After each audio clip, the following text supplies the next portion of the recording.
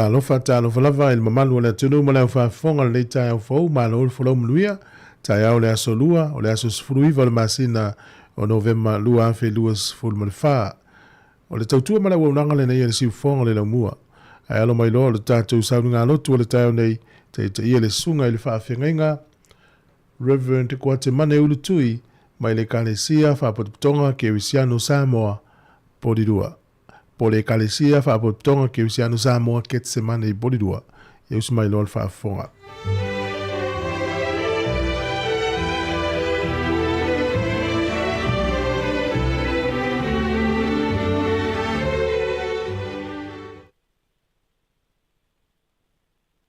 Felo ia tfoi le fu mai o le malu le tulu ni tai fo ia pe ale anga le o le tua te tai manuia mai lo tu so e fo ia fo o le tatu ta po ia tu le tua o nga ngai ia fa manu atu le li o me o mo fo yo tonu ya tiau ia fa manu i lona swafa pa ia lo nga ngai ia fa manu atu le li au foi nei ngalo se me tasi ona me alofa tato talo e atua mama nai e atua alofa muti vale ilingi mai alo nganga yo mato runga umai mafai ai ona mato tapo yatu le moni male fa mauni la ufio ia la ngona ina pea o mato loto lo au mai ai mato em fai ai ona mato si le taulanga o le viinga ma le fa stai la ufio e le au noa ia i ui le viinga o la ufio le tapo inga nei e ala ia Iesu ke risoro mato o li ima le faola e atua siri e se ta male alo male nganga pa ia le fai titi a pea le viinga ma le fa stai la ufio ono lo lofa ma lo fa mauni ua fa pea ai ona la fai mai lo utunu i le manuia ma le file mui le nei tai au fou ua matou fa stai ai le tele mo le ano ai o au mea lofa ma au fa manuianga i le tino le anganga mo le mafaufau mo tangata uma pastai lo ngang pa ia lo mato so son sili ai mai se foi lo wa mai ala ia o fionga pa ia O lo whapea na tāpasai na e pea, o mātou wola tautua mau auna i la ua fio. Pāwhtai tele le rie lau whaolatanga e ala i le mariu mle toe tu o Iesu Keriso o mātou whaola. Ua whaola ina i mātou uma, e ala i lua lofa tu noa. Pea whai e moni o na mātou talia i le salamo ma le pātua tua whamaoni. I e lau o fia pea le vi inga, nei māso uma e o e whavavau. Amene. La tātou pese i le pese valus fumatasi, pese re whakasa, valus fumatasi.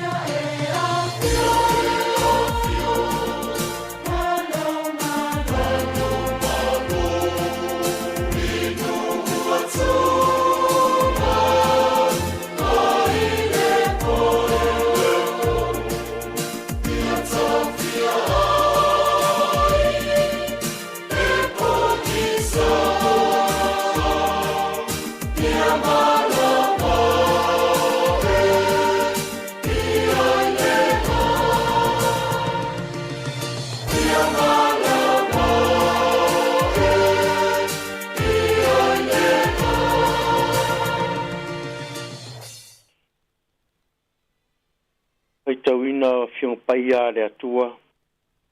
Tusi fifilia o ne aso e tu sai mo le whasinonga tu sfeitau aso. Pakasa. O le soto i lona mtau pue tau sfutasi. O le whai upu mua, whangata mai le whai upu sfun matasi. O la u whaitauina, nei whai upu. Pafonga mai e fiong paia le atua. Ona whetalai mai leo le ali a mose, ua whapea mai. Pauta ua wala uina i lona lava ingoa o pesa leli le atali o auri. O le atali leo huro, o le tu ainga o iuta. O ufa tumuina fo i o ia i le anganga o le atua, i le poto, ma le whautauta, ma le iloa le lei e whai ai ngā duenga umalava. Ina ia mawhau o ia i ngā duenga whaingatā. Ina ia ngalue o ia i le auro ma le ario. A toa ma le apa me mea. E tongi fo i ma. E whaama uai. E tongi fo i la au. E whai ai ngā duenga umalava. Whamanuia mai le atua. Ala i le whaitawina o nā whiong paia. E tu maupe ia te ia luna vi inga. Ei maaso umalava e o le whaavavau. Amene. Ole manatu au tu o le nei aso sai mo le whaasinonga le tu whaitau aso whakasa o se mea alofa whaapitoa. A special gift. O se mea alofa whaapitoa. Ua tātou toa i tau nuu mai la tātou whainga malanga i le tau whai unga o nei tau sanga. E mai se wanga atu i le whamanatuina o le aso soifua o lo tātou ori whaola i nei tau sanga. O le vai tau maaso whainga mea alofa. Tau awai mea alofa ese i to tonu a inga. Tāre sia. Waonga. Whala potpotonga ese. O ia foi mea alofa e whatinoina. O ni mea alofa, o ni mea whatawina o i mea tā ua. Mea taungatā, maanangatā. E maise foi o le whaongaina o tupe. E o foina atu ai whainga mea alofa ese. E maise o whainga mea alofa. E tusa marea nganga o nei vai tau. E tusi sa tātou whaitawina o le whainga malanga Israelu i le nu folafolaina. O lo taitaina e le atua i le ao whaniutu i le ao, o le afi whaniutu i le pō. O le whailonga o le atua, o lo mua au, muri au, i lona nu. O le saunia o le whale whita whai e whai manofuanga e au whanga poto ai le nu. E tā puai ma vivi le atua. O se mea tā ua tele lea i lo lātou soifua tā puai. E wha mua ai le atua. O le sauninga foi o le whare whita whai.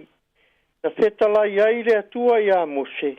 Ua whirifilia whaapitoa pesa leli.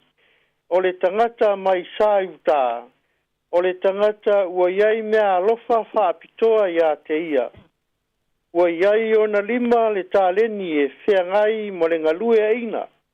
Pa mātango fie ina, ma manuina, o auro, o ario, ma apa me mea.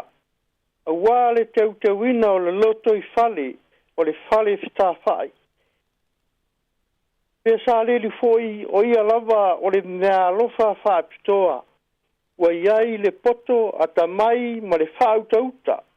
Ma le iloa le lei le mawhauwhau. E whaatino ai le ngā ruenga mo le whale whita whai o le atua. Ma o le whiriwhiria o pesa leli. O le mea alofa whaapitoa mai le atua. O le tangata ua whiriwhiria e leo le tino a o le loto. O lona whao ngā ina o se mea alofa whaapitoa mai le atua. E ngā lue ina ma whaatino ina i tu uma ma vaenga uma. O ngā ruenga o le loto i whale o le whale whitawhai. Mo le ola tā puai o Israelu. Ma ua vea ai o ia o le a au whalangolango le fuanga pa ia le atua. Tali tonu fo i e whapea le whaonga ina o tātou uma e le atua. O mea alofa whapitoa mo lana ngā ruenga. Uiai tā leni mā ngā maa. Iai tātou e whaonga ina e atia e ai a inga o nu mai kāre sia. Mātu nu e ala i lo tātou wala wina. So se ngā ruenga o lana fuanga pa ia. Tātou te whaafitai ai pēa i le atua. Ono le amana ia ma le whaonga ina o tātou tangata whatau wā. E whai ma mea alofa whaapitoa. E whatau nuina lona whina ngalo pa ia. Au Yesu lava o le mea alofa whaapitoa. Na saunia e le atua mo le whaalatanga o le lalulangi. A whio mai. Ma ofa mai lona soifua atoa. Ma liu ma toi tu manu malo. Ua saunia lo tā whaolaina. E a whai e moni o tātou taria i le salamo mo le whātua whamauni. Ia tautai pēa le atua i la tātou wholaunga, la tātou whai ngā malanga whai ua le nei tausanga, a o tātou wanga atu, e whamanatuina le mea alofa whapitoa, e ala i le pepe o i kirisimasi le nei tausanga. Tu mau ia te ia le viinga, nei e o i le whababau. Ameni. Tātou talo. Le atua alo whae, le atua pai ai, ua tumu lava o mātou o langa, i se ma le angsala. Le mātou te whamaulalo atuai, la ua fio. O ua mātou soria au tū la whono mau polo inga. Wa mātou po pole pēa, ma whaalawe lawe ina i mea tele o le nei o langa. Wa mātou le alo lofa i o mātou tua au i peo i mātou lava i ai mātou. O wa mātou whaata mala pēa i mea e mauailo mātou file mū. Ma mea mauailo mātou malosi mo le manuia. Wa mātou o le atu i la ua fio, i alofa ma whaamangalo i ai mātou. O ia whawhawina se loto mau ia i mātou. Ia whaia whoi se loto mamā mo i mātou. E ma whaia i mātou atu mo le whamaulalo le rie. Ta ria le whamangalonga we sāu ni ale i toto ke riso. Yesu ke riso lo mātou wari. Ma ia wha...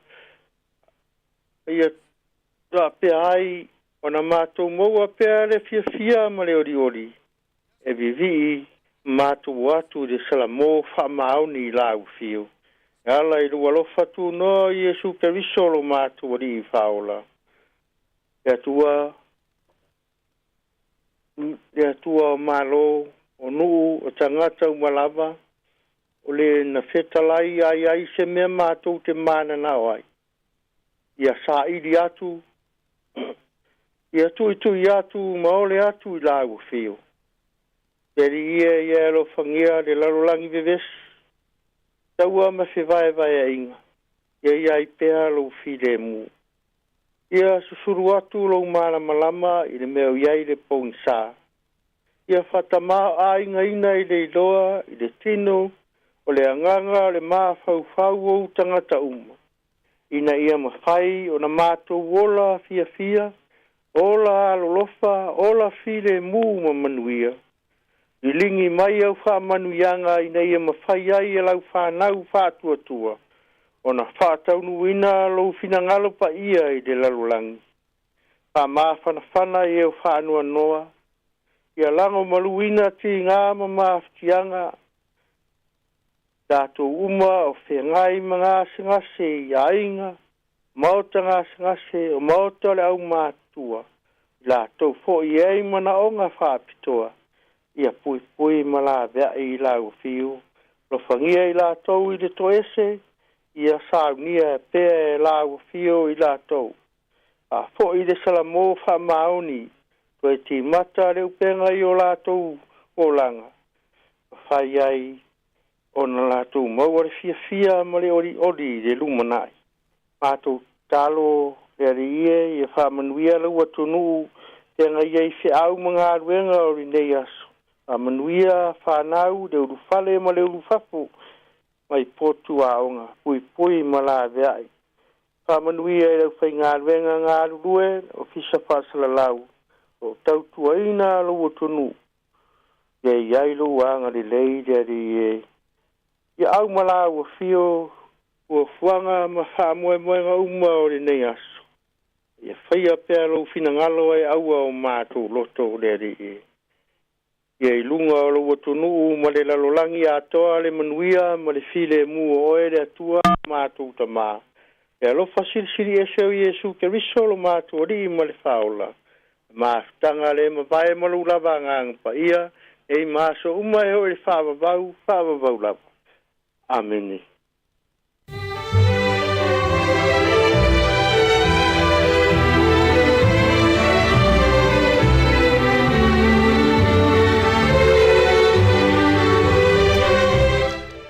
Ua whawhonga le tunu di tātou sauninga lotu le taio nei, te talai fui whasa lunga le si whonga le lamua, te ia e le sunga il whawhingainga Reverend Koatemane urutui mai le kālesia whapatonga ki usiano Sāmoa ke te semane i porirua.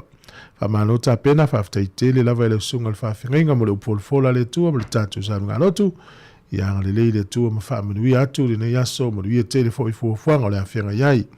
Le fuatua no fualo fa pel tapo inga le kalesia fa tai lava. O luas fultasi minuto te alfito le inga le tua mele e fa kasa ke semane polidua o le pesi onos furuiva o o lofa. Ale fa kasa e no fa solo le proclame se a forfitu o proclame atta o taia o talo falava.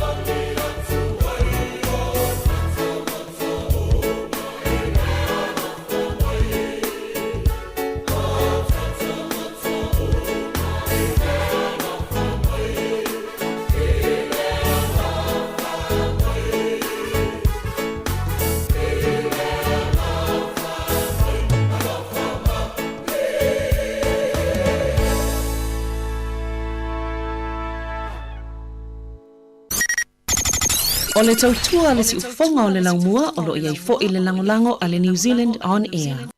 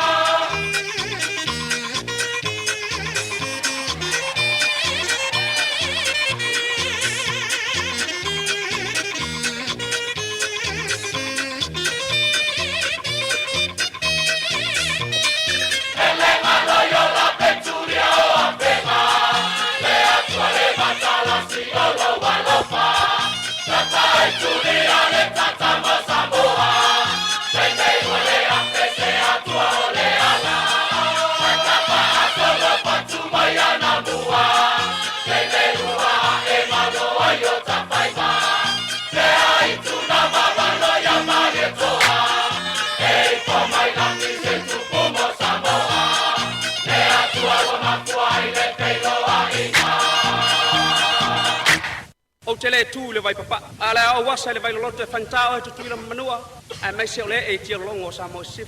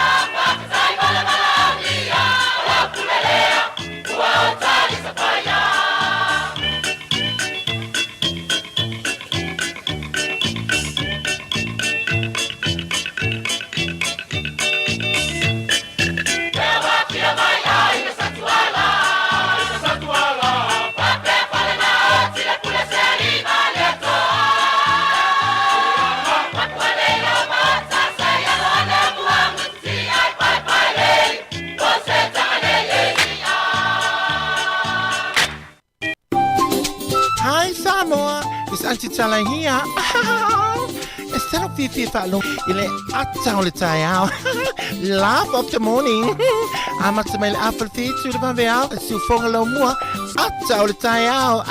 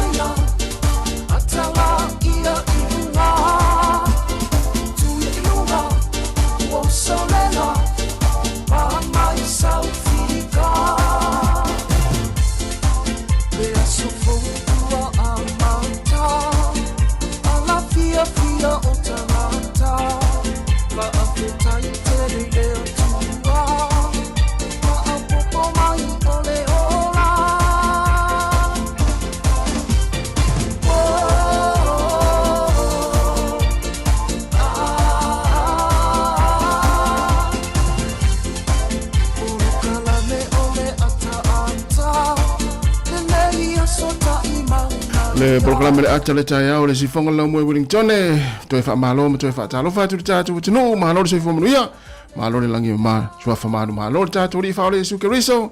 Good morning kia ora talo fa lava Sāmoa talo foi malo le usu lo la le ustasi o me le uso ia man via lava fa tai ma ne foi vai atu le oso e le la ia moni fa na le tai au ia wa fa ngo fie foi na fie sa fa ngal o ia ia so to ia ia so Nei le tai au.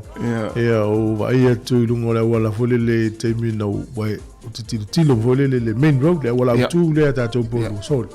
Feang ia tu i fu ana i tanga te whenua wa matanta pena e la to solo e lutel pan mene.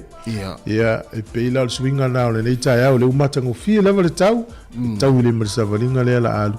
Ulisi o ita vale un filo ele tai ya e malo na vai ni ta vale ni fu ane tai o te mina sa we o mai tau atu ya tai ana mai tangata nga mai o pitone nga itai le tau langa e fenga ruenga la wa saul sa vale vole le ui mai au tafa o le motorway la wa vole le lunga la wa le au tafa le va male sami sole o kasi solo o ye na la ma fu a ila matua umi le solo le sa mai o pitone ma ro hat le tami mai tua Taimi nei.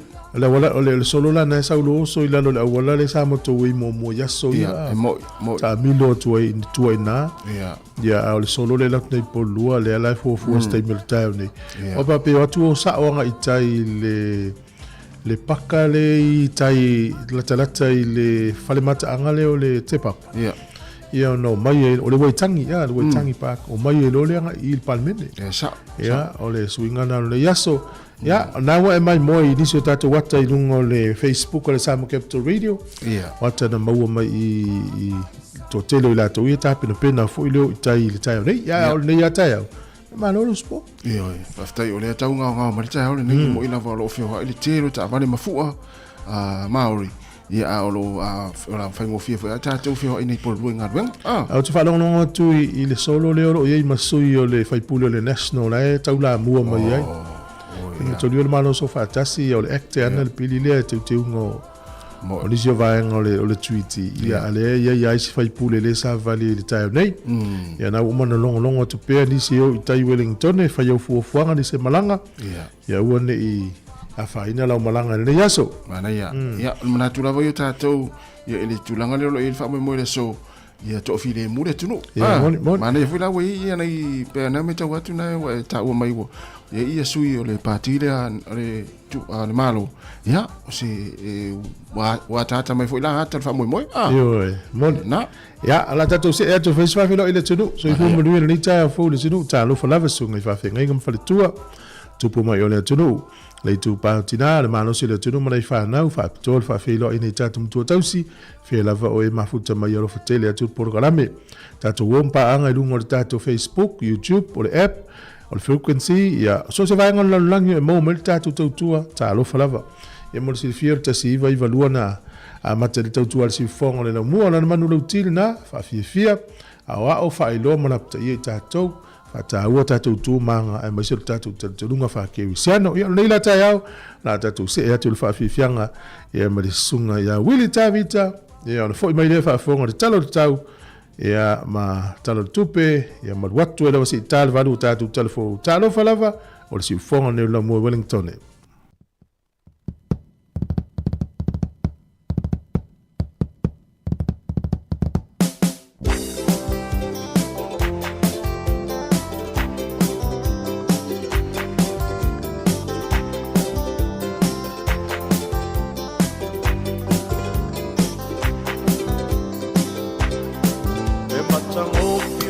Sāmoa, te awhai e te loa.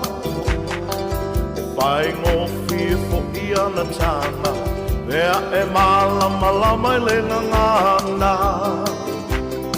Si wafa atatau i winga o upu, whaali fo i o lauanga nuku. E mata ngofi e i le mai moa, tanga o le siwa wha Sāmoa, le tau sala Sāmoa, ua sau noa, ai ua sila loa,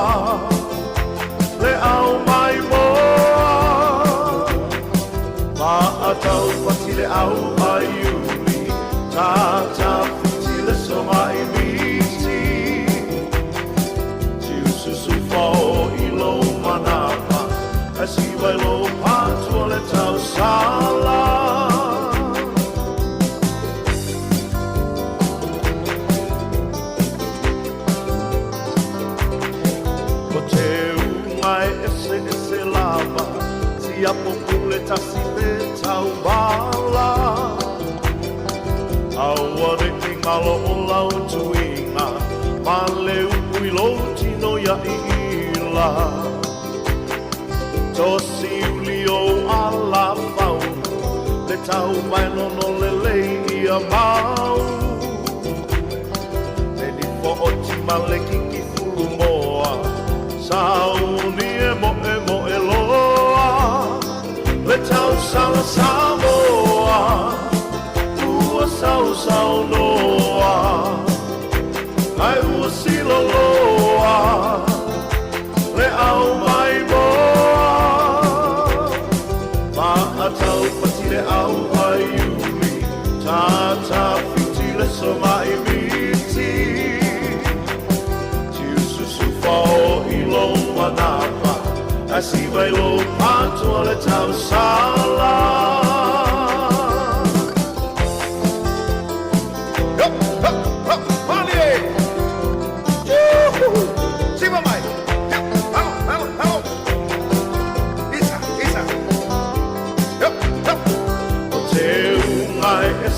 Se lava, si a populeta si peta wala Aua de ingalo lau tuinga Ale ui lo tino ia ila Tosi uli o ala fau Le tau vai nono le lei ia mau E di po o tima le kiki fulu moa Sauni e mo e loa Le tau sala Sāmoa Ua sau noa Ai ua silo loa Le au mai moa Pa atau pati le au ai uni Tata fiti le so mai miti Tiu susu fao manapa Asi vai lo patua le tau sala Sāmoa Ua sau noa Ai ua silo loa Le au mai moa Pakatau pati le au ai uni Tata fiti le so mai miti Manapa, asi vai lo patua le tau sala.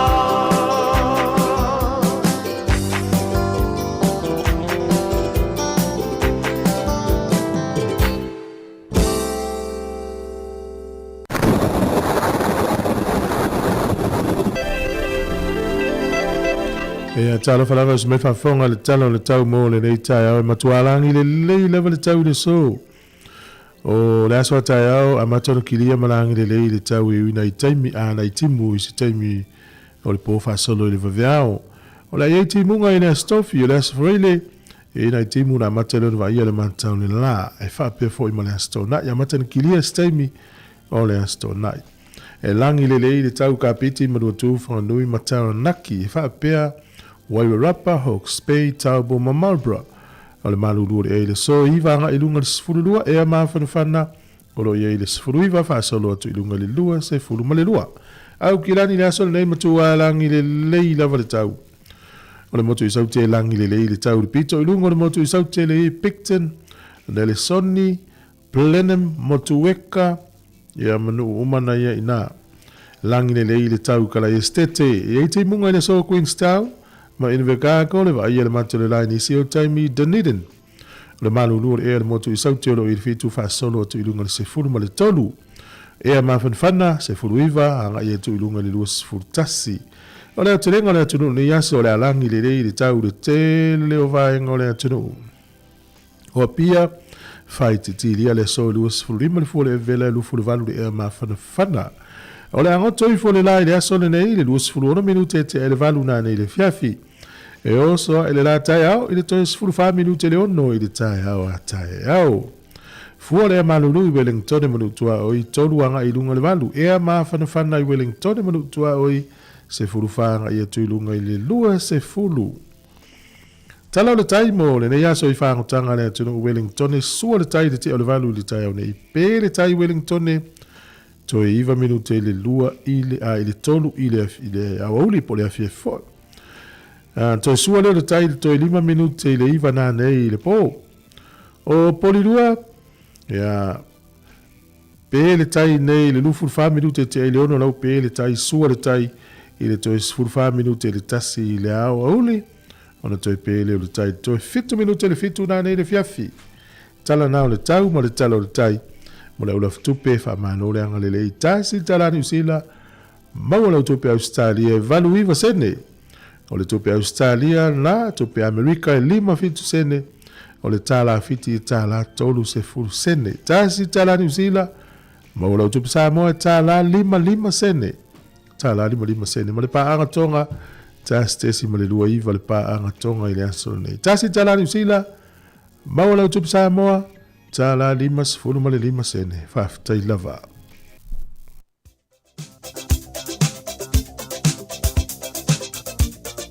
O whamleanga o soifua o sa whanau tātu I meri masani lava le nā, sa whanau at samoacapitalradio.co.nz, manu I te le lava o tau asa soifua, le aso se fulu malei vale nei on masino novema fa mnia le tua ya te utou o toi fua inista usanga stele fa popel malosi awar fianga yai ye fi au manga luenga su ane lau tus pa ia ya ile Filipi lo mata upu se fulu malfa alona fa upu e fa Filipi se fulu o toi fa sawatu Filipi e fa alona fa upu e fa ya utou oli ile li awai le au noa o te whaiatu ia o tau oli. Ia o tau oli le lii a wae leo noa o te toe whaiatu ia o tau oli. Filipe wha, whai upu e wha. Mani e tele lama tau a soifua o pesen nei mo tau.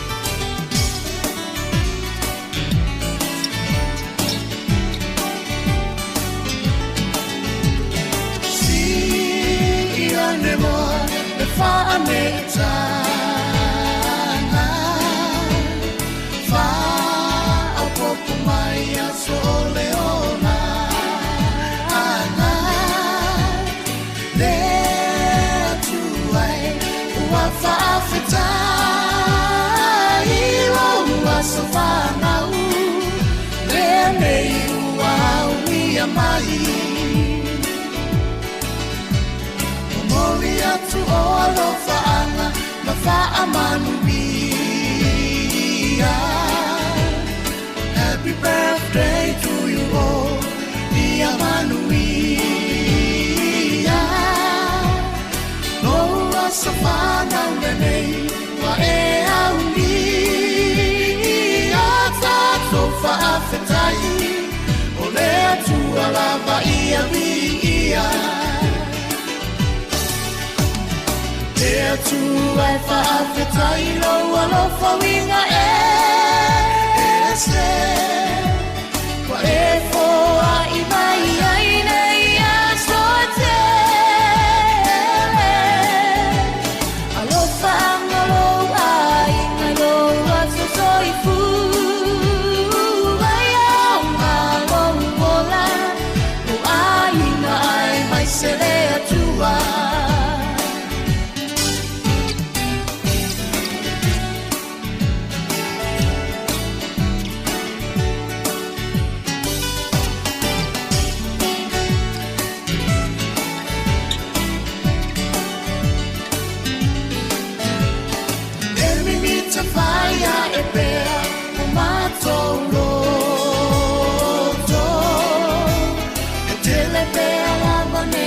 so to e fa po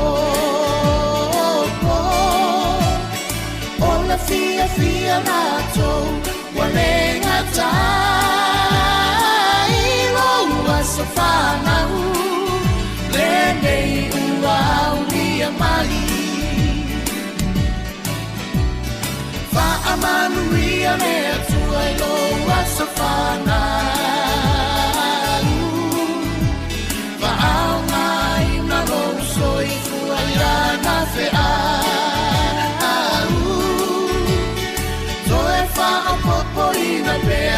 ia so se te le alofa anga mo ole e le umayo a inga pele e tu vai fa fetai o alofa winga e se wa e fo a imai ai nei ia so te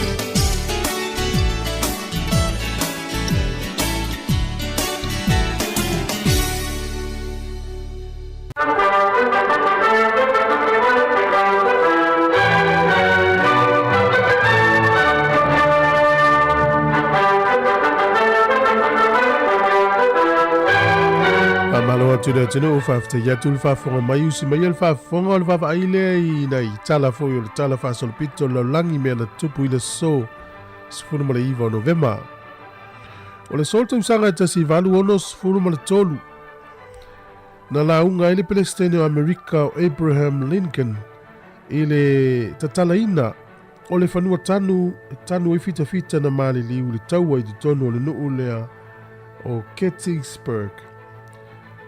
Wala na tusi el talafasolo pito. Ona sai ele fai la unga suafa ya Edward Everett. E lua i tūlana la unga le tamalone il whamoe moele nei. Na umalola na la unga soolo ma apela amonin kone. Whamamonga la. E na o le lua minute na la unga i Abraham Lincoln. Ai e o maile solo o manatua pēr le to tele la na la unga le na. E eila le whai unga la na la unga i upu nei. This nation under God shall have a new birth of freedom, and that government of the people, by the people, for the people, shall not perish from the earth. Tele na whaonga tangata le foi tau leo le launga le tamanoa, na le lua minute na launga i le aso le nei. Tausanga e tasi valu amos furutolu. O le sol tausanga e tasi iwa tasi ono, i whamaumunga le lalolangi. Na whaavai ai pe o le awali ia to lua suafa ya Samuel Goldwyn ma Edgar Selwyn o la tu fatasia isi company pu e ata mata ua o le Goldwyn Pictures le na whaonga i le ata o le Leona whaala ulo ai la fo i company pu e ata i le umistaimi na iai o le valu tasiva tasiono o le tasiva lua wha o le asol tu sanga tasiva fas funu male ono na ofia tuai Afghanistan, Iceland, ma Sweden, i lalo le whaamalu o malo au whaatasi. O le sol te usanga te siiva 50 malelua, na avea ai i a Field Marshal Alexander, ia ma pale mia no na se lau 50 o le nuu leo eleni po Greece.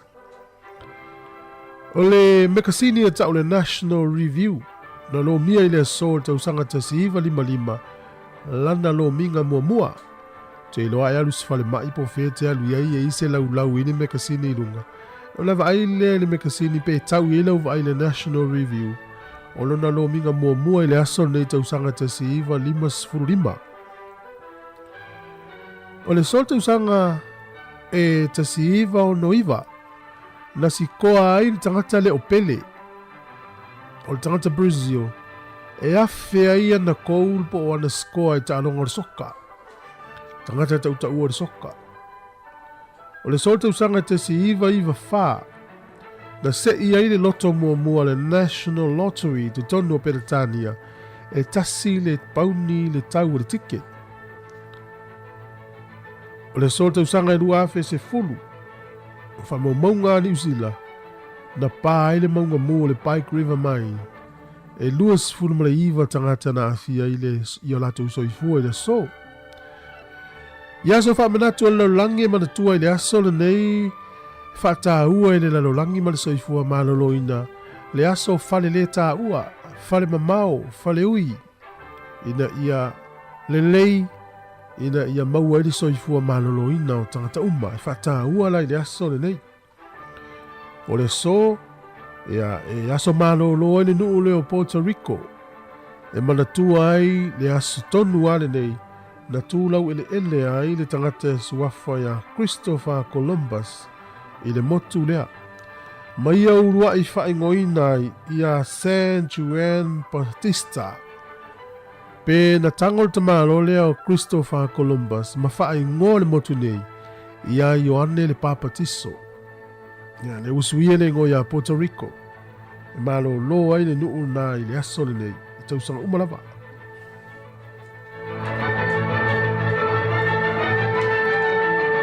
Ua tau e whetu minuta na tāle o le tu la valu tāle valu na whaafonga le tātou tala mai Sāmoa ia ma tala fawur si fonga le lau mua e Wellington. Ia, malo le usu le ni tai ao whaafonga mai tō tere i whare ngā ruenga. A me se tonu ainga ia no na whaamanatu pēr ma e watu lau tau au ia tu whare tātou Facebook whaasau atu. O le alawa tātou ilo i le nule Puerto Rico. Ora na ingole sa fa ingoio Ioane el Papatiso. Ioane el Papatiso. O leva tele na ta o nga mai ai Sāmoa ia so tala ititi. O ta mai tau mearing, ta ofi mearing o tangata leo Christopher Columbus. I te mea o nga sole. Ale ala e. Ma nei fo ina i wama monga. Saori. Ma le tasi valu ono tolu lena lua i tu lao la unga fai veau. A sau President Americana le lua lai no lana lau. 2 minuti. 2 minuti. Ia, nā lai le leina whaipitona tele ua. O whaonga le tele o tangata. Whaunga lalan launga na whaipea. And that government of the people, by the people, for the people, shall not perish from the earth. Ia, le lai vai le fwoi tau nā. For the people, of the people, by the people, for the people. E whai mwin whaonga nei se launga se isi o i le palimene i le solo nei tai au. Ia. Fana si ima ia. Ai pawale o la wala lai whaonga i la unga me whapea. O le si isa o mea le ngō le tangata. Nā fwoi tau. Nā fwoi tau. E tene tātou whaalongo i fwoi Pelestino Amerika pe a tau tala. Ia. Ia e mo la tau le anga i solo. O mo la tau e le iai i le parade po le whamoe moe le o tangata whenua le anga e tau le parliament. Ia. O le lai fwoi tātou whasalonga tu sa au sau mai. Nā le la au e nisi o le tātou li tio e. Mai tātou li poti mai moe lunga le Facebook mo le YouTube. Mana ia. Suinga nā o tātou por kala mene iaso. Ono le whai mene lau mua ia le whamoe moe. Sa. E na fua leo apoi me tele yaso yo ya mi se lava tai le tu taulanga moni vai ngalo yai mo yai por rua e de pistele ole matua tu mu ole yaso ne o valo anga ina ufa longo ia na film tela tu na fi o tu lose fu wa feta ya le fu passer tu sta vale mo fu ya ole ya fe ya ta vale luma tu ta ngalo o nga ia to tele tai o lo winga la le alu tai o matua por loka de tai mine ia talusia o ia nei au ala wai o la ufa longo tua o lo ia fo ia ila to lo taula mo elo tau foi mo fa tasim tu la fono a leo foi le tato tuno ia ina ia uni ia faina o va longo fo ila na avela i we appointment ila to fa mai I Wellington ia la to le nga foi le motino ini se tua ia tu ono polo ko wala ya mo e malanga nei aso ilo isi faadingas company vale le fa pe mai tu ava no mai tu yetu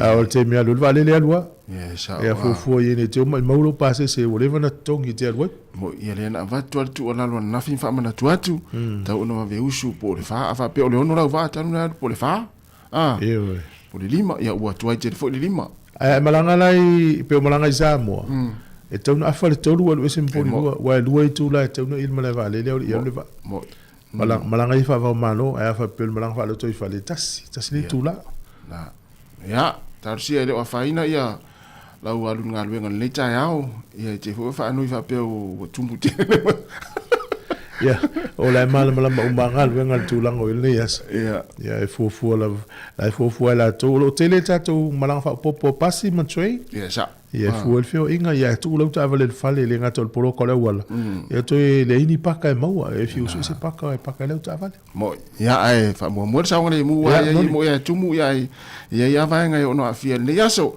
ia se fa talo fa tu ta tu nu le o mafuta mai ia na so le mata tu telefo talo fa tu le sunga ia Wilma atoa perese fa le tulu fa te tele lava le mafuta mai fa talo fa tu sunga tamauli ia o le sunga ia fa fengainga ia pasta edi leu ia me se fo ia fatua bonita te sele ia ole au anae sa mo mai malo fa aftai ma futa mai matalo fatu le sunga ata Yohane o le sunga vale le mati fa aftai le mafuta mai ia fa pefo ia pali sina ia o fatu ia epi merina ia fa pefo ia le tama ula vale leo fa vale le fu semi malo lava fa aftai le mafuta mai le nita yao matalo fatu le sunga saulo fa ea ia fa pefo ia le sunga ia fa fo wina tanielu ia o le sunga fia malo e kina sia fa soa fa tai lava le mafuta mai manuia ne yaso o mati maranga ma fa talo fatu fo ia Virginia atanao ia fa pefo ia le sunga to ina ia aveau na aveau na ama aveau malo fa tai le mafuta mai fa talo fa ia rini weta ia fa pefo i sau vaunila ia o le sunga ia fatuia ma fo Eric ia me se fo ile sa fa Nicola Pepe malo fa tai le mafuta mai Nico ia Livingstone fia va ai tu ivasa fa pe foi a loma mano o Ioane Viliamu fa tai ia o puao le ota malo fa tai le mafuta mai tau maloto posiano ia fa pe foi ia le usa Viliamu to le foa malo la vita mo ni fo le yaso ia o to lima se avao fa tai le mafuta mai le nita ia ia o le la talo le tatu pese le fa fono le tatu tala mai Sāmoa.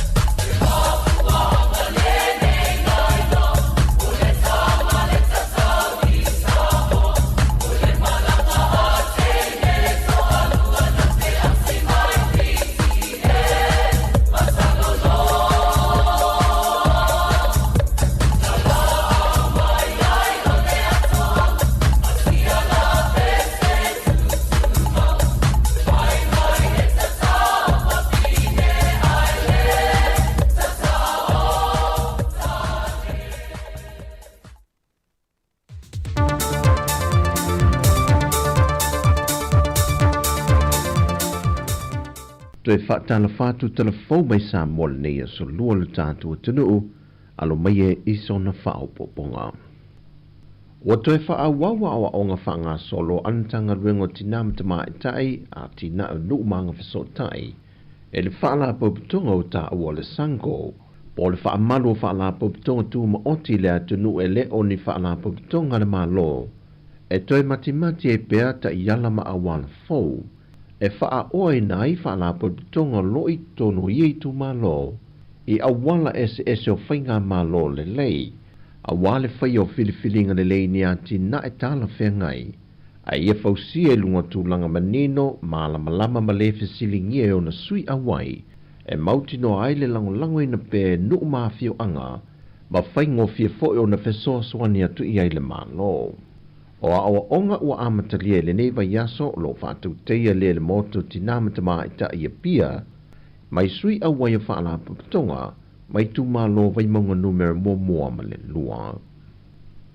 O whale ata tasi lua tolu ma le wha, o nisi o i tu malo i le atunu, o lo pito siri o na tele le whaita wau whae o tangata pālota, o lo alala ma pāpā awai. Peita i wha mau maunga le ofisa o whainga pālota e o mai i le so, lea ua toe tasi nei le tausanga, o na wha tau teia lea o le whainga pālota tele mo le lua awhe lua se fulma le ono.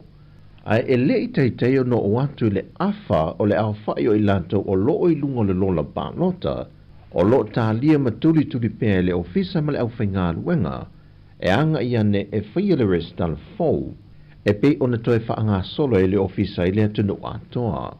Wa mai alta amilisanga mua le ofisa i Sāmoa ato i ona i tūmalo e 5 le tasi, mai to ai titi lava i lanto wa mawhai o no lanto tali mai. Ai o whaleata lava lanto wia, e na o le wha afe se lau 2 le ono i lanto wa mawhai o na o ane le ofisa e restala, ai o loo tuli pea le 10 le fitu afe wha se lau 10 le wha.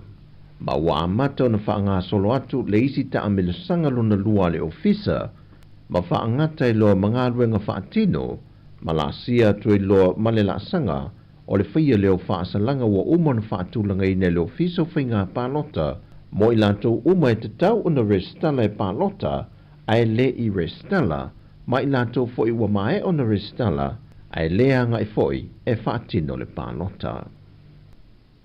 O le toe wala aunga le vaiaso le nei o le mata opo le tūmalo sa lenga numera tasi, le wei luma nei o le whaamasinonga, na tangi ei le tūmalo e whaasanga i le konkarate ka muta, na tui natu iei le fausi e na o le ofisa le fonu whaavaya le tūmalo. Le KJA, o le konkarate a fualu le lea whawatea, e na ua o lato le mulmuli ta ia, ai e inga matu unga o ngā ruenga na whiutanga i ai mali tūmalo.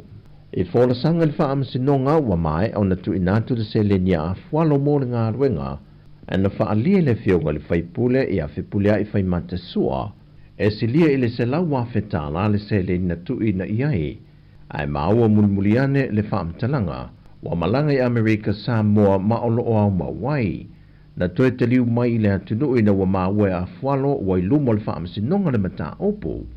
Peitai e o mai le masino Januari le tau sanga le nei, wa mai ale se fulma le lua masina, e le iai lava se vahenga o le ngā ruenga wa ngā ioi.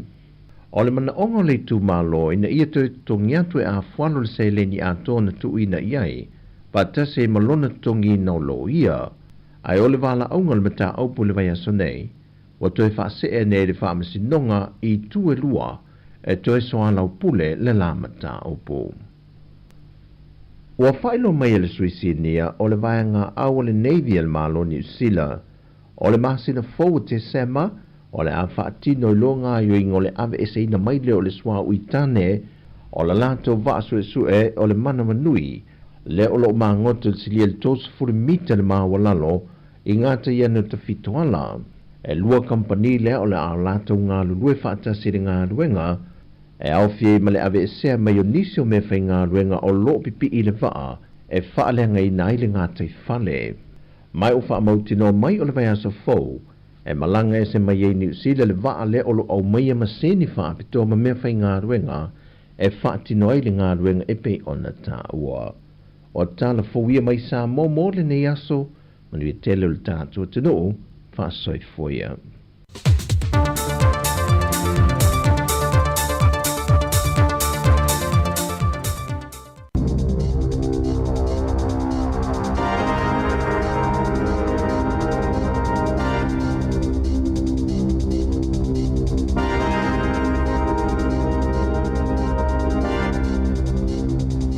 Ta alofa lava i le vaenga mua le nei o telefau mai le siu whonga le lau mua i Wellingtone.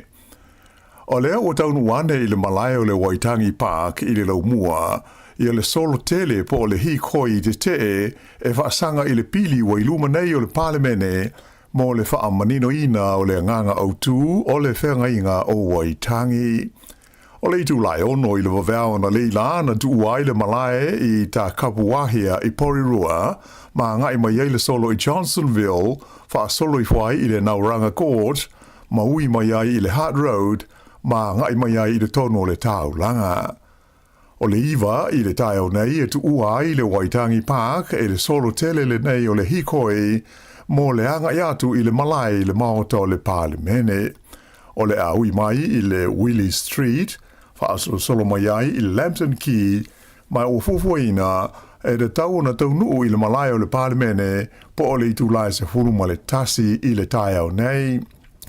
Ua whailo mai I la tau o lo whaatulanga ina le hikoi, o le afo le lua I le waulia le so, ua whaamoe e tu uai le malai o le palemene, ai to e fo atu le solo le nei I le Waitangi Park, mai o la whaiei nā, ia ni whaafiafianga, ia ma whapena hoi o na whaasolo ina tau ma vai ai po le itu lai wha I le fiafia nā nei. O le a whaapopo atu I le hi koi au tūle nei, ia leisi solo tele o tangata e langolango ina le nei wha moe moe, o la tau nei na sāwa wali mai I pitone I le itu lai wha I le waweao na le I la.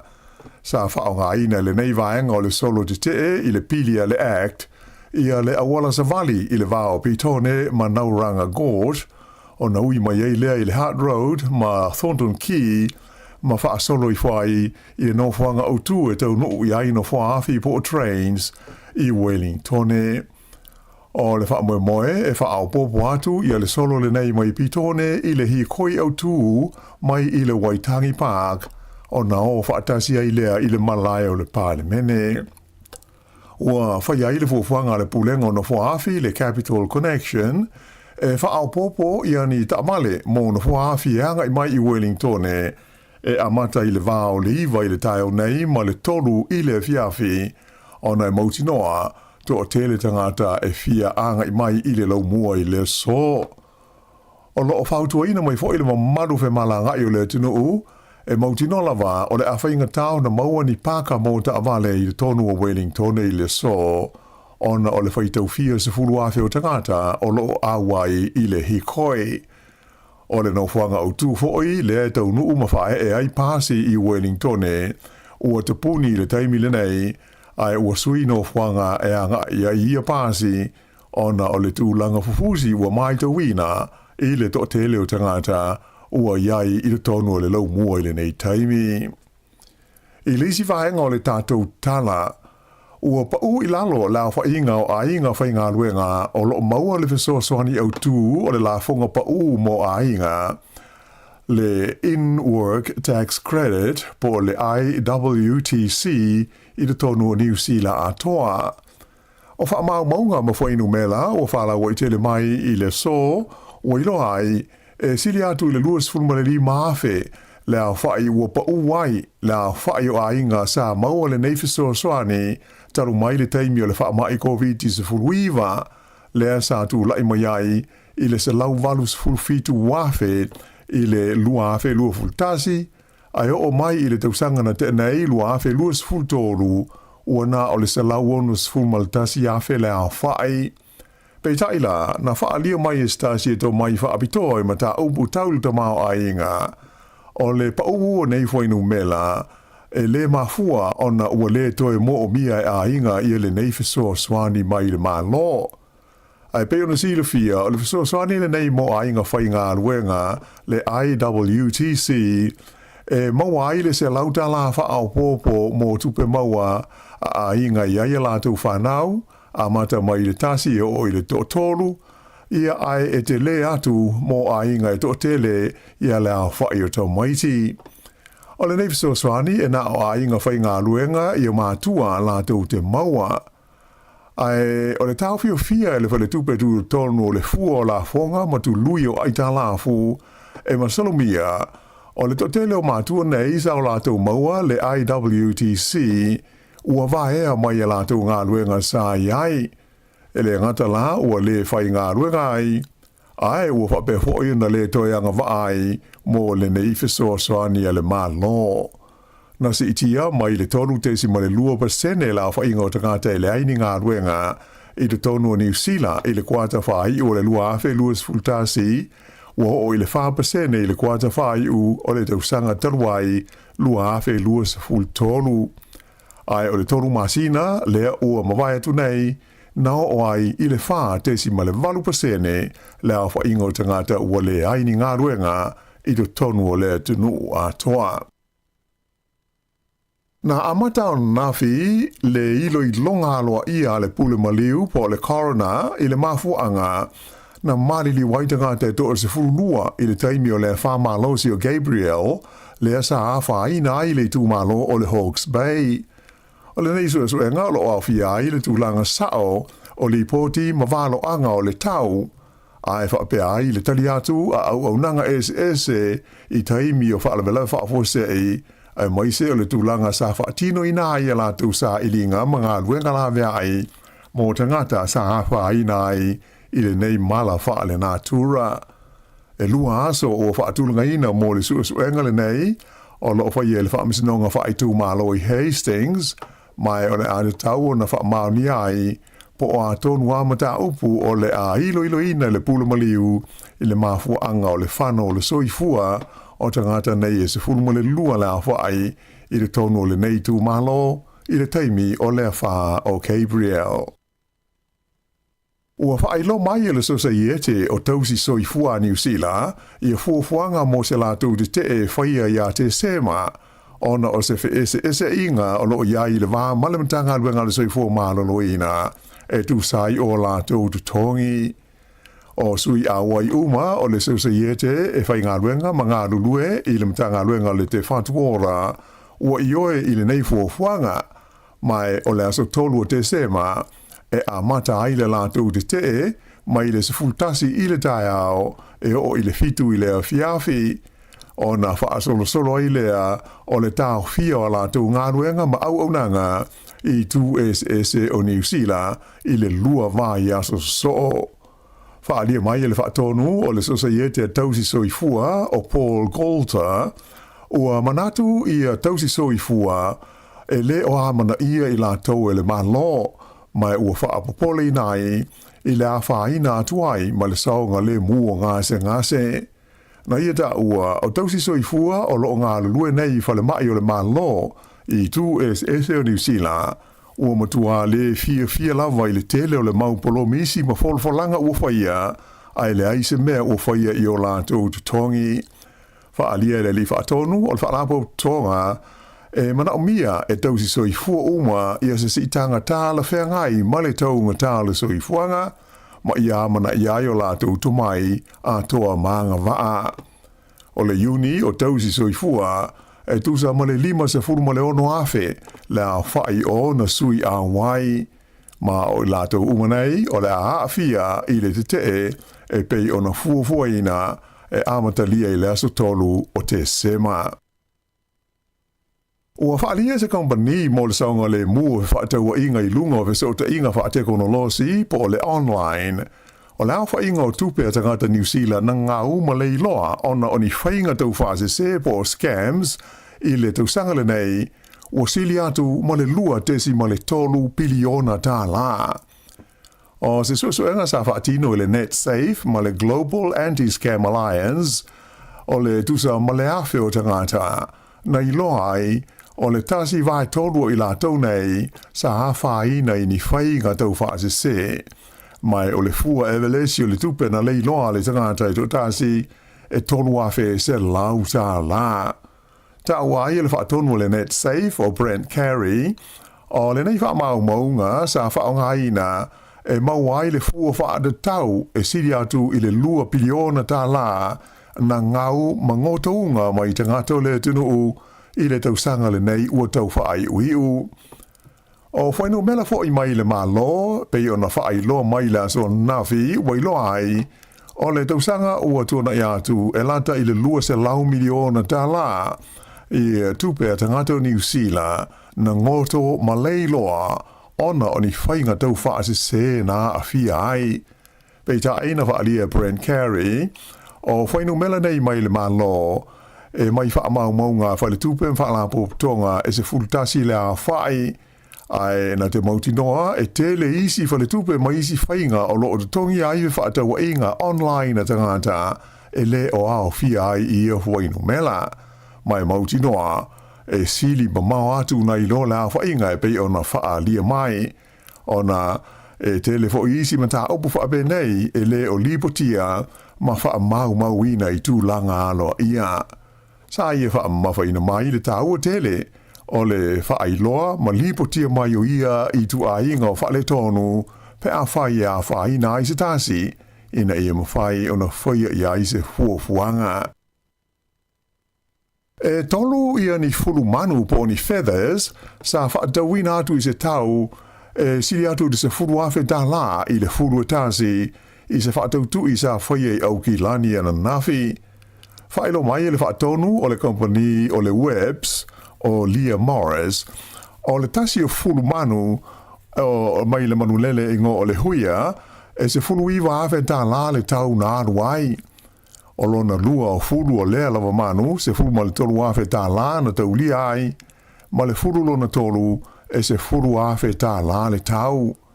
Tā ua fo e Morris, o loo whaatala no ina pei le teimi nei, ia le tau mo lona wha o fulu o lea manu, ma le whaalapotonga o loo mana o iai, ai o le fulu lona lima e lima afe tā la na aluai nafi. Sa fa o Sofia I le mana o te ngata ma fa alabo tonga I fulu o le manu lelele nei talo mai le fulu e tasi lea sa fa te wina atu le fa alabo tonga le nei le web I le amtanga le tausanga nei I le tau e fa se fulu ono afe lima se lau lua tasi ta la ua ave ai le fulu manu ma se fulu au pito I sili o na taunga ta I le lalolangi atoa ua sili atu le taunga ta nai lo le tau o le auro. O fulu po feathers umanei o fulu o le manulele New Zealand ngoa o le huia le ua le o toe maua I taimi nei. O lo o wha mawina e whapea o le tausanga e awhi iwa se lau o fitu o lo o ngata mai aio na wa aia le nei manulele I to ngā vao ma lau whanua o Aotearoa. O le atao fia mo se taimi le tu mau le lo mia o le magazine e ngoa o le North and South o se tasi o newspaper ua lewa New Zealand e whaapitoa I le talanoa I nai o mea tutupu I le tonu o le tunu o. Whailo mai se whaasar longa alo ia mai le pulenga o le nei newspaper o le mafu anga o le tau fia le tu mawai o le lo mia o le nei magazine ina ia whaalele iai fes o ta inga whaatekonolosi mo le whaasala lawi nai o le nei pepa I le lumanai. Ai o lo ia le whaawe moe e toi whaawau I lo minga masani le amatanga o le tausanga asau lua afe luas hulu ma le lima. O le tausanga e afe I se lau voluono na amata mai ai le au aunanga a le nei magazine I te tono le tunu o. I se tala mai le Pasifika, ua pasia I le Parlemene o Vanuatu se te utaunga o lana tula fono mea tau whaaipoiponga o le ua tuu I ai le whaaupunga e whapea o le whaaipoiponga o le whaatasinga I le vā o le lii maleta mā I tai. Whaelo mai le minsta ma ta upu whaaloto I whale a Vanuatu o Andrew Napua e whapea o le ua whaamanino le lei le tula fono e le talia mai le mawhaia na le stalaina ni whaaipoiponga ani ke nero tutusa po o le same-sex marriage. Sa ia whaamawhaina e whapea o lo o manina fo I le tula fono whaamai o Vanuatu o le whaaipoiponga o se whaatasinga lea I le vāo se alii ma se tamai tai ai le o le vāo se alii ma se isi alii o se tamai tai fo I ma se isi tamai tai. I tā alonga soka wha le vāo ma lo o le o manuia le vāanga mua o tau mwhainga o le au soka a li New Zealand le All Whites mo sona avanoa e tau vā ai le ipo le laulangi a le FIFA I le lua afe luas furuono ina ua manu malo I la tau I le ta'longa ana po ma le aua Sāmoa lea sa whaia I au kilani. O aio lea ta'longa e valu I New Zealand I le lea I Sāmoa ma ua tūlanga mua I nei New Zealand le pool B o le tauwanga tunu o le Oceania mo le sa ilinga au mo le ipo le laulangi le FIFA World Cup I le lua afe luas furuono. O le isi ta'alonga na malo ai Tahiti I a Vanuatu mai o aula e wha o le ase atu I le semi-finals o le tauwanga le nei le Oceania o New Zealand lea o le ata alo ma Fiji ai o Tahiti e ta alo ma le au a New Caledonia. I laka pi uni fa ale vao ma lo.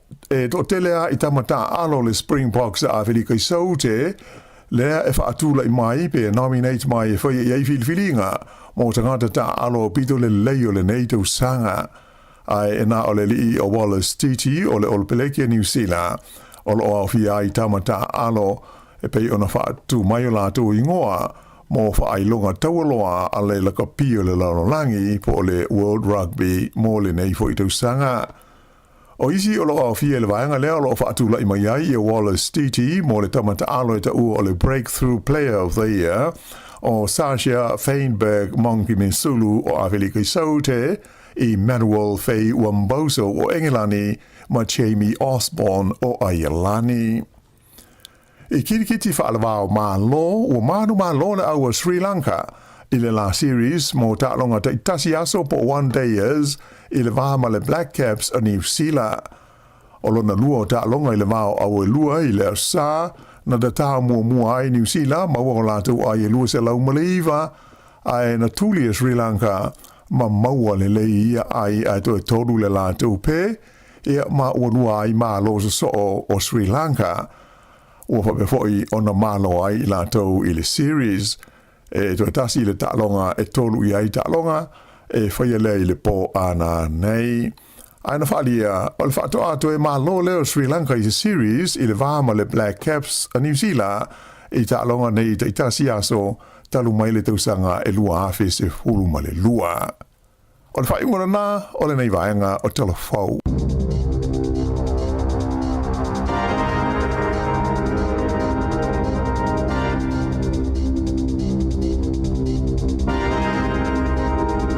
Nau whaafonga I tātou telefau le ni tai au tapinina na whionga la wano ati lawa I matātou tala mai Sāmoa tuina mai le sunga I atase Salam Sam te whaafonga I le tulai vai le tau nei 25 minute te e nei le tulai valu ia nai whanau a onga mnia onga le awhenga I mautou e nisio nai whanau nai whaopea la tu suenga Moni malos ya malo lava le tawata I nei aso la ua fasisila tu I tātou telefou le tūlango I ilfa moi nei Wellington e nei tangata whenua e te loa lea I li poti e na mo mai nisi o uso o I tai le laumua tua po loka le awala po loka le awala te mil nei e ma nei fo ia whapio e awai li Savali po le solo po e Wellington po le Heart Valley po fio ia le o whātolu valulima lu o whātasi whai me sau li poti tūlanga nei te mai tauina I laumua le nei aso po le nei futai au malo o le asa manu lele I Sāmoa e se lo fie I tufu e senga vau tusa lele I tāua o le mana I o le lanu o le manu ioi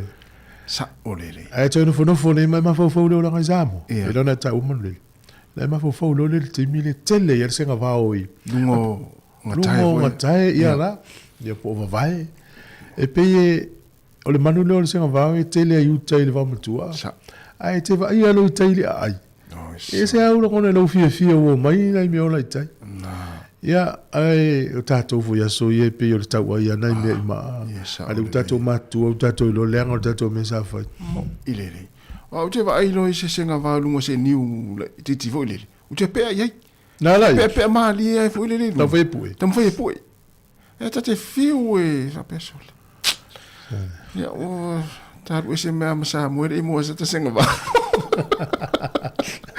ona wa tu lo visili ona ole manu le ani sila le ana ngata le va ai le tausanga tasi va ofitu a o fulu la le manu le matua o valta ngata so la tau ngata tele e se ave ma vovo I tangata sa ole le so fia fe ma fe ta o la ia vai le ia so e Sāmoa il ma fo sa ia o ia a pe ai lunga na e lo e ni apa o te vao I wa le te le senga va ala na le le ia pa ia bo wala no visili ona le e pe ai lunga ia le wala nau mo me tata nau ia mo le me le ma fu ai ona pe a fu le nai wa tata ma fa tai ia pe ata ene lunga ai le manu a pe ala si fulu ni tata ai le so ai le al manu ni yes fu uso lo taso le ngale aso na le se fe o di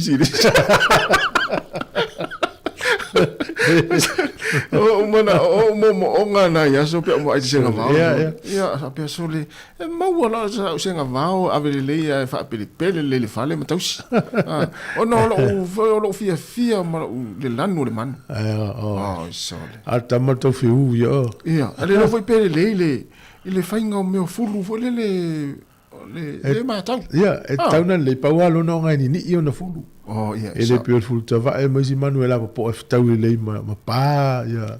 Pe a fai vora tai fale. Ya esa ole manu na tato Sāmoa. Ya, o stato val autasi. Le, o stato val auta la tu tato le na pe na tai le solo la fai tai. E li poti mai fa stato li poti fa tai si fai tau tu li poti na yuso na mai ni tai au. Ya. Ya lo fa pe mai ma nei fo lo tato Silvia.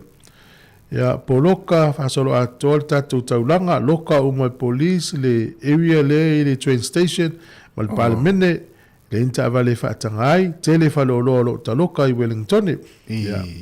Le sita tu fa sol na ya le fa sol na vala ma tu no mai fo nei tai au fa pe mai wa tol fast full minute o tu il poloka I Thondon. Ya fo la text le na sawon le la ile por itu la oi por le faso minuto taluai yo lengo ova malitu la ole poloka ida matwale mino ya tavale le mino I tavale e vile mai o fa tolu val lima o fa tasi tatala twala noa so stay mi al tat pokala mete vile mai ai mo nei fo I mo Silvia tu no nei na tatala il fale o tiulu na ile tato fale o lona ole Salmon taste ia pe le o nanga le alum tam fa na fo se tato tu no ia lang malo si fo statu tu nei si fonga la mua ia va pe te la talata nei o le iva to lima high street ia ana au ta fal fale o tiulu o nei talai mo fa fonga ina wa oli ia ia je wa fa pe je wa ma nei o le we mai na oli je wa tu mu o tatu fale o tiulu I te mai ta fa pe ia ai au te lo e au ia so fa na te no fo ia mo ma fo a fa pe o lo was fana for tengo lo was fana I've seen the malatina like o la se me alo fa te me lo was fana o la talia e te le lo a o ai si tanga te e fa tengo tina pe ma fta me le o na le se to la mete tu I mai se o la fa le ulo le mato ai o la me alo fo me le tina la pa o me na o lo na sfana o le fa lo na ulo fa le tiulo yo le upuna fa nga fa le ulo le ngala le te ulo no fa tole mo ya lu ato le fa tu la ya mata no le na masta la ma lo martina la inga umala o lo na sfana una alo mana o e te ulo no ulo la son so martina la inga soli e po te vea tayana ai fu la tasi anga te le na tama o la to me alo fana fa pena fo yau o la me alo fana fa tina la inga yo le ave o le fale le te ulo tama tai ya ma ave o le fale le fa tingi lima uma ave le fale le fa ia tingi vai ya na fa tingi lima fa tingi vai fa ma le ulo ai te lo pa ia te wa ia fa pena le valuta o le wa te wele autina e ma tu e o le fa fiwa o umale nga o le lima su por ono suta la fa ala ru ngala tan o ve umale so na umaya mono na nga ne le te fio ala mo le tueltina le la alta ma o le va volele wa so sta mai e ia winga fa pe abilitina te fa le ulu ma fighting lima fighting va ulta mana te va ulta mai volele na te va ia look after tinara oui o malo si le a rastro ina le walu ya o le aso ne le fata o le langi le aso o mo fa le ui ma ne fo il famna tu o le aso ne fata o na mata ma le lua fe ma le tasi o le famo mo ya o le nei e fale ya e pe e amana ia ma lo fangiana I tangata ile o le lei e fale mamao yo ya lua fe ma le tasi na mata ya le o mal tem lo fa au pea ya o le tu mama la vai fale nei a nos fale inga ya ai mana o ai te fa pe fale inga le well with sia ya lu ya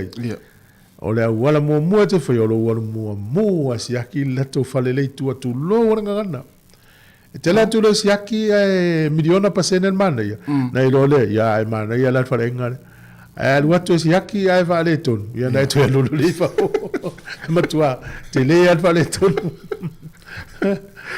Ya, pula al mana yo la tau mafa. Ia o tua na mo le ata le fu fa le. O ya mana ia pula na me to tiari. Ya. O le mea la te vai te la to. Si haki, anga si haki ko matua tu le ia. Pa se fu. Pero ele está usando o número para o folele. Ya langa la ne tu nu fa pe ele. Ya ya so se tu nu te malanga ya. Ya le mea na mo mua e fa ya. Ya le ta si le te le titi la fol val. La ta le pc. Di se tu tu fa la wiloa. A te tala pe ta to le na mo si fi li poti mai. Ya po le tu langa o ele solo le terminei ya po le hi koi e ta ule ufa maori. Ya, malova tai. Ya ole o toi rus ful minute na tale ole tu la Eva. Va tu fa fi le.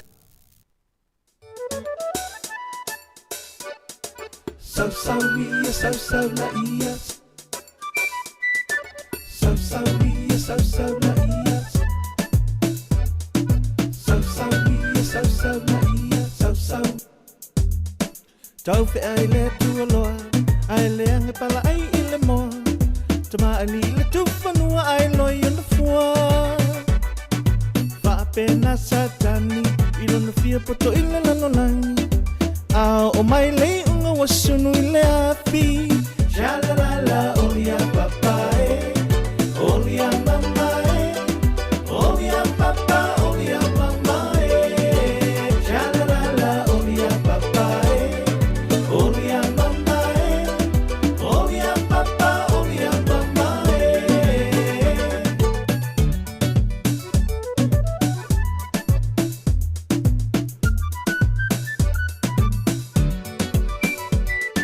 Tau fe ai le tu aloa. Ai le ange pala ai ile mo. Tama ali le tu fanua ai loi on the floor. Va pena satana. Ilo no fia poto ile lano langi. O mai le unga wasunu ile api. Shalalala olia papae. Olia mamae. Olia papa. Olia mamae. Shalalala olia papae. Olia mamae. Olia papa. Olia mamae.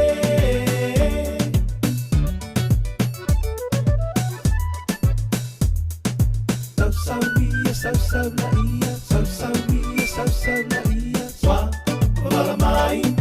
Vala mai o foninga pe. O te pa. Ile fitu male masina. Uala to. Fepula fi mai le vani. Mani mo le vani. O no. Fono fotota si wa o whanau male tangi. Pe. O se fale. Te ue fungala au. Ua fatu mawina.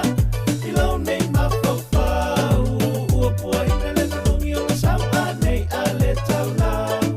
Ele pini le le musa na lau tau le puti e lau whamau.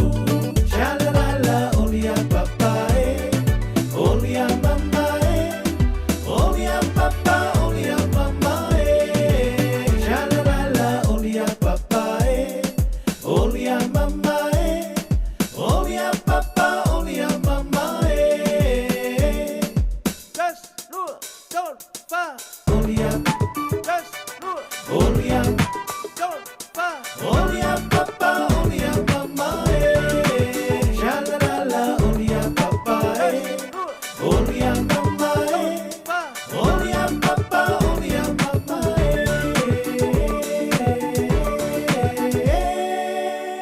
Whaasila si langa tā ua. E tusa malo mātou tu langa e vea ai ma ofisa whaasara lau. Mātou te tausisia tu la fono o sau nia e le Broadcasting Standards Authority a whai e fia whaia sau whaasea i se mata upu na e whaafonga iai i le Sāmoa Capital Radio e re tau na lafo mailau whaasea tustusia i le tuatusi Limatasi Mangavin Avenue Porirua Wellingtone pe ole i meli mai te alu.moresi@samoacapitalradio.co.nz e re tau na whaia i le tonu le luas furuaso whai ngā ruenga talu na whaia le whaasala launga.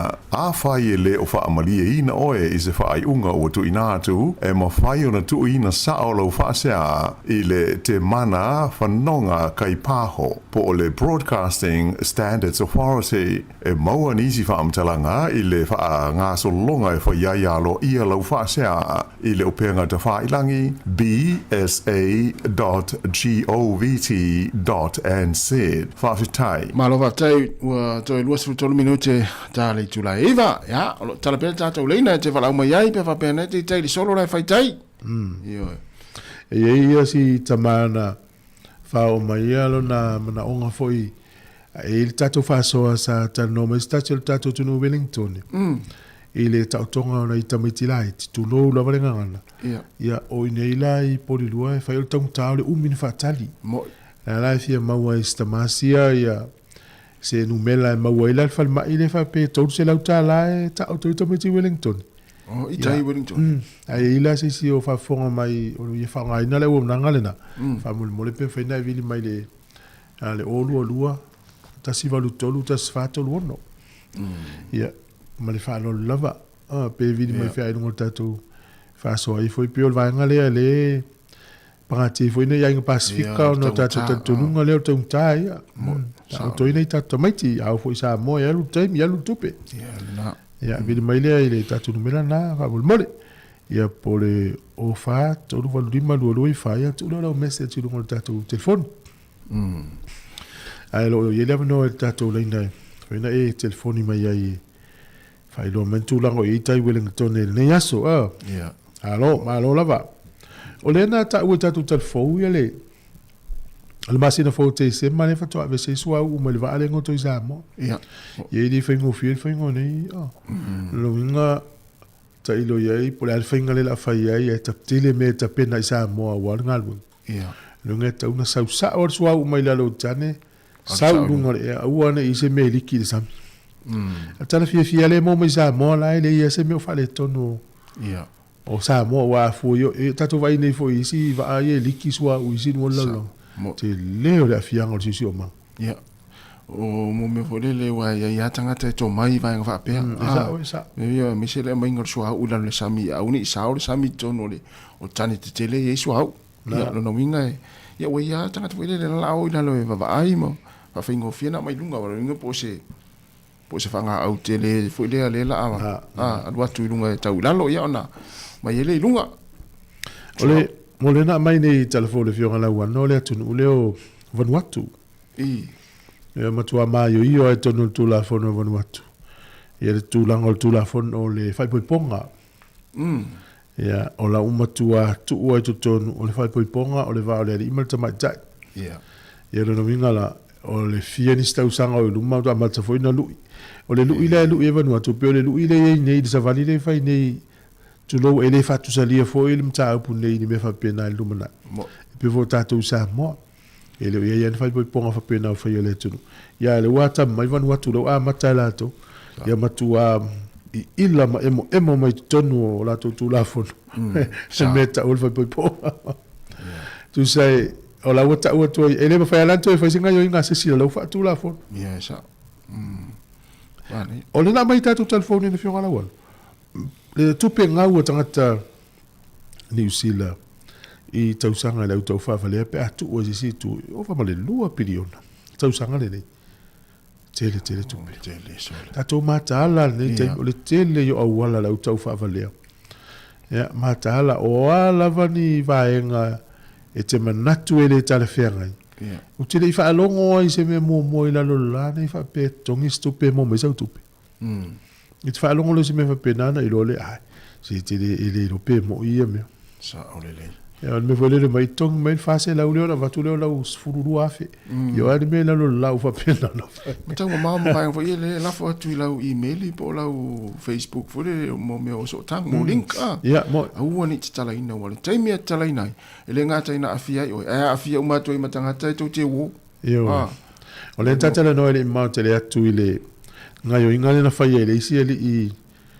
ya fa nga ile leo le technology fa le po e whaonga e si ufonga o palmia o New Zealand ai o i tangata e whaonga le si au nanga le tongi tupile nanga uri fia se la ua fere si lo mtua. Ia, le wei tātou wala fue. Talo whala au, mahalo sa i fua. Alo fa tasi tu fue. So i fua manuia, le tai au, o mai. Alo la wala sai fua, leo la ufasua. I. E le ufasua tu i fa pedi i le itai de solo. Ia le. Ufasua tu solo por kalame fue le mandu fue tau se kawau. Ia le. Kasi le mandu pitu sinu tau bia i Sāmoa. O lona tau bia. Su e lo matu tua foi e whahele ato i e tonga. Wai le valia. E le valia. Mo. Sa. Le la pitu sinu tau le furole. Ole se kawau. Ala el fainga e matua lua se whanga singa vao pe fa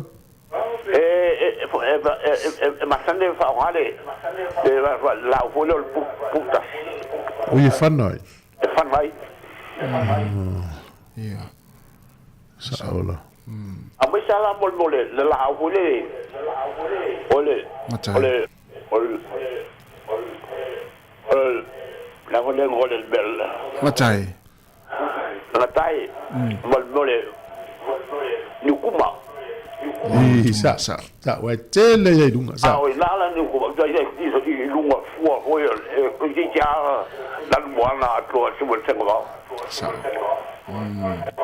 yo i mala to foi fole e su el fa o mo mole e mo fa na ho le e su ya se ma va e mai foi ye to ngalo matu malo ola TV na ola posiletio ore TV o so fele te vala mai ai ui te tai pe ai sa tumulto pitonu i tangata ina ye na ole yo to yo ai na tumulto pitonu i tangata solo la wo tai yo le ai mata ye ya ma lo fa tai tele mo vala mai no fatu ya fa tai la mo ga no mo vi ga no le ya fa so fu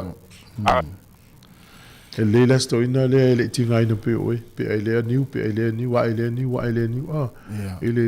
tinga le ya mo se meno ma tal malo si alu normal si fata pe ni wa ne mo singa ma lo tai ya so de me ale la ta apa tu ai ai le eu fui fa pa au ya se manu ni si apa te mire te tiri ya e lunga te ma fo e fa ya o mo so mo le yo na pa ya e so o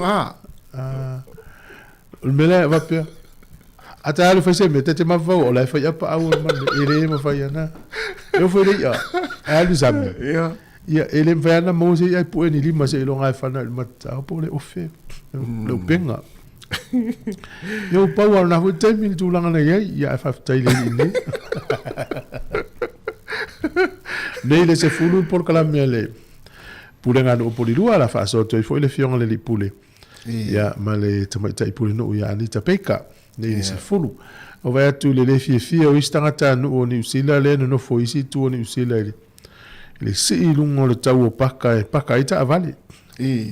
Ya le alu lungo le tau paka ita avale. Ai mo tato ai nei polua. Ya o la tongi paka isi no foanga o sala la uta avale na mai mauvulo na tupe.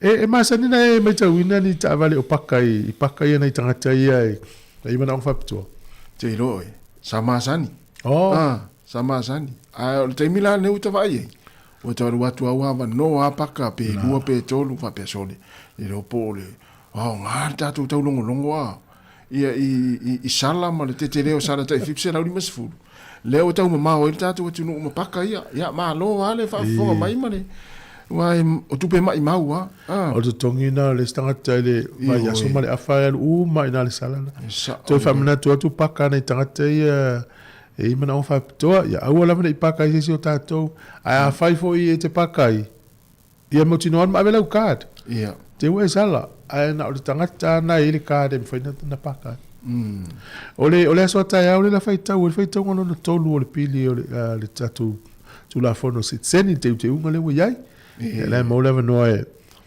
tal no nei male fele tu sel maftanga fi a foliva ya e si fa mal si au fol tatu tu no ya wal awel fe to ngono to Nisio. Mana tualen tata noa. O mo foi le loto mana ia fai Sāmoa ia pe polvanga le. E li potila mo tu unisi fenga nga lulu i tonu o nanga ia le malo. La uta penal officiale fai Sāmoa pe poila tole Sāmoa. Tua mana ia. O fat ia mai ia o ta penanga la wa ia. Ia wa matua foi nei matua le Sāmoa. Tana mai. Alis fo tuanga la wo atu e umalona tal sanga pepa. E ia leva no em fai no refund de tupele na tal sanga. Ia le sina tala mana ia o fia ia la fa pesole o kasmana yo ni tala so. O la ko kare tala ia pension ni Sāmoa. O le ala le o mai nei ia ta penanga na la fufu ina ia fai el office Sāmoa. Le office le kom sina o ni sila Sāmoa. Ele tau mai nei tato matu nei ia fa fonga mai Sāmoa. O le iso matu tausi ia o le vana o le te siva lua tolu te siva faiva ia ile ia aso fa pitona ina ia sauni o nei le as o le aso atai au fai tau ngono no tolu ia na ilo le aso saini ai pe pasi fai tau ngono no tolu ia na vatu lo le saini el ko van sidina ilo le aso fa malu o te ilo ala o le tau sang fo wala le utatu so me alo fa sili le mta u ani usila mo Sāmoa e ui ele o mo menta tu mana o ale manu ia se vai nga pe toru afe pe a mana ia mo afa pe o to ina matu le wa nga va ai le vai nga le apasia e te mana o te sauti no foi nei pe te fia te no foi Sāmoa o te no foi Sāmoa ai o mela io ai o mela fai pe fa pe la finga le tu e mol malu si malanga sa u le te mi le Christmas ia ai o le foi le fa pe le io o meni usila na va no la le sa u lo sau ni o mai ni wa o le mana yo le sau wa me tupu e lei ma se fai na wa fo el fale mai le lo sit senil tangata matua sau ni anga singa se ina le va tu el fale mai o le tangata no ni sila ai mai ni tatu matua tausi ai mai nei al tangata no Sāmoa e les tangata no ni sila i tau fies fulu afe tu pe alo da venga el fale mai ma le tausi ai yo le tulanga na ya oi fies au no foi nei tu a musu me fai no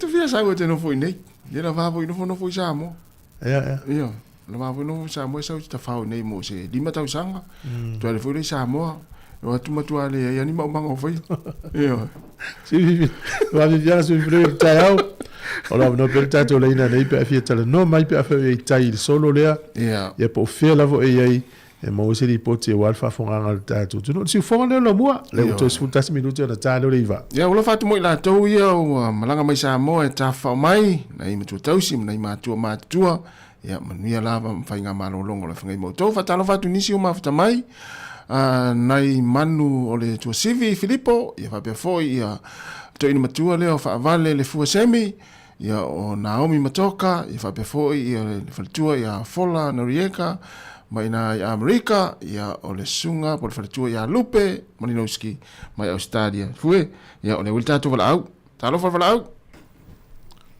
malor sei fua talo fa ia vai lá e to nga mera ia na talo le tatu bese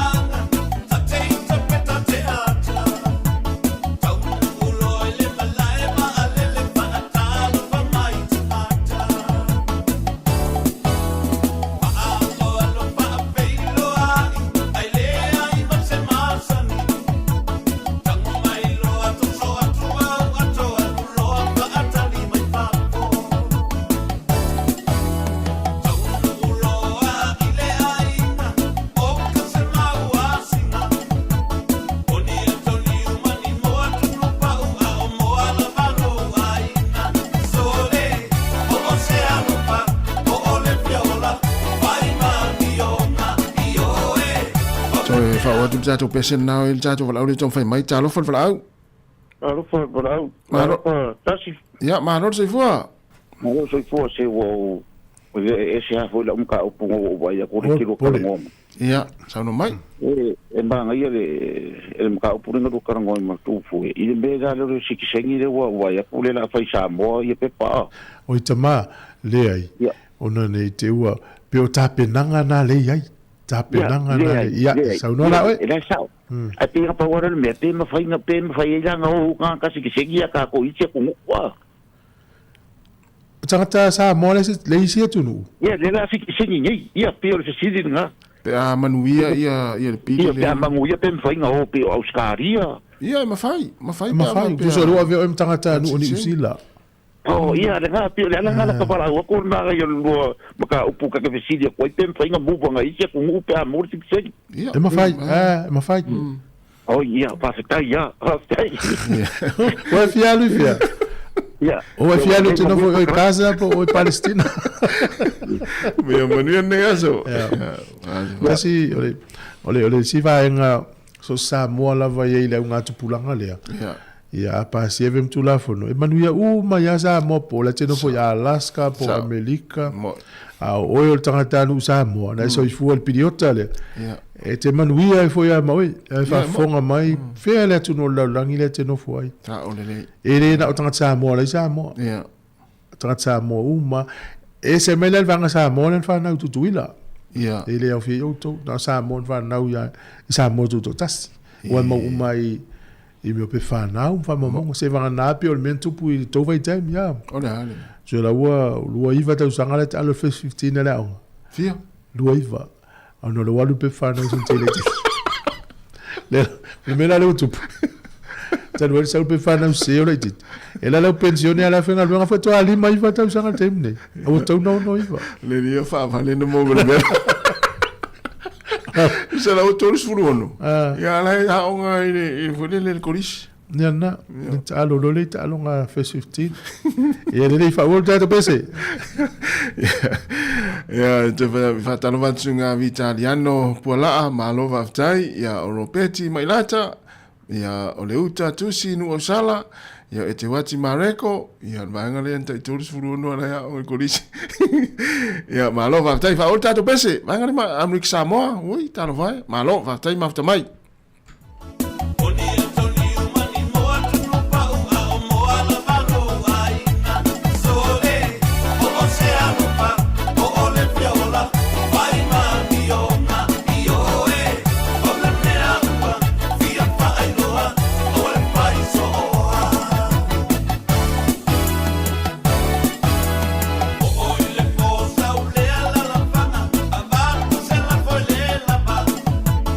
Oh,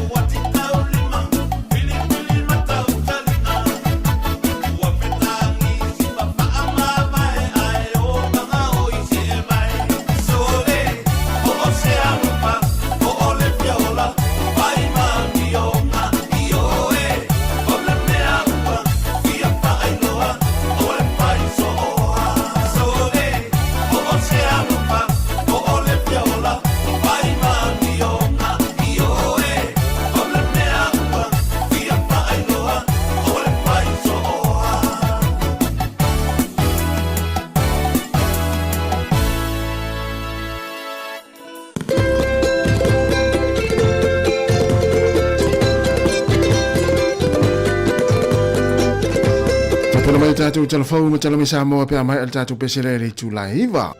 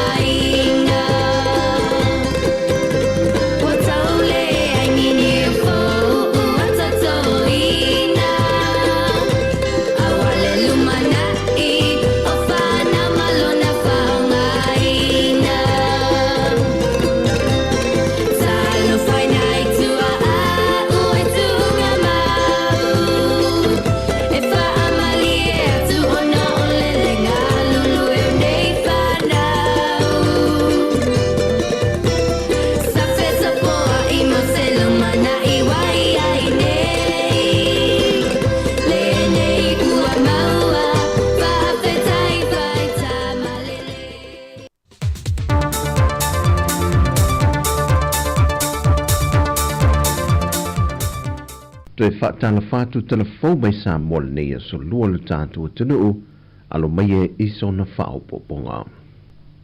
Wa toe wha wawa awa o ngā whanga solo antanga ruengo tina mtama e tai a tina au nuu manga whaso tai, e le whaala pauputonga o ta ua le sango, po le wha malu o whaala pauputonga tu ma oti le atunu e le o ni whaala pauputonga le malo, e toe matimati e pea ta iala ma awala fau, e wha oe nai whaala pauputonga loi tono iei tu malo, i awala ese o whainga malo le lei, a wale whai o whiliwhilinga le lei ni ati na e tala whengai. A ia fausia e lunga tūlanga manino, malama lama malefe silingi e o na sui awai, e mauti no aile lango ina pe nuu maafio anga, ma whai ngofia fo e o na whesoa soani atu i aile malo. O a awa onga ua amatalia le neiva yaso lo whātou teia le moto tinamata maa ita ia pia, mai sui awai a whaala papatonga, mai tu malo vai monga numero mua ma le lua. O whale atatasi lua tolu ma le wha, o nisi o i tu malo i le atunu, o lo pito siri o na tele le whaita wau whae o tangata pālota, o lo a lala ma pāpā awai. Peita I wha maunga le ofisa o whainga pālota e o mai I le so lea ua toe tasi nei le tausanga o na whaatau teia lea o le whainga pālota tele mo le lua awhe lua se fulma le ono. Ai e le I teiteo no o atu le afa o le au whai o I lanto o loo I lunga le lola pālota o loo tālia matuli tuli pēr le ofisa ma le au whainga luenga e anga I ane e whaia le restala fau e pe o na toe whaanga solo e le ofisa I le atunu atoa. Wa mai al ta amilisanga mua le ofisa I Sāmoa ato I ona I tūmalo e 5 se fulma le tasi mai to ai titi lava I lato wa mawhai o no lato tali mai. Ai o whaleata lava lato wia e na o le wha afe se lau 2 se fulma le ono I lato wa mawhai o na o ane le ofisa e restala. Ai o loo tuli pea le se fulma le fitu afe wha se lau wha se fulma le wha.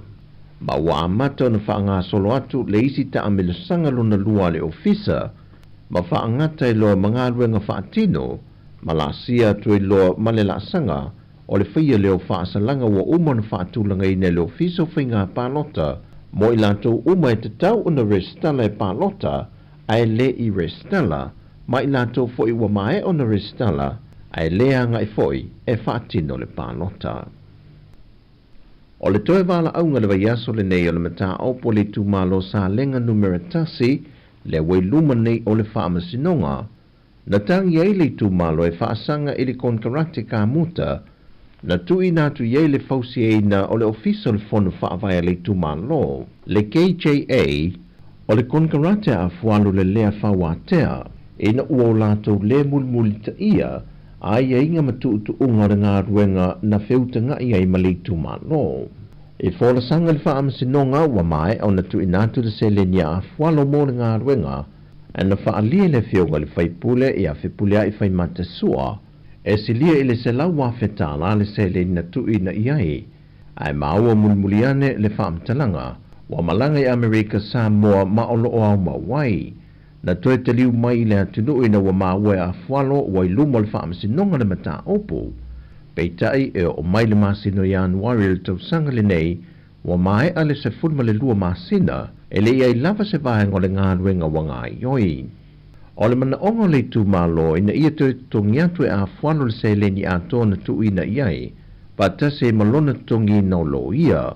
Ai o le wala aunga le mata opo le vai aso nei wa toe whaase e nei le whaamasinonga I tue lua e toe soa lau pule le la mata opo. Ua whailo mai le Suisinia o le vaianga au le Navy le malo New Zealand o le masina fou te sema o le awhaatino longa i o le ave ese ina mai leo le swa uitane o le lato vaasue sue o le mana manui le o lo maangoto le silia le tos furi mita le maawalalo I ngata iana ta fitoala e lua kampani le o le a lato ngā lulue whaatasi le ngā ruenga e au fie ma le ave esea mai o nisio me whai ngā ruenga o lo pipi I le vaa e whaalenga I nai le ngā tei whale. Mai o whaamautino mai o le vai aso fou e malanga e se mai e New Zealand le vaa le o lo au mai e maseni whaapitoa ma me whai ngā ruenga e whaatino ai le ngā ruenga e pei ona tā ua. O tāna fou ia mai Sāmoa mo le nei aso manu e tele o le tātua tino whaasoi foia.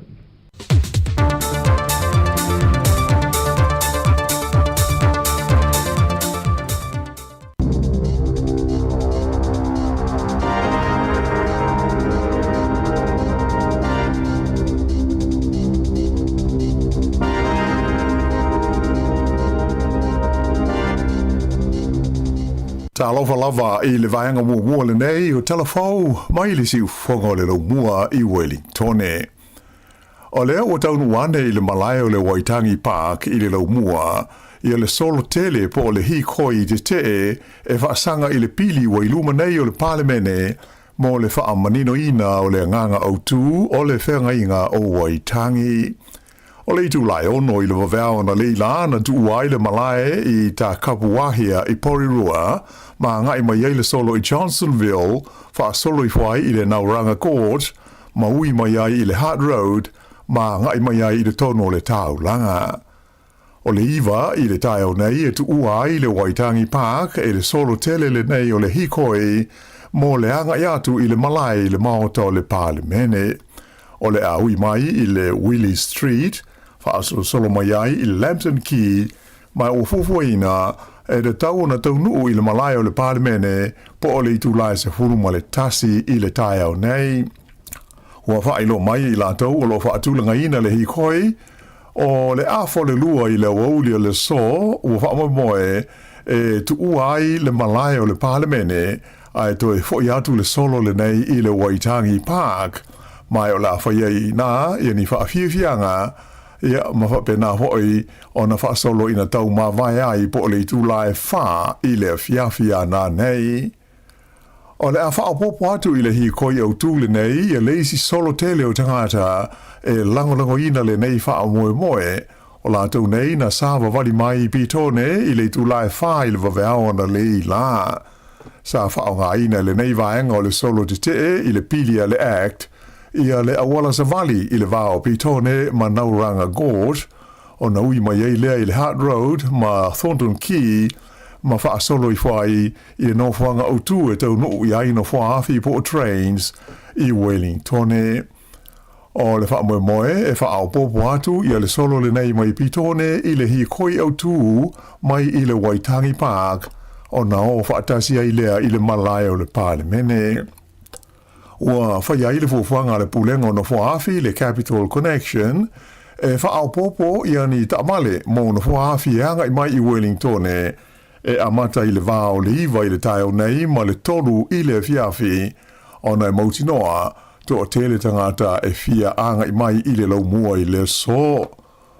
O lo o whautua ina mai fo i le mamadu fe malanga i o le tinu e mautino lava o le awhainga tau na maua ni paka mo ta avale i le tonu o Wellington i le so ona o le whaitau fia se fulu awhi o tangata o lo awai i le hikoi. O le nauwhanga o tu foi le e tau nuu mawhae e ai pasi i Wellington ua te puni le taimi le nei ai ua sui nauwhanga e anga i a ia pasi ona o le tūlanga fufusi ua mai te wina i le to tele o tangata ua iai i le tonu o le lau mua i le nei taimi. I lisi whaenga o le tātou tala, ua pau i lalo la whainga o ainga whainga luenga o lo maua le fesoa soani au tū o le la whonga pau mo ainga le in-work tax credit po le IWTC i le tonu o New Zealand atoa. O wha mau maunga ma whainu mela o whala wa i tele mai i le so o ilo ai e sili atu i le luas fulmaleli maafe le a whai ua pa uwai le a whai o ainga sa maua le neifesoa soani taru mai le taimi o le wha mai COVID se fuluiva le a sa tu lai mai ai i le se lau valus fulfitu wafe i le lua afe lua fultasi ai o mai i le tausanga na te nei lua afe luas fultoru ua na o le se lau onus fulmaltasi afe le a whai. Pei taila, na wha alia mai e stasi e tō mai wha apitoa e mata upu taulu ta mao ainga. O le pa ua nei whainu mela, e le mafua ona ua le toe mo o mia e ainga i le nei fesoa swani mai le maa lo. Ai pei ona sila fia, o le fesoa swani le nei mo ainga whainga ruenga le IWTC, e maua ai le se lauta la wha au popo mo tupe maua a ainga i aia la tau whanau, a mata mai le tasi o i le tōtolu, ia ai e te le atu mo a inga e tōtele ia le a whai o tau maiti. O le nefiso swani e na o a inga whai ngā luenga ia mātua la tau te maua.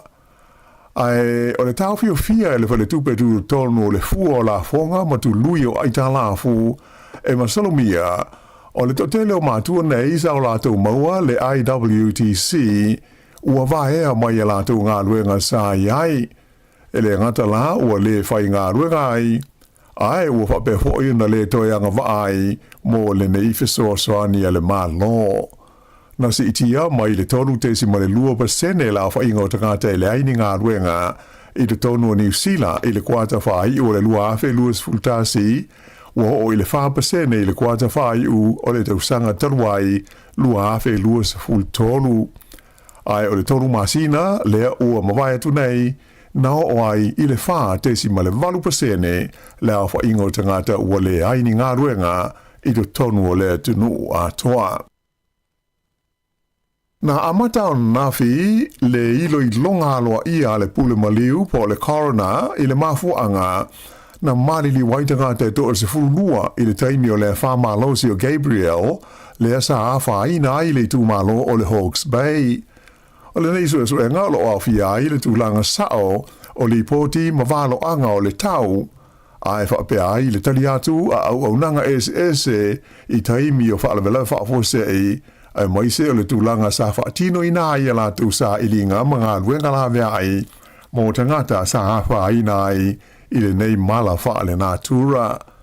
E lua aso o whaatulunga ina mō le suenga le nei o lo whai e le whaamisinonga whaitū malo I Hastings mai o le ane tau o na whaamaoni ai po o a tonu amata upu o le a ilo ina le pula maliu I le mafuanga o le whano o le soifua o tangata nei e se fulma le lua la whai I le tonu o le nei tū malo I le taimi o le wha o Gabriel. Ua whailo mai e le sosaiete o tausi soifua New Zealand I a fuafuanga mo se la tū te e whaia ia te sema ona o se ese inga o lo ia I le wā malemtanga luenga le soifua malolo ina e tu sai o la tū tongi. O sui awai uma o le sosaiete e whai ngā luenga ma ngā lulue I le mtanga luenga le te whatuora ua ioe I le nei fuafuanga mai o le aso tolu o te sema e a mata ai le lātou te mai le se fultasi I le tai ao e o I le fitu I le fiafi o na whaasolo I lea o le tau fia o lātou ngāruenga ma au nanga I tu ese o New Zealand I le lua vai aso so.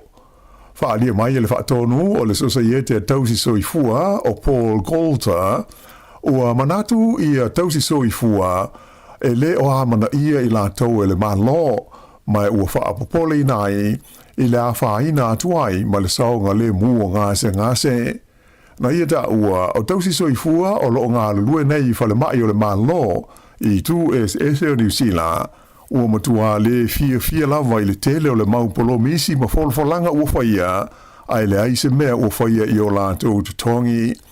Whaalia le li whaatonu o le whaalapo tonga e mana o mia e tausi soifua uma ia se sitanga tā la whengai ma le taunga tā le soifuanga ma ia mana ia o lātou tomai a toa maanga waa. O le uni o tausi soifua e tusa ma le 5 se furu ma le ono afe le a whai o na sui a wai ma o lātou umanei o le a haafia I le te e pei o na fuafuaina e amatalia I le aso tolu o te sema. Ua whaalia se company mo le saunga le mua whaataua inga I lunga o se o te inga whaateko no losi po le online. O le awha inga o tupe tangata New Zealand na ngā uma le iloa ona o ni whainga tau whaase se po scams I le tau sangale nei o sili atu ma le lua tesi ma le tolu piliona tā la. O se suenga sa whaatino le Net Safe ma le Global Anti-Scam Alliance o le tusa ma le awhi o tangata na iloa ai o le tasi vai tolu I lātou nei sa hawhaina I ni whainga tau whaase se. Mai o le fua evelesi o le tupe na le iloa le tangata I to tasi e tonu awhi se lau tā la. Ta wai le whaatonu le Net Safe o Brent Carey o le nei wha maunga sa whaongaina e mauai le fua whaade tau e siri atu I le lua piliona tā la na ngau mangotounga mai tangata le tunu I le tausanga le nei ua tau whaai uiu. O whainu mela fo I mai le malo, pei o na whaai loa mai la so nafi, wailo ai, o le tausanga ua tuana I atu e lata I le lua se lau miliona tā la, I tupe tangata New Zealand na ngoto malei loa, ona o ni whainga tau whaase se na awhia ai.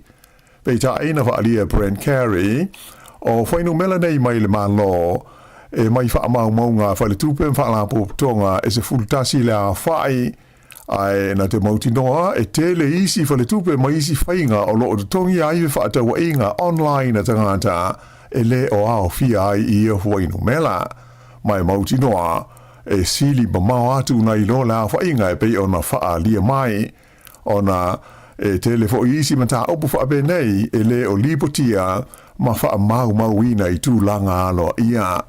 Sa ia wha mawha ina mai le tāua tele o le whaailoa ma lipotia mai o ia I tu a inga o whaale tonu pe a whai a whai na I se tasi ina ia mawhai o na whaia ia I se fuafuanga.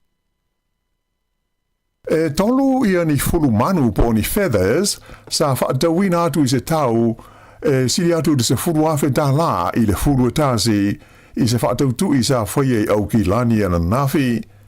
Whaelo mai le whaatonu o le company o le webs o Leah Morris, o le tasi o fulu manu o mai le manulele ingo o le huia, e se fulu iwa afe ta la le tau na aruai. O lona lua o fulu o lea lava manu, se fulu ma le tolu afe ta la na tau li ai, ma le fulu lona tolu e se fulu afe ta la le tau. Ta ua fo e Morris, o lo whaatala noi na pei le teimi nei, ia le tau mo lona wha o fulu o lea manu, ma le whaalapotonga o loo mana o iai. Ai o le fulu lona lima e lima afe ta la na aluai nafi. Sa whaosofia I le mana o te ngata ma whaalapotonga I fulu o le manu lelele nei. Talo mai le fulu e tasi lea sa whaatawina atu le whaalapotonga le nei le web I le amtanga le tausanga nei I le tau e whaasa fulu ono afe lima se lau lua tasi ta la. Ua ave ai lea fulu manu, ma se fulu au pito I sili o na taungata I le lalolangi atoa, ua sili atu le taungata nai lo le tau o le auro. O fulu po feathers umanei, o fulu o le manulele New Zealand ngoa o le huia, lea ua le o toe maua I taimi nei. O lo o whaapawina e whapea o le tausanga e awhi iwa se lau o fitu, o lo o ngata mai aio na wa aia le nei manulele, I to ngā wao ma lau whanua o Aotearoa. O le atao fia mo se taimi le tū mau, le lo mia o le magazine e ngoa o le North and South, o se tasi o newspaper o lewa New Zealand, e whaapitoa I le talanoa I nai o mea tutupu I le tonu o le tunu o. Whailo mai se whaasa longa lo ia mai le pulenga o le nei newspaper, o le mafu anga o le tau fia le tū mawai o le lo mia o le nei magazine, ina ia whaalele iai fes o ta inga whaatekonolosi mo le whaasala laui na ai o le nei pepa I le lumana ai. Ai o lo ia le whaawe moe, e toi whaawau I lo minga masani le amatanga o le tausanga asau, lua afe luas hulu ma le lima. O le tausanga e afe I fese lau voruono, na amata mai ai le au nanga a le nei magazine I te tono le tunu o. I se tala mai le Pasifika, ua pasia I le Palemene o Vanuatu se teu teunga o lana tula fono mea tau whaaipoiponga o le ua tuu I ai le whaaupunga e whapea o le whaaipoiponga o le whaatusinga I le vaa o le lii maleta maa I tai. Whaailo mai le minsta ma ta upu whaaloto I whalea Vanuatu o Andrew Napua e whapea o le ua whaamanino le lei le tula fono e le talia mai le mawhaia na le stalaina ni whaaipoiponga ani ke nero tutusa po o le same-sex marriage. Sa ia whaamawhaina e whapea o lo manina fo I le tula fono whaamai o Vanuatu o le whaaipoiponga o se whaatasinga lea I le vāo se lii ma se tamai tai. Ai le o le vāo se lii ma se isi lii po o se tamai tai fo I ma se isi tamai tai. I tā alonga I tā alonga soka wha le vāo mā lo o le o manuia le vāanga mua o tau mwhainga o le au soka a Lia New Zealand le All Whites mo sona avanoa e tau vā I le ipo le laurangi a le FIFA I le lua awhi luas furuono I na ua manu malo I la tau I le tā alonga ana po ma le aua Sāmoa le a sa whaia I au kilani. O aio le tā alonga e valu I New Zealand I le lea I a Sāmoa ma ua tūlanga mua I nei New Zealand le pool B o le tauwanga tunu o le Oceania mo le sa ilinga au mo le ipo le laurangi le FIFA World Cup I le lua awhi luas furuono. O le isi tālonga na malo ai Tahiti I a Vanuatu mai o aula e wha o le ase atu I le semi-finals o le tauwanga le nei le Oceania o New Zealand lea o le ata alo ma Fiji ai o Tahiti e ta alo ma le au a New Caledonia. I la kapi uni fa ala vāo mā lo, e to telea I tamata alo le Springboks a Velika Sote, lea e whaatula I mai pe nominate mai e whai ei whiliwhilinga mō tangata ta alo pito le lei o le nei tau sanga ai e nā o le li o Wallace Titi o le Olpeleke New Zealand o le o awhi ai tamata alo e pei ona whaatu mai o lātou ingoa mō whaailonga taualoa a le laka pio le laurangi po le World Rugby mō le nei fo I tau sanga. O isi o loa o fie le vaenga lea o loa whaatula I mai ai e Wallace Titi mō le tamata alo e ta ua o le Breakthrough Player of the Year o Sasha Feinberg Monkey Mensulu o Awhelika Saute I Manuel Fei Wamboso o Engelani ma Jamie Osborne o Aialani. I kirikiti whaalawao mā lo o mānu mā lo le au Sri Lanka I le la series mō tālonga te itasi aso po one dayers I le vāma le Black Caps a New Zealand. O lona lua o tālonga I le vāo au e lua I le sā na da tā mua ai New Zealand ma o lātou ai e lua se lau maliva ai na tuli Sri Lanka ma maua le ia ai to e tolu le lātou pe ia ma o lua ai ma lo so o Sri Lanka.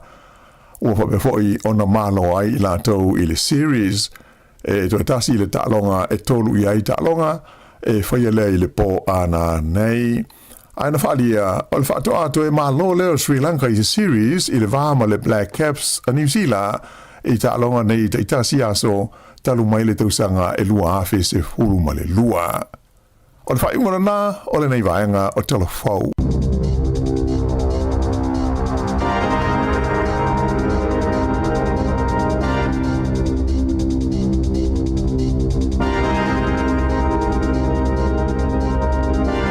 Fonga le tula sful mal lua e tato telefon ma tala mai Sāmoa wa lua sful faminu te nei le tula iva ya ma lo lava le mafuta mai ma lo fo le tala no mai ya to fina ngaro fa ali lu mo tato penga te failangi yo e ya a ole mai te wati fa fo atu o ka se mana yo le lalo no winga so se nga luenga vo le fa tenu ina ti munga pe on mo le vali fale ya o le mo vao ya manga luenga umala fa pena le si mera le na le fai ona fa o Jamie nei le so nei ava pe e se fuanga voile le se moala o yo lo ine yalo Sāmoa e fai la to company mo va nei polua ma nei vai ngato fa na vili telefoni le o lua ono iva tasi fa iva valuono o lua ono iva tasi fa iva valuono ona yalo tam fa na o tatu tunu il la to company mo va nei so soni foi ya si foi company nei tatu fa now ya me se so soni foi wife awa tola ulia o tengia lo tu hai mo le so soni foi nei tama ya na ya mo si va hanga le wa tatu ye le vai taimio tatu anga ya tu sfia o taun teu le fale ma lu ma fale ma tu le fale ya sa ala mo ino va o nei le tai au foi nisi o tala tasi le au mai ua mai tauina le whaititi o ngā luenga. Ai tupu tele tangata e tālusanga mō ngā luenga. O le whatutusanga le iei. Matua mawa e whatainga whapeo ngā luenga le whasalau nei. E fia se lau tangata e tau whaola manole e tas. Te mana tuanga te mina umar COVID wa te tala me umar. Tau su e tangata whai ngā luenga. So o se mea te loto e pipi i mai pepa o lo fia maua tangata whai ngā luenga. O lo fia maua tangata whai ngā luenga. O te milane. E se tūlanga wei, e me se tūlanga whaingta. O le wala alo le tunu ia Sofia fia, o tā whaonga, ia inisi o la tau la wawhaina ngā luenga. Ia ele i o iei ma ua tūlanga na, ia e tā lo whai, ia lo whatele atu mo pelfile mu ia te o emse wainga. Ia le wei tātou wala au le tam whai mai. O ia, mana ia. Tā lo whala au. Malo se fua. Malo se fua, tia. E whamur morea, i fia pai a kole fwe e ia le fundraising ana mako youth. Ya vili mai ya famatala ya langa wenu mole ya an tingan mako you fa so e pule a o le me te affordinga o la le mena to te fai o le mo va ma le fulu fale o italo fai ya vili mai la tua pe a tale se fulu famatala mai ana place so so ne fai tu ya iwa ma le fo ya mo singa donation mo ta tu ritio ia whaptai la. Ia walele. Ia manene yaso. Fase bua. Pana ia. Ia.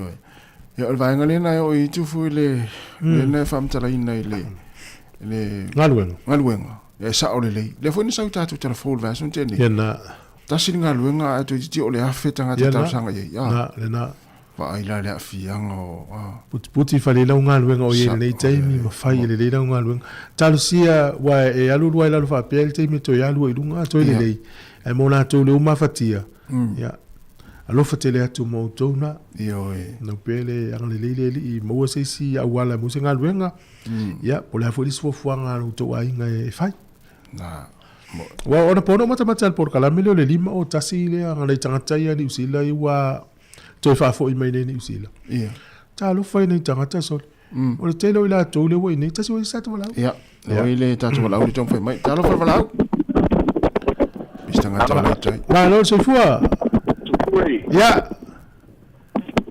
ya sa no mai ya le wo bala wat ya o le fele te yai lo te le malai i Fraser Park le malai ki fo ngange oh ya i Fraser Park ya Avaloni ya le o le la wo ngol tato le na le sungal fa fenga nga Reverend Antonio Sa ya se fai se tala tu sai mal fa mo le o Sāmoa ta ya o fe tangolo na tolu ya sa no mai la sungal fa fenga tele a malo se fua ya so le fua manuia la ya foi lo so ata le ta ya o bi le fua ya ta foi le nga fa lo te fatalo fatuai le fafonga tapua i foi le i le sutato foi na pai na wenga tua mai na le foi mongoi ki le taiao ma lo so foi mnuia ya ma lo so foi mnuia o pisi mai na top to no la foi pisi mai tai Wellington ya tu foi o le so o agua foi le tala fa solpito le cricket Wellington o le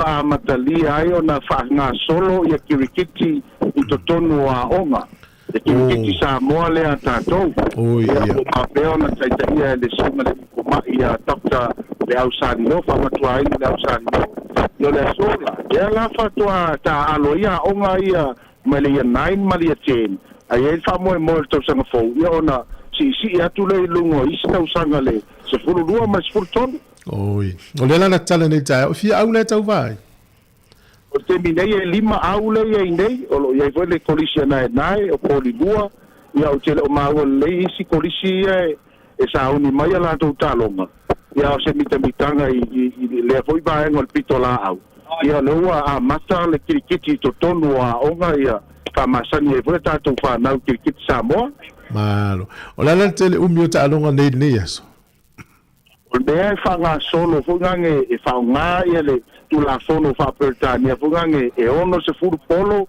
e fitu se furu polo pa nga tu la sono e le e fa peona e umolola polo nga e fitu se furu ia e mo fai tau fo ile ai mai le si au e tuli ai nga au ala e male e umai fo polo nga la kele ai au na malo esa ia malo ma nei fu na fa mo ia ai talo yo le ta pena ta to wo le fa pa pe ta ya fe ta no to lo pili le o le tula a sitseni ia sa le lava tu foi ona o sota inga ia maletaini ia fa fo se ia fo i ma to i na wo longo baile i media na fa ia o ta ya o le a fatino ai le fa ta ngalo le tolu o le pili le mo le fa tu ma wina o sitseni ia tasiale amendment te laua uma ona au mail tu singa lea ia u fa pe ona talia ia o le ese fie to ngia ya tatou tamama tina fo ipe a pasia o mele sa ile mele sa mai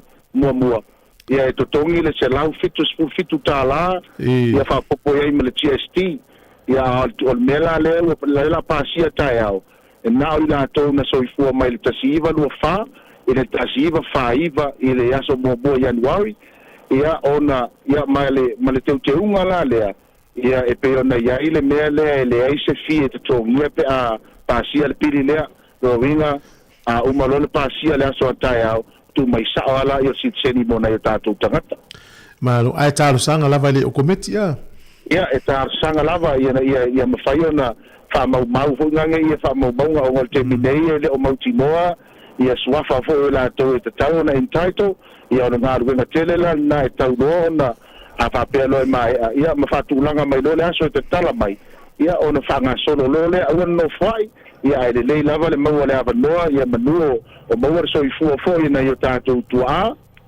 Ia, mon. Ia, o la la fa mo mo po kala metai au mo le taimi. Fa mo mo. O le fa mo tai ao le fa e fa il fa taunga lo no winga e ta tau na ia umai o le tolu le tai le afiafi ia ila to fo ia fia awai ina ia fa peona ia mga ele o ngata i le tau mawhainga o lo fi nau le maua sitseni ama e a sia ai ua maua o le tau mawhai loa lea e a fo e tala noa i pāki lea ina ia a fia ai mai la tau sa so ole winga la le o le whamatalanga ia wa ai mai pea ia le parlemene o New Zealand ele ai o le fatumu lia lava le lango pei fo i o le savali le fatino ne maori ole malo si anga lea ma le paua lea i le leo o tangata pe ato tele tangata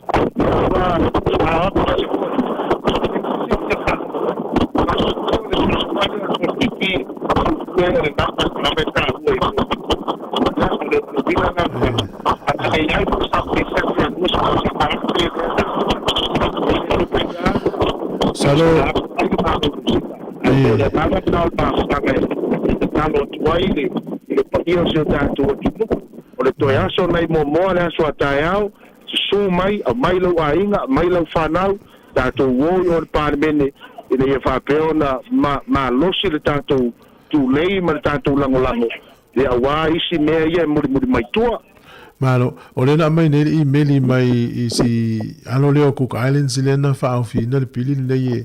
Tal sanga ida ta tanga te la vale tasi o le pese o ni to so le pese se la tonu o le wa mai le email e la pta i ta tanga ta. Ke sa le le lava, sa fa le le ya le tala. O tangata ia nga ku fa o so si pese. O tangata le fa longo le jo.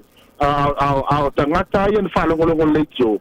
Le sa pu le ia la to foi tu lo lava la to a mionga o le mele ele human fight ala wo sua pesi o le mea ia se longa lava uma le mai ana faila uma fa to a usu lo le pesi ia fa ta pe foi del parmene ia le no fa fo nge male manunga mo le fa sa wino le taimi ia pe le tu langa na e te taua ona fa lo nia tu la fono o lo fa pe ona fa tino ai ia le fa tino ngol parmene a New Zealand o le tarsanga fo le mo se ta to o on sai lava le fia e no langa ye istangata e se foi la to la a le nganga le ai le avervi inga i le tua e ye te mi fai tanto pespesenga ngata tanto go le sipito io no fai lo tanto pespesenga ma tanto siva ia pula ia tanto a to tonu o le parliament le mele ye sa fai pule o le mota ia ele tau ta siar pese faftai ia o pese na fai ua uma pe matato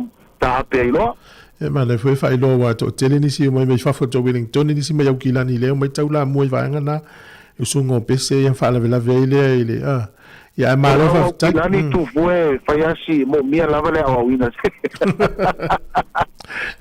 tu no la vele o kilani uma a lo wingo le fa masala ga foi le ya o ta to langa nele le ia nei Wellington o ngolo taita ia el maftanga fai fi awe e fa lo longo uma ia na yo tatu tangata ia o le fatol me tili len taua ia o Wellington e foi ele na tu to o Wellington e na Wellington e fa ma popo male nga lue fatas ia o foi na tatu uso lo malanga mai foi na to mai fa e se me a fa dai ele tu fatas e lango fa mo so tatu malo ia le lo pele tunu tai au tale tolu tai ia o le whāna e lau e lo le whaikatongo no tolu ia nei lo le tūlanga o le ai te mi ave e saini ma ave lo ma lo ia lo tunga Reverend Tea sa o le lava le na o tae au e mautino lava e pasia mautino lava e pasia ia o le nganga po i le pe o ne tau a kako kilo ngai le mele kupu ngai pale mengi le so i le mai soli o maori ia e le se fia suia se mea ta vai a konu bela ia wai e kokele ia e pe o le vainga na fa la langia e kilo la ba le bela ia o le nana ia ma ta fa ia ka ko ki o mai ka ko sa pa pari ai le lo ia vai mai tele ia ia ka ko ki vai le lu manga i pa ka ia e le kasi le ia nga ko fa ia ia fa pe o nga o mai ka ko nga ka fa mo nga ka o nga mo e o le so aku le la lo ko ia ka fa ke kele au nganga si fongo le la moa ma so ma ko wa ngoa ia wa mongi lava ia se ele ma uma ngaka ma ku de la ia lo fa peo ko kele la ko lo fa lo mai no ia le ko tu mo pena tu fa langi peo na yai fa fa ia tu la tu au nganga tu fue ia mi se foi no ia tas que tu na tu mega ma fa lo lava fa sai e mo mia le sta la tu no par mene ala su fa fenga kasi ante siri la ta sabiri ngai mai pe mana mia le sta la mo la tu fa to au tu ton ya ole fa tala ya ya stala ya la kai pe ya wa sa out pa pe yo ole me tu siri ngan ka wa ke la kulola ia pe ya o ma to ya ma stanga ole ale stala ma to pa ya ma mo fo ngan ya reserve mo fo ya mo isia ia e mo mia lava le va atu nga o nga kulo le fa kumu e ana masingin nga e restala ia mai le ke panga e fatanga nga mo oi ia ele awar ka po le skala e pa vale me ai va po yo e ma ko le for first come first esa ia le ia manuia tele le ia som fo nga ma dia fo va mo sa mo ta o me se ne Yusuf ma o yo e ne ia so fa ta lava ia alo fa foi mo lua manuia le tautua fa tai so voa malo Mane vai ngale na e famna tu le sunga e fa fenga. Ia sa oli le ia o tamai ta wina fo i mata I me fai te le tato tu. Se e ia tanga fo I le to fie fai le mea.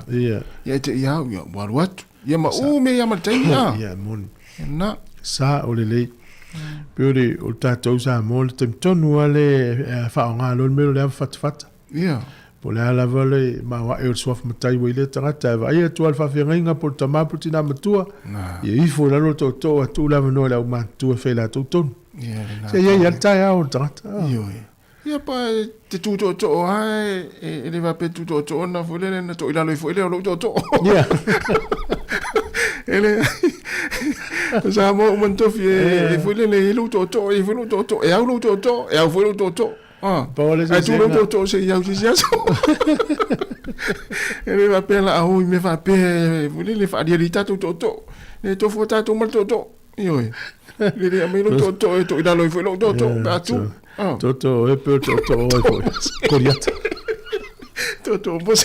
to coriata to oli poti e mo mai tai ni sul tato tu no le ngale lui tai Wellington o tele an poloka ni si a wala I Wellington o le fene fio inta vale ai o le situ langa le mai tauna e o fo nei tamali e wala mai nei tu tato le fa to vai foi le solo fa pe o tu mu tata ma tu mu tamiti ia ma sani ai solo le man los o le tu mu tamiti mu tata ma tu ia le si mele mai tauna ia na o fu afol malo people ngi o la filo tai fo tamiti le man me vai ya o ina tinu so te ele fo ita mitere manu ya na yo lango foi na yo tato uso maoni yo it vala ma lo se fo mawa la talo fa ya sa no maya ia fa mol so que fica lá no arroz com fa mol pa mo sa vamos se lenga fo tas fa mol ia se te ala fulu te se fulu ia ole ia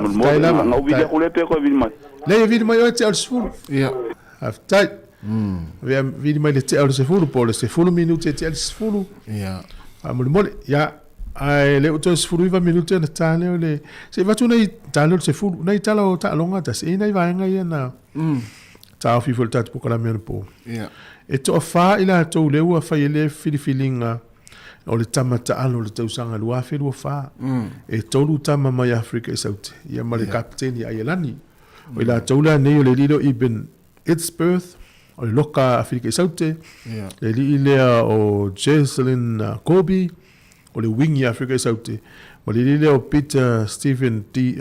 Toyd o le numefitu Afrika isaute le li fo le tau val tausanga le ia e lo ise ni usila i o le tamata alo o la tau filifilia e tau o le Breakthrough Player of the Year nominees po la tau nei le ua whaelo me la tau suafa e au fia ile o si le fia li lo Saja Freiberg Menko Mesulu le tamale na fesi la ua felika le tamata la vou le la vele temine ti ya le fesial tama. O sa to la. Ya.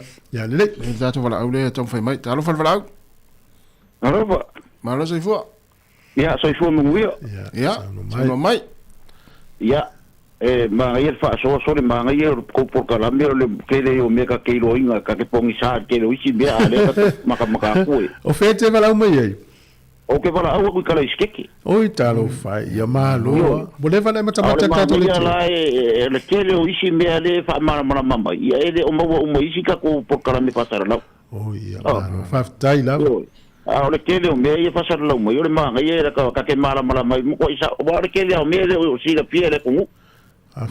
Ya, ai ave ngi me o fasara la unga ma me mara mai ma ko mi ngo fale wole ngar we ngo pa manga we ngo o le ngar malo ya ai pe la ngai me ye maka ko ya ko ngo ya ru ke o sa we ma se ngar we ngo ka pala ya ko mo wo yui mo ile ya o le la ngale pala wo ko ma ngai yo fa so kasima malo ma ku fu Afitai lava. Wa leva na mata mai mo mal tato litio.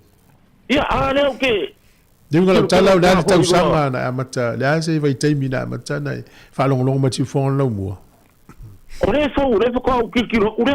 Oi. So. A fo le ala le o wa ke le por kala mi ke maka ye le fa sala lo mo ye ni me manga o mi ka ko fo le o mara mai ke le isi fa manganga ai. Iyo. Ngati mata inunga le YouTube o le Facebook.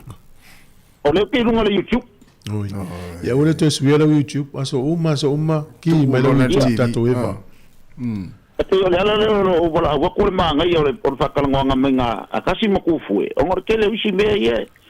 E ka ke le mara mai ya le fa mara mai ole manga ye fa mai o fe so ngi le ko ora ko fia mo ngi si. So ngi ya.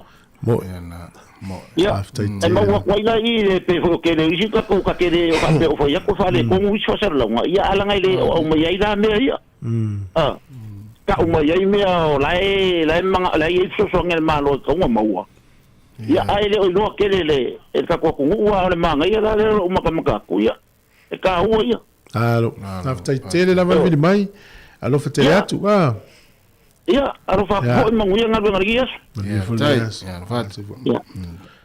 ya ese ya ona o social nanga ya ile ta ya la ni mate tai nai po fe fo ya lan fa mo na vision mo na mission ya le fo la ya ta ya la ni mate tai nai si fo lo mo ya sa to fa fo mai me fa le nga e man to ni stangata be fa le nga fa nga malo po li tu ngai tal no ai me nga mo lo na ta to so fo malo lo ina wa o nga tu la fono le langa wa so ma tia sa mo e sa mo yo me umana be ta por kiki fa mal malama tu la fono fo tu la fono ta fa au fi tu la fono teu e me se tato por cal fa le nga ya o vai nga umana fa tai tato pa nga fo ye ma futa mai mana ya e na fo te fa matala tas ya mo se le fie ni si wale fo we tu sang o mo le tu tu le ne si fo lo mo la fa va ina le tio ne tu sang te si va i valua o le tio mo ale al pacifica i tu tono ni usila ya ona manu lo tile na ya e lima te ina nga luenga le fa fi fianga o tu lang ta wa onga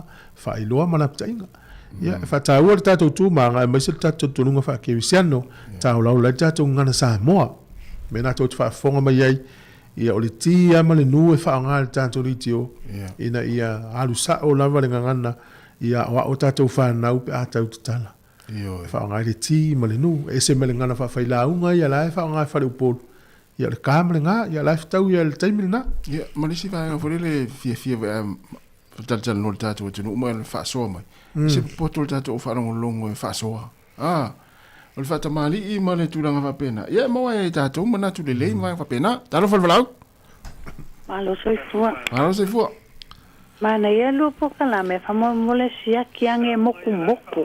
Oi, ia le ale. Ne moku moku mai lu sangoanga. Apenga foi le konge kilenga konge ke mal foi se au. O le tal nong mal foi au na telefoni na mafu no le matangi sa vili le mela ia. E apenga foi la lu sangoa le ke lu sangoa mai e moku moku. O le na te fa ngai na te fa longo mai ia. Ja. O le awala net fa longo mai o le tio por Facebook, YouTube. O le YouTube. Ja. Tangola e to is yaki lau connection o la wifi pe se swing Ja, ola le o wifi ale foi ko kela ka ngakale message ko fa mo molesia ki ole mo kumo ya le te mo fai atura ya wa le ya amat aki ya io le mana ya nga o vai e lu sunga ya a te pole fa te tele le ko ti mai sai fua ya fa sia ki ane a isi si o mo vanga le long mai le tato messenger mo na mata fu anga taisi no mata fu so anga ana le vanga mo no mata ya no to ina sto ino taisi ya fu so mata mai titi le ya mo la tai fies full million al fu so se lau mon tupu miliona tata le mata fu so tasi ya le ya ise tole ise sau to la watu la o li e tau vai le fai longa le breakthrough of the year vang slima ali o le ali ina mai Africa e sautele tau vai fai longa lea o le li mai o Engelani o Emmanuel Fay Web also ya mali tama mai Ireland o Jamie Osborne ya mali alo Sāmoa le ta alo All Blacks ya le sunga ya Wallace City ya tamala na le wa fai lo mai o le atau val fai longa le stemi la tamai po le verso le fa tu fanga fai longa no ilo le po i man malo ala wa ai al talo tatu tamostiti le matua mana ya ya le uto sfulu minuta na tale o le tu la sfulu ya il tatu proklami le pena mai le tu la sfulu ya le la vatu tatu fa fianga ya se fa talo fa mu atu si vaenga le o fa talo fa man le taimi ya ela Veronica vele fa talo fa tu malo fa tain ma fa mai ya sunga Chris a Charles malo Chris ya fatua Teresa ene ya malo fa after tele lava ya fale ali a popoli ya malo fa after mai mai ma after mai fatua Amelia fa moana fa tai ya le fionga ya tangaloa tawalo fa ngia malo se fu tangaloa ya fatua Fortino fa muina ya le usia Eddie Robert malo Eddie manuia ngaluenga ya sunga Susi ya fatua Susi con Leon no malo ya mesefo ingaluafi ya Amelia o tio tonufi ya asenat tuua sione fongava ya mafia malo ikenasio fasoa sunga edia lucha ya fa befoi ya fa vale le fuasemi ya nganga yolo taleni fa aftainga ngayolo ya mesefoi mafo Eric ya fish ya Sefa Simitone ya Shane Eli ya Anna Melay Angela Oliva ya malito hotel sina repena orchestra hotel tatou ya foi tasi le olena mo ministato wala o mela lo il moto isaute ya o lo se lau pasene le YouTube la fa nga na to ala ya i malisi le na message mai foi nei ya mai i aukilani o le i lava tato YouTube ya lua ya tu tonu sia ki o le tu ma to mo le tu o ya o stinale wala mai fa tai mo li po te to sia ki le YouTube o le na vidi mai nei ya si ele fo e fa ni mai fina lo to tero tato pa ai lunga tato lo manino le lei ya na siaki la YouTube tina o le si meto fa i per reset le wifi ta pel pa la ko le wifi no to ki le eu tu sa na wa tango to e ta fa malo lo ma fa o to ki ai le no to ile swing al na ese mari YouTube to ki ai no YouTube pese swing ya na i ale li poti mene ta ta fa lo lo se la u pesen el manino YouTube eu ta tonu umal por kalamtas yo lo to pena le si tu lo ta to potu le mo ta to fa ta no le tu la sfulu ai ngalo le i mari ma ana i tai le solo le e po me ta to video mat le la mon li poti mai tai la u pa umal por kalamele ale pulengalu por lu ya malo va tai ya mantua ya u mata to i me fa pe ya o sina rupena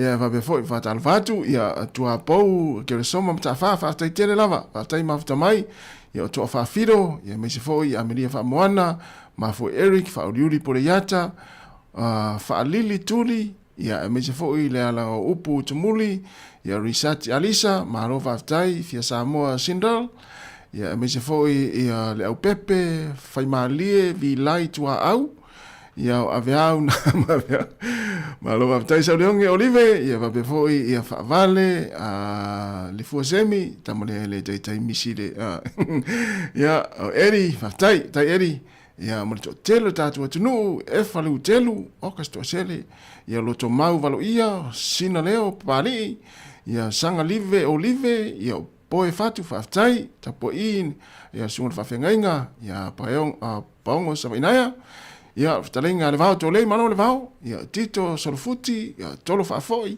o ka se lisi le ani yusi tonga fuafua. Waina Afuvai, Anita Savage, ia Jay Lee Tafea, ia Teresa Ene, Sanga Saulanga, ia Amelia Faamoana, ia Cornelio, ia Saulionge, Oka Stotele, ia Malo Sasa Tanielu, Makei Ho Kam, ia Ma Tito Solofuti, ia Malo Faftai, Tolo Fafoi, Te tele lava ma fata mai la. Talo tatou pese ia ona talia lo leo tatou poklame le tula se fulu ia e malo lava le ma fata mai.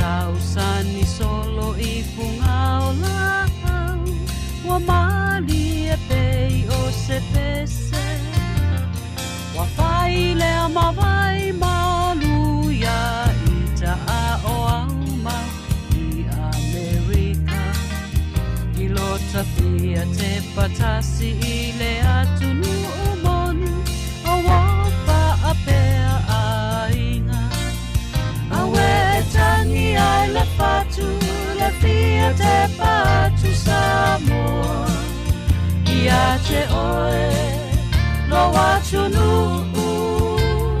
e pele pea i le lotoe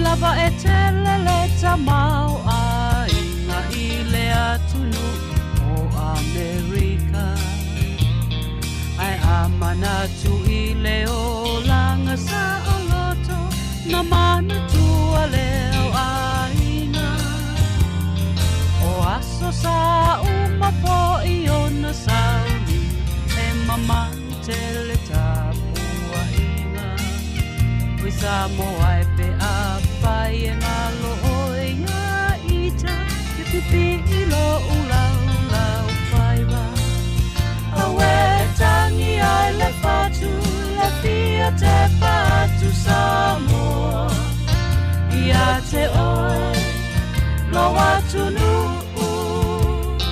e pele pea i le lotoe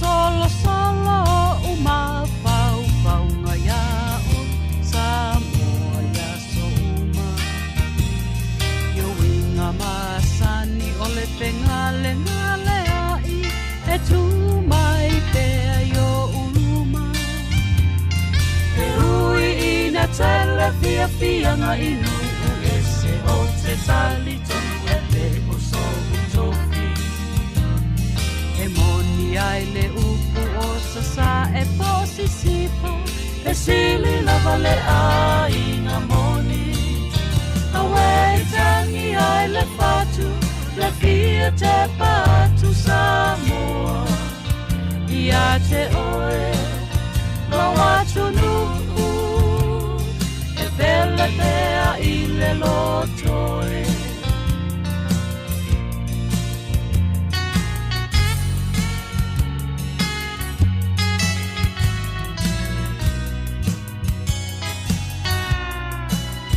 awe tangi ai le patu le fia te patu Sāmoa ia te oe lo atunu e pele pea i le lotoe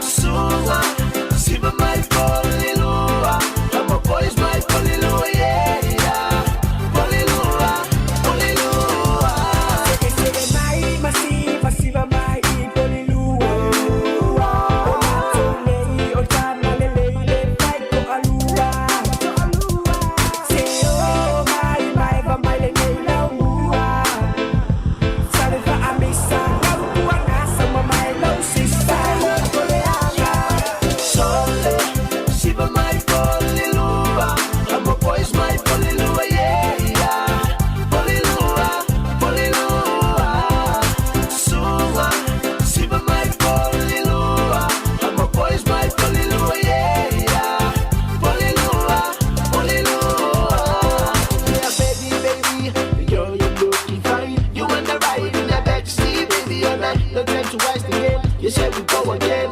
Life is short, polilua to the end. Ila ufiani polilua. I know pulele ile fale makusina yematiwa. Sote, usiba my polilua. I'm a boys my polilua, yeah, yeah. Polilua, polilua. Te patalo fatumolo fa'alo fa'fonga ngana tunu patasi male pulenu o porua anita paika fa peles wi ponu Kylie we happy ya matata no fo taulumanga o ngā ruenga al pulenga no nei porua anto mo fo i to tani malo ni ile yang nafi male so ile hiko ia le la matata tendo atu Morena, kia ora, tarofa. Welcome to Sāmoa Capital Radio this morning, Anita and Kylie. Well, today is another historical day of this country. Events like this hikoi in a meeting in the Parliament. We witnessed over the last 36 hours what's been happening, or the last week, what's been happening around the country. And Anita, you probably met some of them, and given they hosted them here in Porua. They have been hosted in Porirua. I haven't been down and met them because my diary has been so full. Oh, right. Kylie's been down. I just wish we didn't have to have them here, and I hold David Seymour responsible because we're going to have 6 months of this, and I'm pretty angry about him. This shouldn't even be happening in my view. Right. But Kylie, how did it go meeting them all? It was really good yesterday at Ngāti Tō Domain. We did some signs and some waiata practice, and it was really good. It was about kotahitanga, which is like the unity, and there were people from all walks of life yesterday, all walks of life, and it was a beautiful day. And then this morning everyone left quite early from Takapuahia, so when we got there a lot of people had already made their way in, but again it's been awesome. Not very disruptive. Yes. People have been behaving themselves. Spoke to the police yesterday at the event, and the Māori wardens. So yeah, it's really awesome. And what I really liked the other day about when they were welcomed along Winera Drive there, we had everybody there with their flags, their Samoan flags, their Tongan flags. It was pretty cool to see. And we've had no disruption in the city from having people stay. I think it's very orderly the way it's been organised throughout the country, and that's good to see. And even less disruption for the traffic flow this morning. Oh, there was nothing. Everybody left so early. The train stations, all the extra trains, everything's just flowed so smoothly. So I hope it goes well today. Yeah, we got 3 of our staff members heading to down to live stream some of the events from the city. Yeah. Good. But shout out to the staff from supporting the kaupapa in there. It's good. Yeah.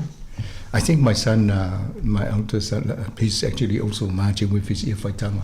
Perfect. I think there are so many people from so many cultures who are supporting. It's awesome. All right, so good luck to the hikoia marches. If you're listening to us from some of the events will be on our page sometime later today. All right, so let's move on to some of the things that's been happening around this thing is for safety for our young whānau, and it's good that the council are also taking a lead in some of these things, checking the seats and that.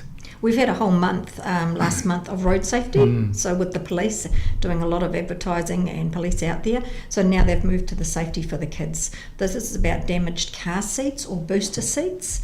So they can drop them up at Trash Palace, and they can get all their seats checked so that they know whether they're safe or not. And it's just working with the community, make sure. And so up there at Trash Palace, they've got the green bikes as well, the Trust and the Eco Waste, Earthlink. There's clothing from that goes to Wainumata High School for tech classes. So there's, excuse me, there's lots to do and people to get involved in, but we encourage people to get their car seats and booster seats checked. All right. Ole vainga le matata noi pe whawhilo i tato maro tai au ni. Ia o lena tala noa le mumua e tūlango le hikoi e pe o tō whaafonga mai ai. O le satani malo le pule ngā nuu ia me tfo la tō nei pōrua. I le vai aso nei le awai ani te whelo inga.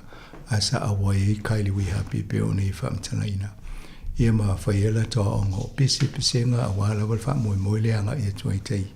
Ia maltai au nei lan sa alua samalinga i tai mai. E whoninga mai pe on muli mawina neva ia so atoa. I le lei o le tau pulenga ma fuafuanga e le o yeise vivisi. Ma lo solo le lei o le fotai au nei le sa wa veusu i tai wha pena fo isi vaenga mai lo hat. Ia mai si vaenga lo atu i tai. O lo iel tatu o whainga luenga lo o anga i atu i tai e po e mai ni si fo i o vaenga i tau te mai mo i stei me o la whai lo atu ala tatu o whainga luenga. Le si vaenga le na matu tano ne ia o le vaenga le o le siakinga i o mo meo. A misi mo meo no whaonga mo no whoa o halom whanau i mo ta vale pe on ta ua e nita o le vaenga le whai ela tonga luenga le masina atua ngalua whaatasi ma leo. Ia va pe o e walum whanau va ia mo meo ka booster seats na ave siaki e le na ia o le se fe ia lum whanau e fe wa ia. I thank you for that chocolate. We've had a month of Choctoberfest. I have to say it's our 3rd year running and it just gets bigger and better every year. I personally only partake in one thing. I'll see what Kylie does in a minute. But and that was one chocolate thing that I just couldn't even eat because it's so rich. But we've gone through half a ton of chocolate from Whittaker's with over 20 venues participating. So we had all the drinks and then we had all the baking. And it's been amazing. The peppermill that won the drink one was like a jelly tip. It had jelly at the bottom and then it was a mixed drink on the top, and people just queued, and they have actually brought it back because it's been so successful. So they won the drink, and then the urban cookie was actually a croissant with a cookie inside it. And it didn't look flash, but tasted awesome. Nice. Apparently that's all what matters. They're thinking they're going to keep it on theirs as well. So it's really one of our biggest promotions, and everybody has been supporting it. And I know a number of people who did a lot of them, and they have gained a lot of weight. So it's fairly obvious. I couldn't believe how many people have actually done so many. What did you try, Kylie? I wasn't here over that time. I was overseas, but in previous years I loved the drinks. Yeah, it's always the drinks for me because they look exciting, so it makes me want to try them. That blue Cookie Monster drink looked impressive. Yeah. But the effort that they put into it is so you could have taken the money, the income taken by the council more than 130,000 if you were straight. But it's good to see the revenue raised out of your monthly. It's good for local businesses. Yes. That's the most important thing, is to keep supporting our local businesses. And I'm quite sure with their creativity, some of these will become a standard in their, food and drinks going forward. They're definitely keeping them on, as they said. Yeah. So that's very good. The shared path down here. Yep. That's working well. It is. We had the opening of it. Way back in October. And it's 1.7 Ks, obviously, and it runs from almost, I'll say Parramatta School, just north of that, all the way down. And we had so many letters of, why are you spending this money? Because everyone thought it was council. It's actually government paid. It didn't cost us a dime. Now I'm getting so many people saying it's so safe, we're loving it, because we've got raised platforms at each road along there as well, so it's safer. So I have to say it's awesome, and it joins along to the pump track at the lagoon, and also new street lights and those pedestrian crossings. So something that has gone from a real negative has been a positive, and I do thank the previous government. They funded it. They funded it because this new government's not funding those sort of any paths. So it's something that we're happy to have. And it's good for the ratepayers. They don't have to fork out. That's right. Exactly. And it joins on to the work that we're doing at the lagoon. So, we've now started the upgrade work there. So people are now saying, actually, it's all working really well. O le vainga matata no e lua vainga yo mai o le Choctoberfest, le ento whalongo mai mo meo sokalaki o mo me inu a taumafa. Le na whaini masina ato October. Se lau tōs fulu wafe tā lana whapopo I pisinisi I lato I whātaunga tangata. E mai tele o vainga la iana tā ua la ua o Pepper Mill Cafe le na malo. E ma urban bake levo na malo I taumafa ia o Pepper Mill o me inu. E mai e te tununga o la whaua pe ia taumafa ia I whale ainga nei. E mo le anga I luma. Vainga le sa tanu mulmuli ai. o le papa kofai le awala le ilalo I. Ia o le na talalo I la solusu tasi Oktopa. Ai mai temine ua to tele tangata o lato whaongaina. Ia o le whafta I fo pule no ue la to wa tele temine mwha I on ngā solo leita avalina. Ia le o mai ngā luenga. Mai tele I o mea na whaia na to fo I mola au li mafi. Whaia ia bomori ia le awala. Ia tele mo meo pedestrian crossings le na ta ua fitu. Ia mau le tau atoa. Na whaatupe le whainga maro le wa mawai ato le lai whaafta I fo ia pune no wa pule maro le ni le uwa mai le si tupe tu mai ngar benga whaapea. Ia le ua mai ale si ngar benga. I was just wondering, what other similar projects have you had in a pipeline that's now not being funded? Oh, as the walkway along Titahi Bay Road. Right. So that one has been rejected. So we were going to do an upgrade there with a footpath along the city centre. Right. That's the only other major one. We didn't Right. actually have any other cycleways planned or footpaths planned. So you need to reorganize your long-term plan. We're looking at our budgets and we've got meetings on that coming up. So we have to work out what we're going out with our annual plan as our next one. Yeah. Yeah, Alicia, you're not like Wellington City Council where I belong. No, we don't need an observer. You're observing well. Well, I think we all get on and we leave our party politics behind. That's the difference. Yes, yeah. Nā, o vaenga ia peo tala no fo I peo ina iei wa fo whango tupi. O iei si la topolo ke tile sa ilfa moe whai mo sa I nei porua. Talo ile o le to mo le tupe le malo sa fa tupe ni so ngal benga ni. I o le la to va ai I le la to fo whanga fa ta tianga paketi mo le anga I luma. Thank you. Water. Summertime, we're heading to the time where you need to restrain from. Well, water is the ongoing battle with council because, of course, we've gone into our level 1 water restrictions and we've had lots of rain. So we're hoping that we won't have to go any lower. And council's signed the new entity agreement to go to the next step. So we had all the councils in the region had to decide whether they would sign an agreement to join a new entity. So at the moment we've had the Carterton and South Wairarapa pull out, and at the moment Horowhenua and Kapiti are yet to sign, but they're looking like they will walk. So we could end up with an entity with just 4 councils, which is not what the government ideally wanted. They wanted a larger entity. But at the moment it's just looking like Wellington, Lower Hutt, Upper Hutt, and Porirua. So we're trying, because you need a bigger entity to borrow more money. But that's ongoing. So the last bit of legislation for that comes in September next year, right on election time. Right. So the councils are working right up to the elections next year. But the good news is we are still on level 1 water restrictions, but I'm asking people still to watch what they use, because we don't want to jump to the next level. And yes, we've had rain, but we don't know what we've got coming. And of course, we're still working on the wastewater storage tank. More and more people are asking me what that is. So, because you now see the sides of it coming up down by the railway station. So that is a wastewater storage tank. I call it something else, but it's a vital piece of the puzzle that will help our overflows. Or just call it something else. Yes, exactly. So that is something that's cost an awful lot of money, and with new budgets and things like that, it's a shame we're not doing it now, but it's vital.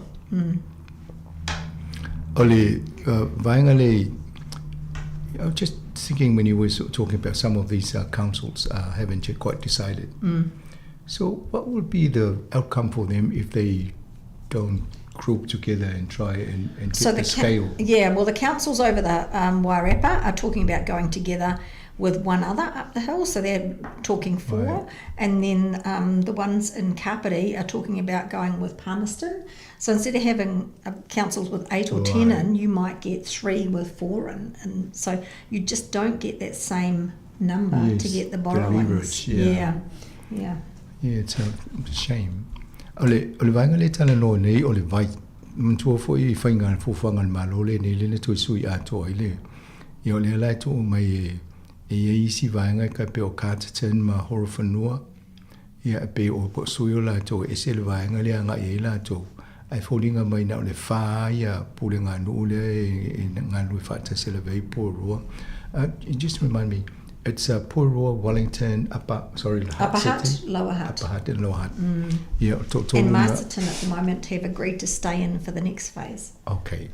Yeah, to lima lala to le Upper Hutt, Lower Hutt, yeah, ma Wellington, Purua. Yeah, Masterton le taimini Carterton. Is Martin? Yeah. Masterton. Masterton. Yeah, ona tona le taimini. O le ala e whaila na tōtana noanga mfufuanga I le ngā lurue whaatasi a wale anga I luma o tūranga le o le whaingo le vai o le maule na mai e Anita a tō tele ngā lurue whaatasi e whaingo fie fo ino o nta lafu si tupe tele e whainga luenga a wha peto la itichi I la itichi fo I le avanoa mwhai o na mou tupe wha pia a wale o ngā luenga tau mo fie whaingo vai nei I le anga I luma. I'm just wondering, you know how you were working towards the Three Waters? Yes. If that had gone through... We would have been better off. Okay. Is that how you see it? Is that what the rest of the council see it? Yes, they do. And other councils in the region, because it would have been operative by now. Okay. And it would have moved things off the council's books. So, yeah, personally, our council liked the old Three Waters, but we have to work with a new one. Right, okay. Ia o tūlanga nā le saf sini nei pona la tōwa I pēn wha pē wha wau pēr fufuanga le na I les whainga malo mwai. Ia o tali at punu mana ia anāru I pē wha pē ne wanga lue maanga ilum. Ia mai fifi e voi la tō le tūlanga nei fufuanga na ia pētai. O le suinga le malo mo sui e fo ia whainga le wai nei. Ia o le fo ila muli muli e la tō I fufuanga le malo. Ia, tātou holo whaatasi ei. The thing is with all the changes, it has an impact on all the ratepayers. It does, and because we still need to do water meters, so that's the next step. And we only have them partially funded in our long-term plan. So ideally it would be the water entity that would put those in. Hutt City might start them next year because they have budgeted completely for it. But yeah, it really depends on the size. We need a billionaire like Elon Musk that comes and gives some $1 million to help with things like this. Hasn't he now joined Trump on government? I don't know what sort of democracy they do there, but they're buying the power to get into parliament. It's interesting, isn't it? Yeah, o le tūlanga nā le iai, o le tau whai e mo me o telo tupe mo mie I pe o mo mita o vai le lumanai. Ia o tupe uma mana o mie whai e o nai, tau whai fufuanga le whainga mālo le iai nei. Pataka summer season. Yes, so 3 new exhibitions, including an amazing Pacific one. There's a selection of work from Diane Prince, so a painter, a weaver, set designer and education, whose work emphasises Māori rights. Rangi Rua, which celebrates 2 pairings of 2 artists. And Taku Hoia, an exhibition that features work from Aotearoa artists for the 2024 Festival of Pacifica Arts and Culture. And so we've also had another couple, because I've done Liana Latua. She's opened up down there in the small gallery for a short time, so she's got her art. And then we had the kids from Porirua East School have done a pilot program with Pātaka Education, and they've got their art. They've had a whole term of going out and visiting different places with the art teachers from Pātaka. So I was really impressed with that on Friday night. Huge amount of Pacific involved in that, and it looks like a program that we should continue with. Hopefully they'll get more funding, but it's been an awesome thing. If there are walls around the area that needs a beautification, perhaps we can get these sort of kids to come and draw some lovely murals on them. We'd have to ask the private property owners. Yeah, we don't have any walls that we can actually put murals on. I've got requests, a sheet long. I have one from Great Wellington, the same problem.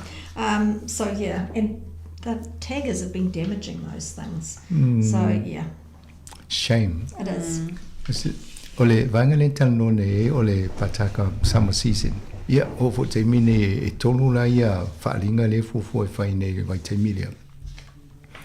E la vea ia ta tangata Pasifika, e ia tangata ingoia Diane Prince, e o le tusiata, e la langa, e tusia mo me o mamanu me whapena i matulanga tau wa onga. Ia o le lai e wha ai mai e pēt, e wha moe moe maurunga i lunga i fufuanga o o ia te tau nei tangata Māori. Ia o ia la le la vei fo le vaenga lea. Ia whapena ma lesi vaenga le ta o fo o mo whaingo fofuanga I tono I Pataka. Ia o le isi tangata whai fo I vaenga na le Festival of Pacific I le lua whelo sufa. Ia sa I fo la tau whaaringa botus tu singa na whaalauloa ina. Ia o le fo I whaatau ina le vaenga ia. Mai e vai ato le pea nga I lunga I mumeo whaalia tu I whafole laulangia le maulungo tu afo I o mumeo ata tu sia tangata Pasifika. Ia mamauni tonu o porua. Hey, we're just about getting to Christmas again. We certainly are. I think it's 4 flies through the weeks. year. Yeah, it's scary. So we're going to start on the 15th of December. We have our Christmas in the park, where we have the food trucks from 3:30 to 7:30. We're hoping the weather's going to be fine, and that way we can have it outside, because last year we were inside, and there's market stalls and face painting. And then Nick Tansley comes along at 5 o'clock till 7:30, and we do Christmas carols. You know, we tell people to bring a blanket or a chair, and we sing along, and that was really fun last year. And then on the 13th of December we have our last final Pacific night market. Right. Up at the Cook Island Hall. That was huge last week. And then we have a community come together with at Kura Street Park in Te Rai Bay with 180 different craft stalls. And that's always a good event, Gold Coin entry. It's quite close to Christmas. So if you want to do a little bit of Christmas shopping before then, we have Whitby Collegiate. They have their Christmas craft this Saturday at 9 o'clock at the college. And then the Plymouton one, I haven't got the date. 5 till 7 this Yeah, on the Sunday. Yeah. Saturday. Oh, Saturday. Yeah, so they're all having different stalls. So that'll be interesting. Right, a lot for people to take in and to get to enjoy. Yeah. Participating. Ole vaenga le tala noa nei o le fofanga fo el pulenga no I polo. Le utato o tol kisimasi. Ole tala noa e ele vaenga le fai I le asos futolu o le sfarele as futolu te sema I le hola au kuki ayalani ia ole fa moi fai fo e tawalunga ia fofanga e fai ina le ona mo tangata Pasifika le marketi le ina ia no ole la sululima o te sema o le asosalia ia tele ai fofanga le fai I le te rauparaha paka I le afole tolu o to afole fitu I le po mai tele mo meo o loli e mo mea tau mafa I o fofanga ese vali fo ia fo lingo alum whanau vi tulang whapea ia mai nai whai umai tono porua whai ngofie fo I ona awai a inga pea whapea se awa noe awai a toinisi o le fo e wawa e isi me e whai le aso losfulu o te sema le aso salia ia o le Christmas fair le whai o le Kura Street Park I ti Taipei ia o le atele la ia awa noa le mo la tau towe e maua ia awa noa ia e a ngai ia ma awai whatasi fo I ma a inga gold coin to enter all of these, or are there some free ones? Just that one. The free one is the Whitby Collegiate one and Plymouton School. O vaenga o mai tele na le si tongi manga nai le si vaenga le ta ua nei e le na watu muli ia o la tona le I le fo le tupe fo ia. All right. The other thing we have coming up, yes. Which people can register for, is the Christmas Day, where we do the Christmas lunch. There's 200 or 250 spaces which are filling up. So that's for people who are less fortunate or don't have people with them. I'm working that one this year because I'm staying behind. And yeah, so if people want to do that, they register via the arena. All right. And when is that on? On the 25th? Christmas Day, yeah. 25th, okay. Oh, that's good. O le fo I fo fuanga pena I tausanga mo vai o le tamo fatanga le vala o le amisi la tau le mo mie so ni la so kismasi ia ai le stala ite la stala I le pulenga no po le arena o ina le fa I tau maftanga le ia mana ia fo I mo la to e nufto tasi ava pe mo mie so ni tulanga ia fa so tai pulenga no ia na mo ile ia fa mtalanga vaenga ia mai fa mo fa tono le so kisimasi la so lima o le masina o te sema. Kylie, you've been this pet food. Yes, pet food drive. So what started off as a very small community event has become quite a large one, really. So it's the 5th annual Porirua Christmas food drive. So what happens is that we put the call out and ask people to donate pet food and dog food for people that struggle around Christmas time, because it's a really expensive time of the year for a lot of families, and sometimes pets miss out. So we usually get quite a lot of donations, and there's a couple of drop-off points for that. One is at the supply room in Mana, and the other is at the One Agency office in Porirua down in Harthen Place South.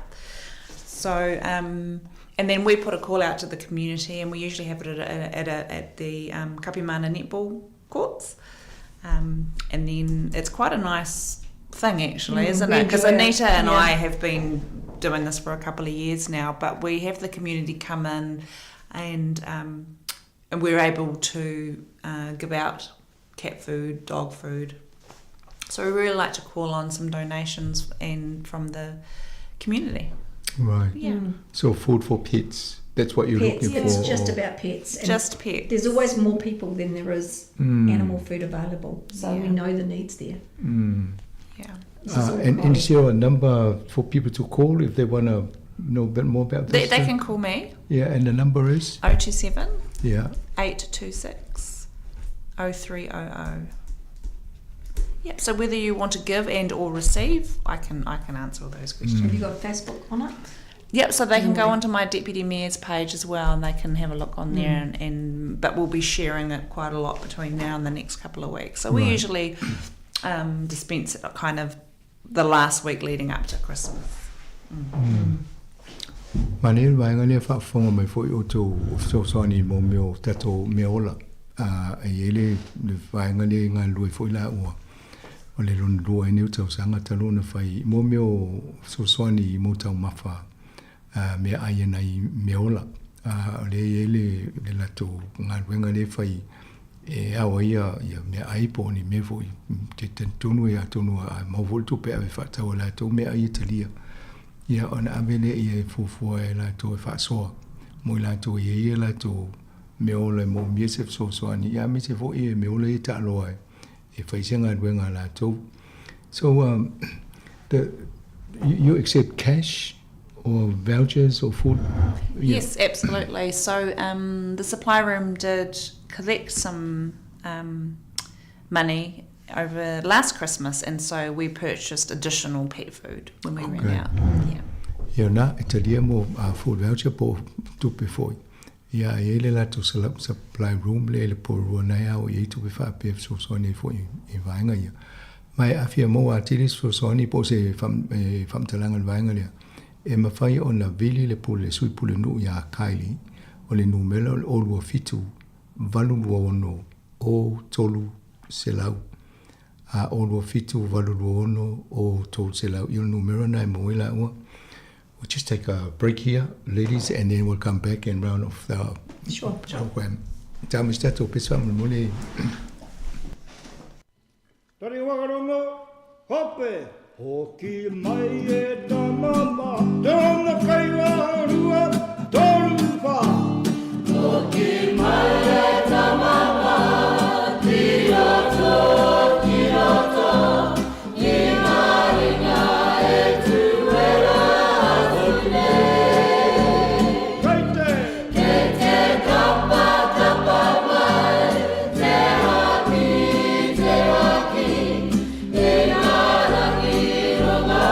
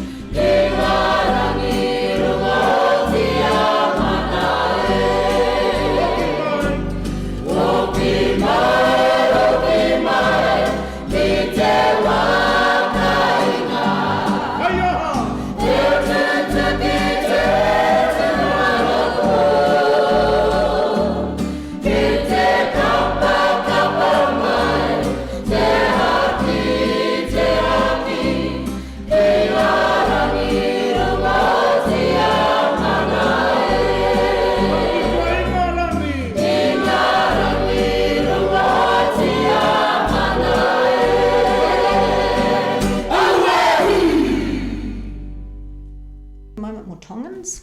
Tui whatalo whatu whawhonga le tunu. O lo mat whatasi pe mo le puneno o porua, ani te paika I whape mo le sui puneno o ya Kylie We Happy. To tano to taun wanga ngan wenga. I hear that, the citizenship Yep, last time ceremony we had citizenship. last night. We had 60 people through, only 14 families, lots of individuals last night, Right. and they were from 16 different nationalities. There was Sāmoa, Tonga. We had so many people through. By the end of the evening, because we have photos at the end after I've sworn them in, my face felt, because it was just everyone wants a photo, I was stuck smiling, but it's just such an awesome event. And really special for people. So we had it in the dance studio last night because Pataka was full. They will treasure that photo. I'm sure they do. I had my Yes. chains on, and by the end of the evening, I had been given 3 different Pacific lays. So, yeah, the photos went from one chains to more and more. Oh, that's brilliant. Yeah. O le vainga le tala noi o na pō. Sa whai e fōi e ele la tō sauninga le wha e tali alo i e la tō maua la tō siseni nofo I New Zealand. Le la pe mata no ma anita pea ma le e wha iwa ia sauninga wha pe whare tausanga. Au le vai le ono sifuru le fitu sifuru tangata iai. Ia pea tu sala e owa tu le ono se lau tangata le e whaia la tō whatau e vea matangata siseni o New Zealand. Ia o le tūlanga na le porua. Ma whawhaula whapena ino I vaenga umao I ai tele o New Zealand me se o kilani. Lo inga tō tele ala wha I tangata a vea matangata no o New Zealand I sauninga whapea. Ia o le fia tō tele I tau tangata Sāmoa Tonga. Ia le pe sau noe ani. E amata e whailana fo le soa fo le mo le pule no. Ia uma o tōmu I lunga ia ula o tātou fi o tangata e watu fo ia I mapua e mātal tō tele la tōna awai. Thank you for that. That's good information to share. It is. I had a big Pacific Day yesterday, obviously, apart from citizenship. I went to the Ministry of Pacific People's launch for their new director for commissioning and partnerships, which is a huge job. And our local lady, Maria, I'll have to get you to say it. Uluililata. Thank you. Thank you. My pronunciation is terrible, but it was a huge event in the sense I have never seen so many reverends or pastors in the same room. The support in the community that she has is awesome. So we're very lucky to have her living in Porirua and working for us. So that was great. If you look at the role, it's called Director for Commissioning and Partnership. And when you talk commissioning and partnership, it's money. Yes. She'll be good at it because she's on a number of boards. Yes. So the councils will get closer to people like that. Yeah. Well, I think it's the fact that she's looking after Pacific people here in the region. It's just awesome. So, and she's based locally. She's from Porirua. Her mum was there. She had the photo of her father. So it was very special. And since your last program, I hear that you attended the launch of the housing. Oh yes, the Pacific Housing Collective. Yes, that was awesome. He was there. Tino Porirua was there last night as well, yesterday as well. The collective was awesome. That was a really big day with the ministers out, having Barbara there who had started it, and then our national minister, and I've forgotten his name. Potaka, thank you. And I even managed to get them all in one photo, and someone said to me, how on earth did you get them together? Because normally they were sort of apart. But it was a great event. It was really successful, and after that they had the evening event for people. So yeah, pleased, and they've got their consent and they're underway, so that's good. And you had a number of your council. I had the whole council there except from Collie, who was all overseas, and I had one person sick, but everyone else came. So yeah, I think it's a good project for your council for Porirua, which will be adding to a number of houses being built. It'll just not be nice to see them get their feet on the ground and actually get some houses built, and the different styles and where they're going. It'll be interesting. Yeah. Yeah, I interviewed Whamtua Tino Pereira here, and they talk about, it's another historical event for Pacific. It's never been done before, that sort of project handled by, very lucky to secure the funds through government, and now to fill those houses and to actually get them built. So it was nice to put the shovel in the ground and say, right, it's happening, and they are underway. So I think he'll do a really good job. Yeah, they're planning to get it completed by Christmas next year. Yeah, it's the first 16, I think it is. So that's 16 of many. Yeah, le sa tatano fo inisio fufanga ye pe ona ye le e porua i le fo le fionga ya mangili Maria ulu ile lata e le lata fa single na fa ile office au tangata motor Pacifica ni porua o le ofifidia ya mangili o le ministry le official au tangata motor Pacifica e o le director o le commissioning ma partnership. Ia atonu e tōtu whanongongo fo ia i e semi mumua, atonu a porolo o la loa fo i le fionga ia mangili ngā ruenga lo iai. Ne vo inta ua pule nuu e ngā loa fo i la tō whaatasi inisio, mamalata inisio ngā ruenga. Ia le sa whaatumulia fo i le officiale anafi. E amna i ai de fo i sui o Pacifica tūlanga pe o na whiwhiria nei o tō fiai o ia. E ngā loa e matau tūa. E le ngata i Nats Pacifica ia o New Zealand. Ya le fo la sa o sa no nga pulinu ile fa la loina o polo kiti fo ile i collective le fa nei porua yo le fo sa mata no po mi fa to fam to ino tino perura yo le fo fanga na le nga ilo me fa popo ni fa le fu valu i fo fanga fa le o lo fa wo porua ya mo tanga te Pacifica. All right, so thank you for that. Is there anything else you want to, Kylie? Anything? No, nothing else. I just want to. I just hope that everything goes well today at Parliament, and you know that there's a lot of us in the region that support this from all walks of life, all cultures. So, yeah, toi toi te tiriti. Absolutely. Former Prime Minister, National Party, Dame Shipley is really mad about what's happening. Well, so she should be. It shouldn't have come this far, but we can't do anything about that at the moment, unfortunately. For me, it's a wrap-up in the sense that we're doing prize givings at the moment with all the schools. So we've done 2 already. We've had Mana and Aotea. But the kids are now coming out, wavering, looking at things doing, and our tagging is picking up, and our parking meters have been broken open for the small change that's in them. All these things cost you and I money. We're not funded with insurance, so every time they rip open a parking meter or they tag a box, we pay more, or we don't get something done in Porirua. So can we just keep an eye on what our kids are doing, and you know, there's lots to do in Porirua that's free, just don't damage our things. So it's sort of a call out to say, keep an eye on what's happening in your local neighbourhood. Oh, that's sad to hear. Perhaps we should insert a little camera when they open up, it takes their photo and send you the photo. Well, we do know one lot because our staff actually photographed them doing it, and they were students, and then they went straight to KFC and ate. So, you know, but the police haven't got time to chase these little things. But it costs a lot of money, so it means our parking meters could end up going to card only, and that's hard for our community. So, yeah, we've got to look after one another. It's a shame. I think the photo should be shared with the school and the parents so that they know. Try and bring them in. Privacy legally, we probably can't do those things, but I'm not disagreeing. But Oh, yeah. Leo fo fa uma fo le saunanga I me le tupu tonu porua. E la to fa le nga masini fo le fa ye mo meo. Tongero tope paka ia aver tope ia bo yo to mai tia oma. Ia tonu mo matua fo tang tata noi tamam tini matau ye fa ye me ye fa longo ye tau tia le la to. Ina ia awone I mo la to la fo no ma fa ina fo. Thank you very much. We'll have our last program for the year next month. We will. And we'll look forward to the new year. I think we're all counting down 4 weeks. All the best for your work today, and obviously the Hikoi people might come back through here. They'll come back and sleep probably. They've got to stay somewhere. Yes. So it'll be nice to get everybody back, and it's all been so friendly and happy. And it's good that Wellington has turned up a nice weather. Yes, it is. It's a beautiful day for them.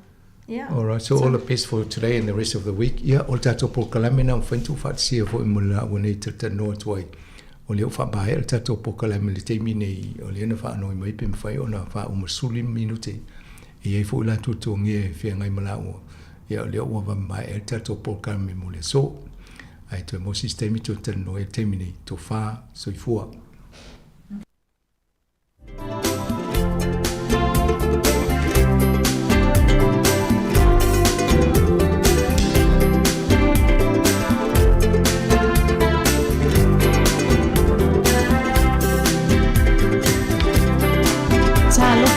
Sāmoa, o ngā lofa me mo o, e le mawhai o na wai, o langi nai, Sāmoa la pele.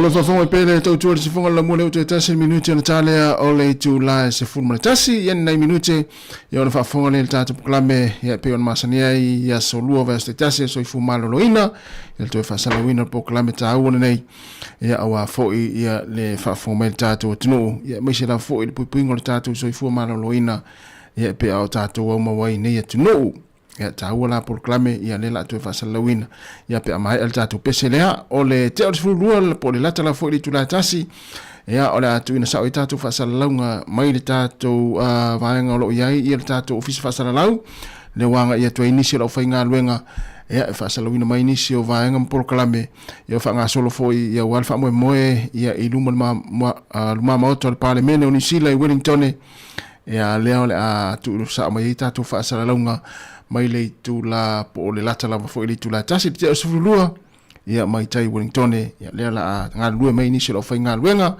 ia pe ona nga ia tia il fa mo na io mai ta wat fo ia i va fo pe on tu ina mai ata o ka se tumu ia mama tua to tele ta nisi o ta to tunu fo ia o lo fa tasi tu ia mai se foi ia na yo ta to uso maori po tangata whenua ia e le fa moe ia ele o toi pose lilo pe on sile fia fo i neva yaso fa tu mulia fo i tai Wellington le taimi nei ia na fa amna to pea ia i la to lo fewa ia mesi la to ia o lo anga ia tu ia i tai le taulanga i Wellington ia mana la fo fa ngao o vaenga pe ona watu tatu tal fo pasi ma no fo afi ia e malanga i tai ia tu lo ta vale ia e fai o le tumu ia o le ai la ni paka fo le paka i la ta vale in te ua wharenga ina lau ta vale il tūlangolo ia il wha moe pe ona ia il fōri nei yaso ia mai alon pese lea ia ona so lea ma le tātou proklame o le soifo malaloina whatalawhatu le tofine au su ese ngai whatalawhau su ese ia lawhatu mani ia fōri nei yaso Howard matavao ia wape foi Amelia Whaamoana malo nau whare tolu whaftai mafuta mai pale tuea Teresia Augustino ia o le linga leota whaftai tere lava ia le mafuta mai ni taimo le tātou proklame ia o le tautua whaupea la wala leo le si ufonga la mua Wellington mai alol pese lea ia o vivi inga ia o matautu ia i fea matautu whare alili ia ona solo lea ma le tātou proklame le soifua malaloina to whasalawina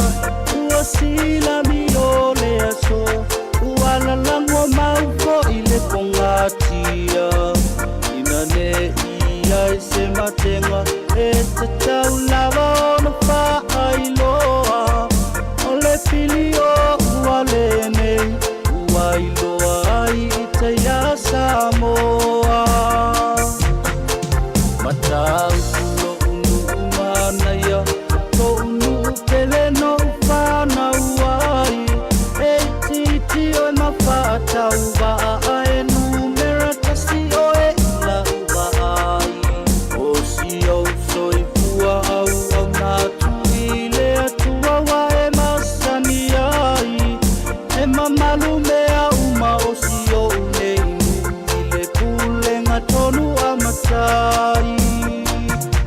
Afio mai tupuala, afio mai mata utia, susu mai le natua, o tia ba asu elena, susu sari, papea ole filufi, o tamati ole fili, ua masani so sitai.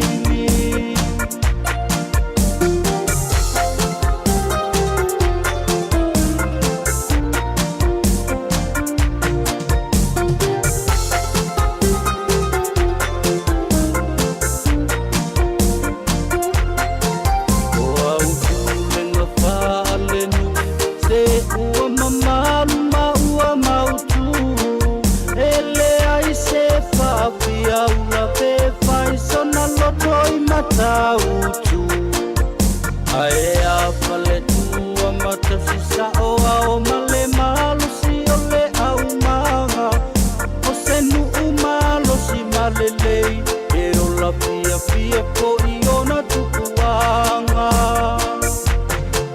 lau susu mai le paapea ngainga amo savae toe masio fale tua se ua faa malo tauasa malo sila sila ile atua leo no sayona o Yesu ile tala lele malefa ale nganga ua manu ia ai ele ele o mata utupele ilo uanganga afio mai tupuola afio mai mata utia susu mai le natua o tia ba asu elena susu sari papea ole lufinufi o tamati ole fili ua masani so sitaimi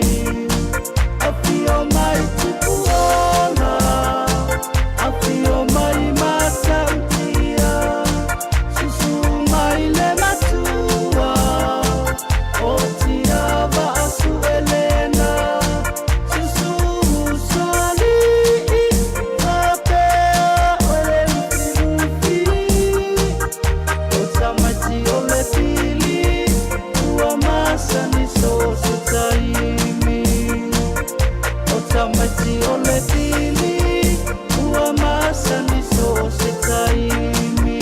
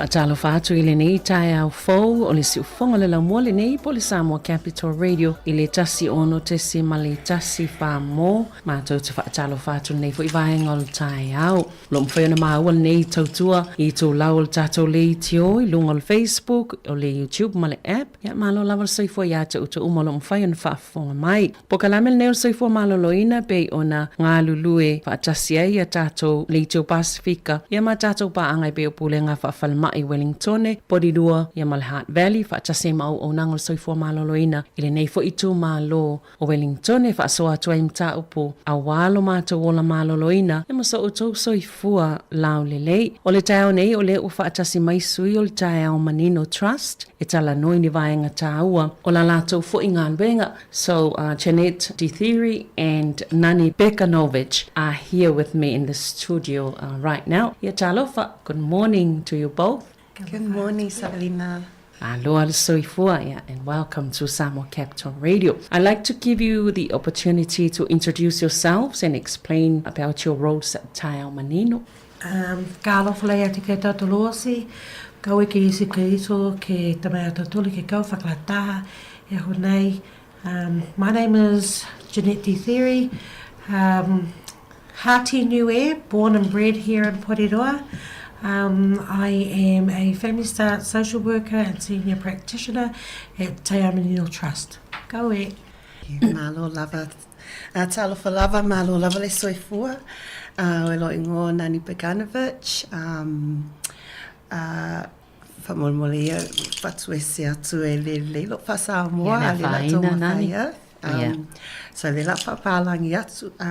So like I said, my name is Nani Bekanovich. I am a Family Start social worker at Te Ao Manino Trust. I've been with the trust for nearly 5 years. I live here in Tawa, Porirua, with my husband and 4 children. Yes, like I said, Family Start social worker. Malo, whaafitai. Ia, peo nau tau whaafonga mai ai, ia i tātou sui ia wa pa au mai le au nanga le Tai Ao Manino, o le pokalame o lo o ngā luei nei la ua, o le Family Start, i tono lea fwoi au nanga i tono Porirua nei, ia o le sungana, ia Jeanette DeTheory, o stasi o lo o ngā luei i tono le Family Start, ia o stama i ta iniwe, ia ma o lo o ngā luei fwoi ilana ia matata, peo nau tau whaafonga mai ai, le sunga ia Nani, o se social worker, walata i le 5 tau sanga o ngā luei nei, i le au nanga le nei o le Tai Ao Manino Trust, ia o loa lala nei i taua, masiona ainga whaatasi e malala whanau e toa wha, ia pe o le vaenga lana o leo lo o ngā luei nei la o i tono le Family Start, o le pokalame le i tono le au nanga a le Tai Ao Manino Trust. Can you tell us, what is the Family Start program that Tai Ao Manino Trust deliver? First and foremost, I'd just like to say thank you to you, about Lena, for having us here on your program, giving us the opportunity to share what we do at Te Ao Manino Trust. So, what is Family Start program that we deliver at TT at Te Ao Manino Trust? It's a home-based program. It's free. It's a confidential services that we deliver. We also provide support for our families. We work alongside the families to develop a plan to meet their goals, their needs, and we aim to improve the health and learning and well-being of the child and the families as well. We also do, we promote the family's strength to build their confidence for their independence, but also focus on strengthening family support, including access to other services. Is anything you want to add, Nani? Yeah, I think just the last thing is that the difference between our Family Start at Te Ao Manino Trust that we deliver is that we look at it from a Pacific lens. Yeah. You know, with the mindset, it takes a village to raise a child, and with the emphasis that that village is safe. Yeah. And so I think with our Family Start program that we deliver is that we really do support each other.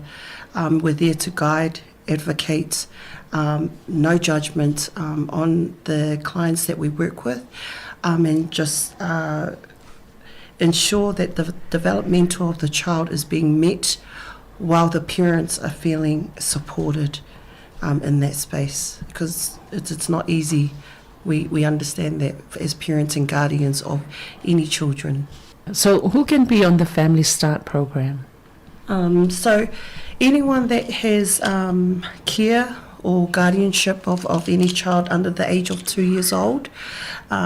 If you've got a child that's under 5 and there are some high needs, we definitely would like to hear from you. Maybe there's things that we can support with. But if you've got a child under the age of 2 years old, please refer. Yeah. Also, can I just add to that, with the a mum being pregnant in her 3rd trimester, we also can enrol them to be a part of our program. We can work with mum from the 3rd trimester right through till she has baby, and their child can right up to 3 years old. However, if there are other issues that need addressing or need help with and support, we can have the child on our system until they're 5 years old. Malova ta ia o vaenga la ia taua le tauna no fosila fe tato tangata ia o le Family Start program ia po le pokalami fo ilea wa faingoe no le Family Start le lo ngalue sunga tato malo nei tai au o lo lato momoni e toi se pol kalame un ni fuafuanga I whaara lele ele soi fua maloloina o whanau la nei pe ona ta wailalo le lua tau sangal matua ina ia maua fo ila tau ia whata se fo ila mamatua a wai pe o lena sauno fo ila nani e wawa ai mai la tau le ne au o nanga ile tūlanga o tātou tangata Pasifika manatua o tātou tangata Pasifika ia e awai le to o tele o tangata e tau mawhai sosoani e tausi le tamaititi ia pe whawhai lele ia matu ulona tūlanga ina ia ola mai pe soifua mai wo isa tūlanga le lei pe a whaasolsolo la wailona tupu ai ne no tu whaafonga iai ia e au fia atoa po le nuu po le ainga po le au ainga atoa o ai tangata uma e mawhai ona langolango le tau singa o le whanau pe o vaenga la ia o lolo o ave ela la tau whaamuamua I lalo po kalame nei le Family Start o le tāpena leo po kalame ma wha tino atu wha le le soifua maloloina ia ma wha atuma wina I fo I le loto tele ma le loto mau I whanau nei o loo wha apitoa I eila lato sosoani lalo nei po kalame o I lato la nei pe ona fisilingia po o ai e tatauna I tono le po kalame le Family Start o I lalo le lua tau sanga le matua a le fo ina saunoa I Janet o ai lava I lato I lalo le 5 tau sanga e onga pe iei lava ni tūlanga mo o mia po ni mana onga te tele mo o mia mo le tausinga ia e mawhai o na whaaso ta i atu lato sau staimi o na tu ina te fwile o la lato numera e mawhai o na whaso ta i pe a wha pe mo mia so soani leu tau ala tu I lalo tau longo I le nei polo kalame o lo I fwile so soani mo tinane I maitanga o le ua I le vaenga tolu le trimester lona tolu ia le malamlama I lava o tau tina maitanga I whaupunga I o vaenga ia pe a whai o le tūlanga le ua o ia le maitanga o le tina ia e mwhai hafo ilana of sosani to ilantou ia pe whanau pepe o tu lava le tau tau sanga le matua vaenga umalava I lo mwhai o na maua tole sosani I lalo le Family Start I te tono le tai au manino trust. How important are the early years of a child's life? Yeah, so the quality of a child's life, the early experiences makes a difference as their brains develop. So in the first few years of life, over 1 million neurals of connections are formed each second, and so that's the fastest pace, and it will never be repeated. So the brain development of the child is very crucial in the first few years of the child's life, of the baby's life, and we need to protect baby's brain, but also feed its nutrients and ensure that its development, in order for it to grow healthy, we need to ensure that baby is not harmed in any way, physically, mentally, emotionally, and that we are constantly feeding to baby, like the serve and return, the developmental needs, the physical needs, and the emotional needs. Do you want to add on to that? Yeah, I just want to just to go back a little bit on question 2 of who can be in the Family Start program. Yeah. I forgot to highlight and to say that although it's for Pacific families, it's actually open to all ethnicities in our community. We work right from throughout Wellington right up to Peka Peka. So now I can go to the next question. Right. And how important are the early years for a child? It's really important for when a child is born and their life is born into a family of love, warmth and support. Without those, the child won't be able to develop properly, but I feel by having a child's best start of life is to be born into a family that are really supportive, that show love and can support and nurture a baby throughout their whole life. Thank you.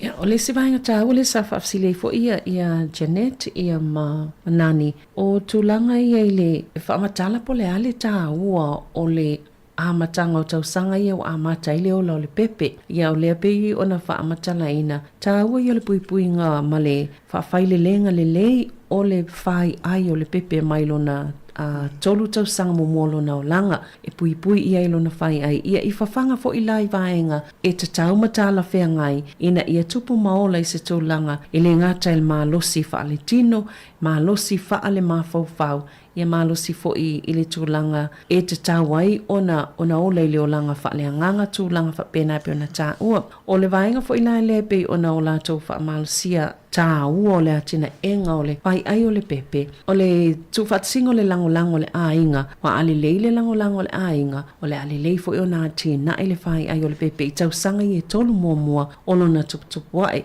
o le ala lea pe o lo o lātou whaatawai nai le teimi lea whato a tuputupu wa ele tamaititi maola mai I te tonu o lona ainga. There must be challenges that faced by parents, and can you tell us about that?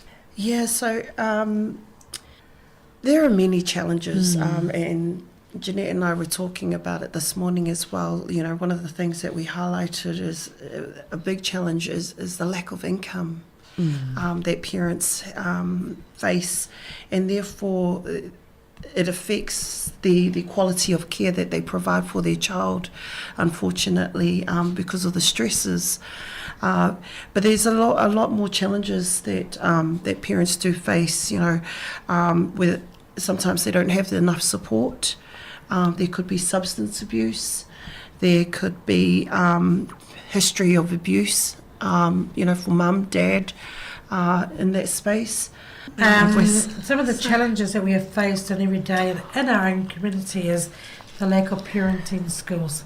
So although they're parents and they could have, you know, 3-4 children, they still lack what it is to be a parent. Some of it is being unsupported parents, whereas they don't have family, ainga, in the background or to support them, that they're by themselves. Not knowing antenatal classes, I suppose, in terms of the follow-up for their pregnancy, knowing who to turn to in our community, who's who in our community to help them. Like Nani said, there's family history of abuse, relationship problems. That all leads to the challenges of a parent of being able to be the best parent that they can for their children. The other thing is when we have parents that the lack of essential resources, what does that mean to them? Will be very different in how we understand it to be. Some of it could be they're too whakamā, they're too embarrassed to go and reach out for help, or they don't know the services that are able to help them. They feel like they will be judged for just walking in and taking a big step. When we do have families that do try to reach out to other services, some of them can be knocked back for even trying. So this is where we come in to advocate and support our families. Some of it could be that they're low educational side of things, qualifications for themselves, so that means they have low self-esteem. And also there's the fact of the SIDS factors where smoking during pregnancy, or not knowing or not being able to breastfeed, and having a child who's born with low birth weight. There's a lot of different challenges. We are faced with families that may have similar challenges, but think very different from each other. Some just don't want to listen because they've had help from others before. Some find it really challenging to have the likes of us go into their home to support them. It's just taking that first step of actually swallow your pride and let us help you know. Yeah. Right. It really is. And then like it's the external problems or issues that they have. So it could be things outside of their home, that's outside of their you know, the normal. Or it could be like an immigration thing. Yeah. You know, and so that's weighing heavy on one parent, where it then affects the income. It then affects, you know, rent. It affects everything. And so all of those then amount to the quality of care that they're going to provide for their child. And that just adds more stress, more challenges for mum and dad, or for the parents that are, or people that are caring for the child. There's just a whole lot of things, a whole lot of challenges that they're met with. And until they actually speak up, pick up the phone or come in to see us, or, you know, we're here locally at number 10 Prosser Street, Elsden. Yes, and you know, we're pretty, but there are a lot more prettier staff, you know, there that are qualified, registered. You know, they know their service and everything, and that they're there to help. We are here to help. And you have the solution, the answer to navigate those successfully. Yes. So I'd like to say that we are quite knowledgeable in the services, especially in our communities, who we work with and who we work for. And it's important that we know what's out there. And so when we get clients who come in who has a whole lot of list of challenges, we're not going to be able, in all honesty, to fix it straight away. We're not there for that. We are there to support and guide them through that process. Whatever that may look like. If they're requiring counselling, Jeanette and I are not counsellors, but we are there to sit and listen. And then we refer you to the experts, to the counsellors in our organisation, because we are a wraparound service. So what Family Start may not be able to provide, we've got other teams in our organisation that can support you.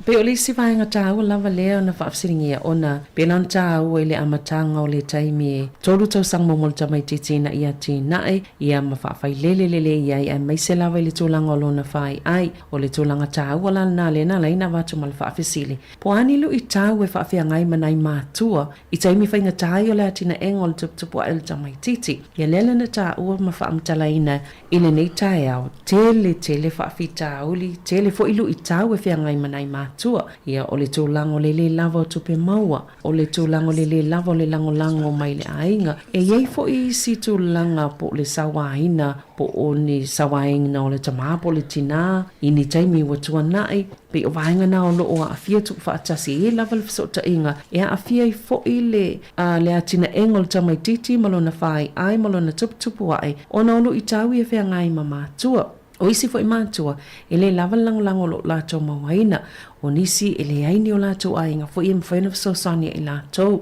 ia le fo I la pe ona whaamatala ina o nisi fo I fia maula fisosani ai le o mawhai o na o e tā pāpe fesili ngia le fisosani ona I ei lava tūlanga na pe e matamuli pe e mai te uato whaasino lima mai isi tangata o pia oi ia o le maua I le tūlanga lea ainga o le whaapea ia mātua ai o lea ua tā ua Holo o maua I lātou fisosoani e mawhai ona tālu sanga atu e lango ai I mātua o lo whea ngai maneilu I tau. Wa ifo inisi mātua po sesi o lo whea ngai man tūlanga o whaafi tauli I pepa e le o pe le ono fo mau po tūlanga whapena. Ia ona tupu e lava leo le popole o lesi o le matua po leo ngā li nei. Ia matutupu maini si whaafi tauli manisi lo I tau. E whainga tai tele ona whaafia ngai mātua. Ia maafia I le tūlanga o le tuputupu wae ma le tausinga o le tamai titi. O le ua tāua, le whaatalitali mai ia le family le tau manino trust, o lalo po kalame ne o le family start, fesili ia le lato ofisa lo itono porirua, e uma a vatu ia le numerous taimi muli ia ale Yesu ia peono tau sila mai a Janet Manani, o lato uma ia manisi o mai tono le o nang tau manino, o lo umau o mai le fsosani, le si vaenga le taua e Janet o le vaenga le fsosani i lalo po kalame ne o family start, so start a Pasifika la volo o au fie tono nei po kalame, mai la vai Wellington e oi peka ia o lo o mawhai ona au fie o mai tono la lato tautua, ia ma la lato fsosani o lo ia i lato le sila fia e mawhai ona fsosani mo matua o lo o fia maua le lango to langa whapene ina ia mawhai ona ola le leile pepe ma le tamaititi le o lo tau si tono le ainga se i whaisina malo longa pupu ia ona toi whaawa waile al talnoanga nei tae. We'll have a short break and we'll continue when we come back.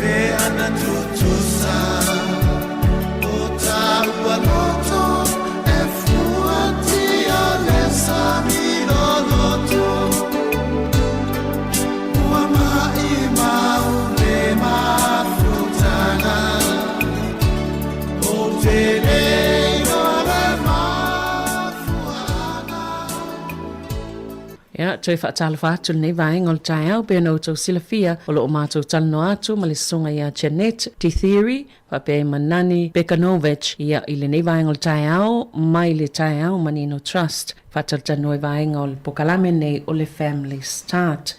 Now we've come to the question 5, and you'll be talking about the developmental needs of children. Tell us about that. Okay, in terms of that question, the development need of children, it's having a safe and loving home, first and foremost, which I think I had already mentioned before, and spending time with family. The importance of spending time with family is a form of communication for families as well. When we look at the cognitive development of a child, it's from birth, when babies are already developing cognitive abilities such as thinking, their memories, and also attention. That could be their form of communication, because we know when babies are born, their communication is a cry. And what kind of cries they had, there's different types. Also looking at their motor development skills, this includes their gross, fine motor skills. Some families, children are born with disabilities as well, which is included in the work that we do with our families.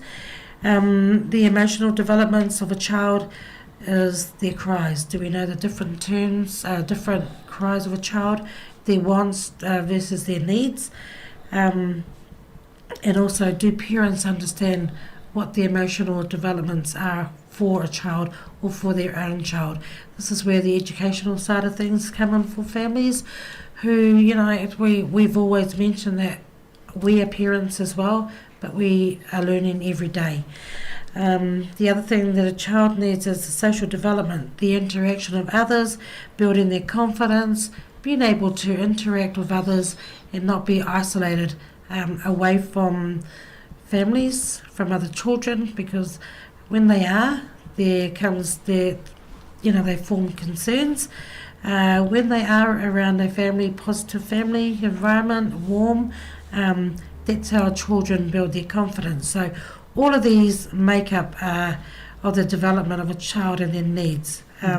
We also we look at play, which is really important for a lot of our children, to stimulate their brains, but also help with their growth and their development through the milestone stages as well. And so we look at the ages and stages, ensuring that the bebés are reaching their milestones. For example, at 6 months, bebés should be able to be doing what we call the serve and return. So it's a mirroring interaction between, the adult and the bebé. So if, for example, Jeanette is our bebé and I'm doing a touching the nose or a face expression, it's bebé's ability to then do the same back to me.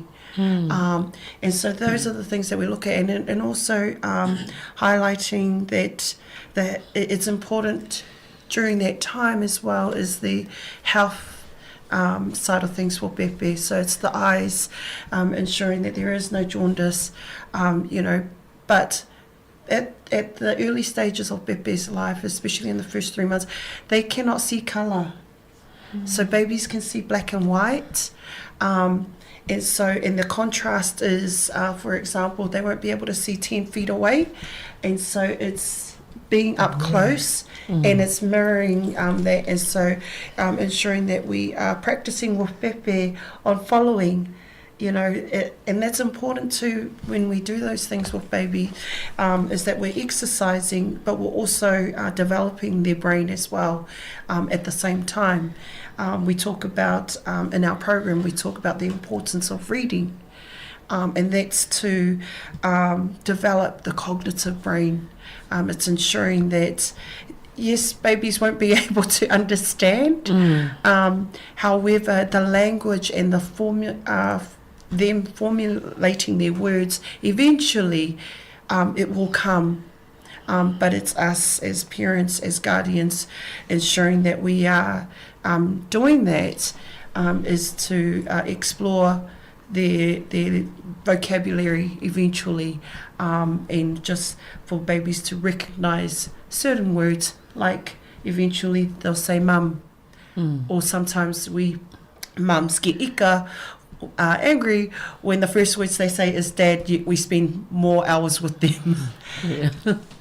Malo whaftai. Ia, isi vaenga ia na whaafsilingia i se tau whaamatala ia mana onga o le ātinga enga o le tamaititi i le tūlanga la lea o na langona, le tūlanga o le malosi lea wha le tino, ia ma le tūlanga fo i lo na mawhau, le ola le o lo na mawhau whau. Tā ua i le tā ua te le o le ia iai le taimi e whaalo, ia iai whaatasila ainga ma le tamaititi, wae mai lawa i lo na taimi e whanau wai, ia whaasosolo mai le taimi lea, ia e le taimi ati na e lo na mawhau whau, ue toi manatua mea, o le sota inga le tamaititi i le tangata, po le mātua, po le tangata matua, e le mawhaiona i sota i po tautala i le taimi wā lela i titi, e pei o le tangi, o le naia nā to mai, po lo naia nā awala e mwhaina sota i ato wai i le tangata, o le ta ua tu le tangata o le mea lomna o ai, o le taimi le tangi ai, o le whaila ta ua, mana tu i stamaite whanau mai e iai atu langa mana o ngā whaapitoa.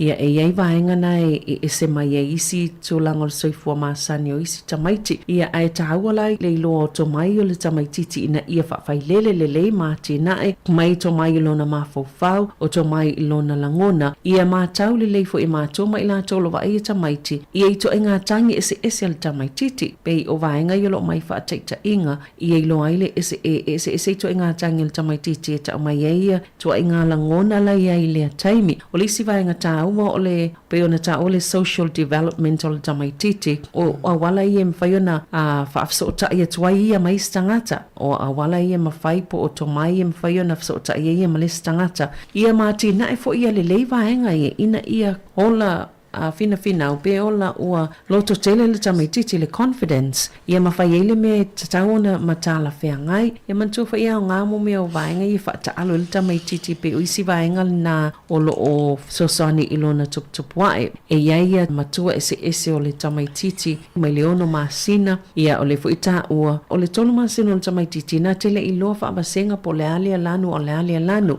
paulava lanu o iena te ilona o le pae ma le uliuli na te lo fo ile se fulu futu le mamao le iai ia mai le taimi lea ai pe o le tāua lai o vaenga ia ina ia whaileelelei mati na ele i le taimi lea o le lai titi o le tamaititi le pe ona iai tonu lava le pokalame le o le family start ia ina ia manino i fo ia tūlanga mai tāua i fo ila le langolango le ainga ia wai whaasolosolo tu lava le le atina engol tamaititi i isi vaenga se whaasolo tu lava ina ia i loa i le lei ilo na mawhauwhau ia mawhaawasenga i tūlanga o le whaitau ma tūlanga whapena ngia pe ale leile whaawhailelenga mai le a ola i titi. What is the most important thing for a parent to remember? Again, having a safe and loving home, spending time with family, playing, singing, reading, and talking are very important for our child's development. Having a healthy development in children of all abilities. This includes those with special needs and care needs, where they are able to grow up where their social, emotional and educational needs are met. Some of the things that we also talk about, we highlight in our home visits is immunisations. They're really important for our children being up to date if they need to, if say parents don't have a kawale, we're able to assist them, to take them to their GP. This can be arranged through, and not just through myself, but through our whole team. Oral health for every child to have the best start in their life is to, we encourage for our parents to take their children to see a dentist. They are free, and we at Taumino, we give out the free toothbrushes and the free toothpaste for families. Child education. So when we talk about this, we talk to parents on how we can support them by doing home activities, interactive play with the parents. We have reading materials that we can also leave for our families. When we have finished with them, we do leave resources for them to read. However, we do understand that some of them don't actually like to be resources. So when we do hands-on activities, vision for a lot of our families is really important on how we do things and how we explain the activities and how it helps the babies develop. I think it's really important having a positive role model amongst your family for our children to copy or shadow parents. Well, it's our parents and our adults, our grandparents. They're the ones that our children look up to. So I think those are just some of the things that are important. Nani might have some more to add into that. Yeah, and I think it's also important for parents to remember it's okay not to know everything. Yeah. Don't be too hard on yourself. In that it is okay to ask for help.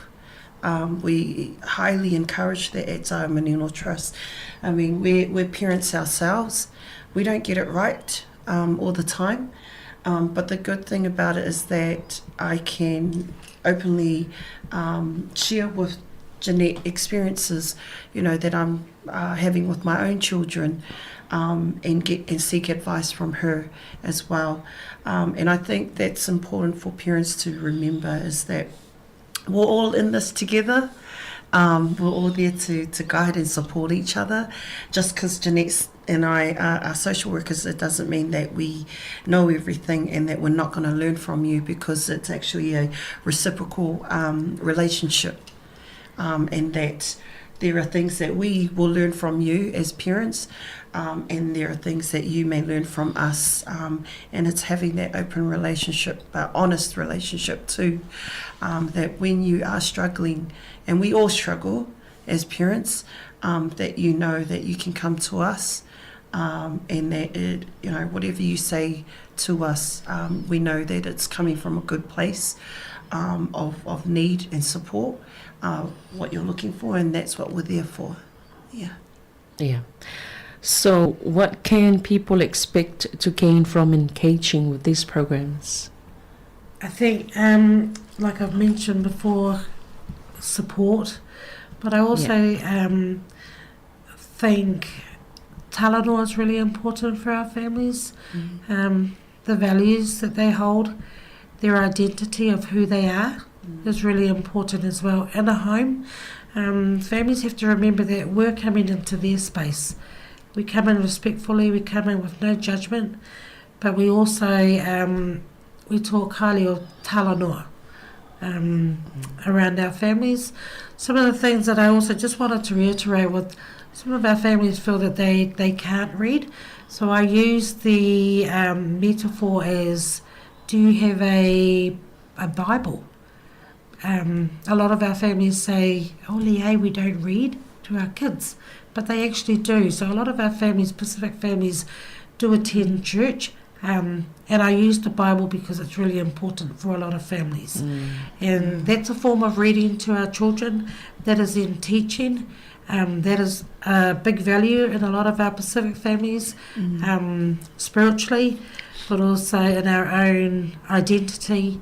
A lot of families turn to God when they're feeling down and hard, but also they want the best for their families too. So the expectation of when we go into homes is we are in their space. We're there to respect them, but also listen to them. For them, what are they expecting from our program is that we are able to support them. We are able to advocate as well. Giving words of encouragement, there's no judgment, like we've said before, that children will have improved health, education and social connections, but also parents and caregivers will have improved their personal and family circumstances too. Parents will also have a positive parenting capability and will be able to practice what we share with them once we leave their home or once they leave the program. honesty and transparency Yeah. amongst all our workers, that when we are working with our families, our clients, is that we are honest with them.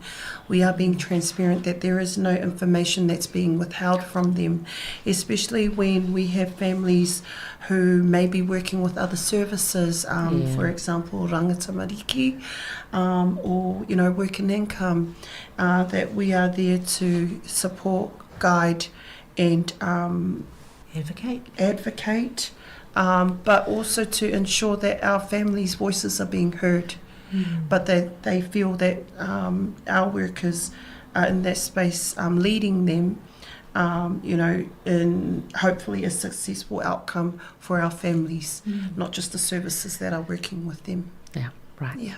Malo. Pe o nisi vaenga tāua lava le nā o le sa whapsilingi ai tō langa ia. Pe o na mai ala tō whapsili vaenga tāua lava mō mātua e te tau na manatua. Ia le sa whaamlau atu. Tāua telele iai o le tamaititi i te tono si o manga po se ainga e saunga le mū le lei. Vaenga tāua e whai le matua tal noa le tamaititi. Ia e pese iai, ia alo le nā. E iei vaenga mwhai o na tina i le leilo na mawhauwhau le taimi leo na tuputupua ai. Ia ina ia ola malolo ina i foi. Ai mai se lava mata i tū le lei o na mana onga whaapitoa. Pea whai o tamaiti o lo i ei tū langa whaapea. Tā ua tele le ātoa o tuipuipui o le tamaititi o lo whaamanatu mai pea le tuipuipui o le tamaititi. Ia a le mawase ta awale ave le tamaititi. Whai ona tuipuipui. Ia o lo whai ona fsosani lato ia vaenga. Ia whatoptope atua no le tātou taimi e lisi po kalame o lo o so mai. Au isi vaenga tā ua nai whai ona i ngalwenga whaatino i tonu. Whaleo ainga o tamaititi le nei o lo o tausia. E le lei foi, le iai o se role model po se tangata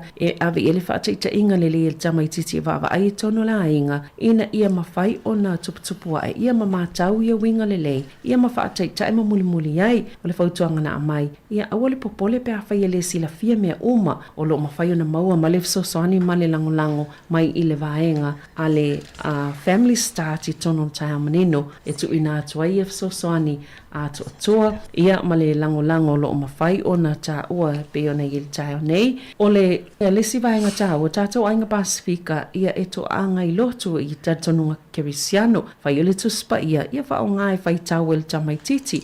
Whai o nā tina e mawhsosani e lo na mawhauwhau e whanungulongo ai. Ia o isi vaenga tā ua mwhai whi o na sosani e lo nā tina enga.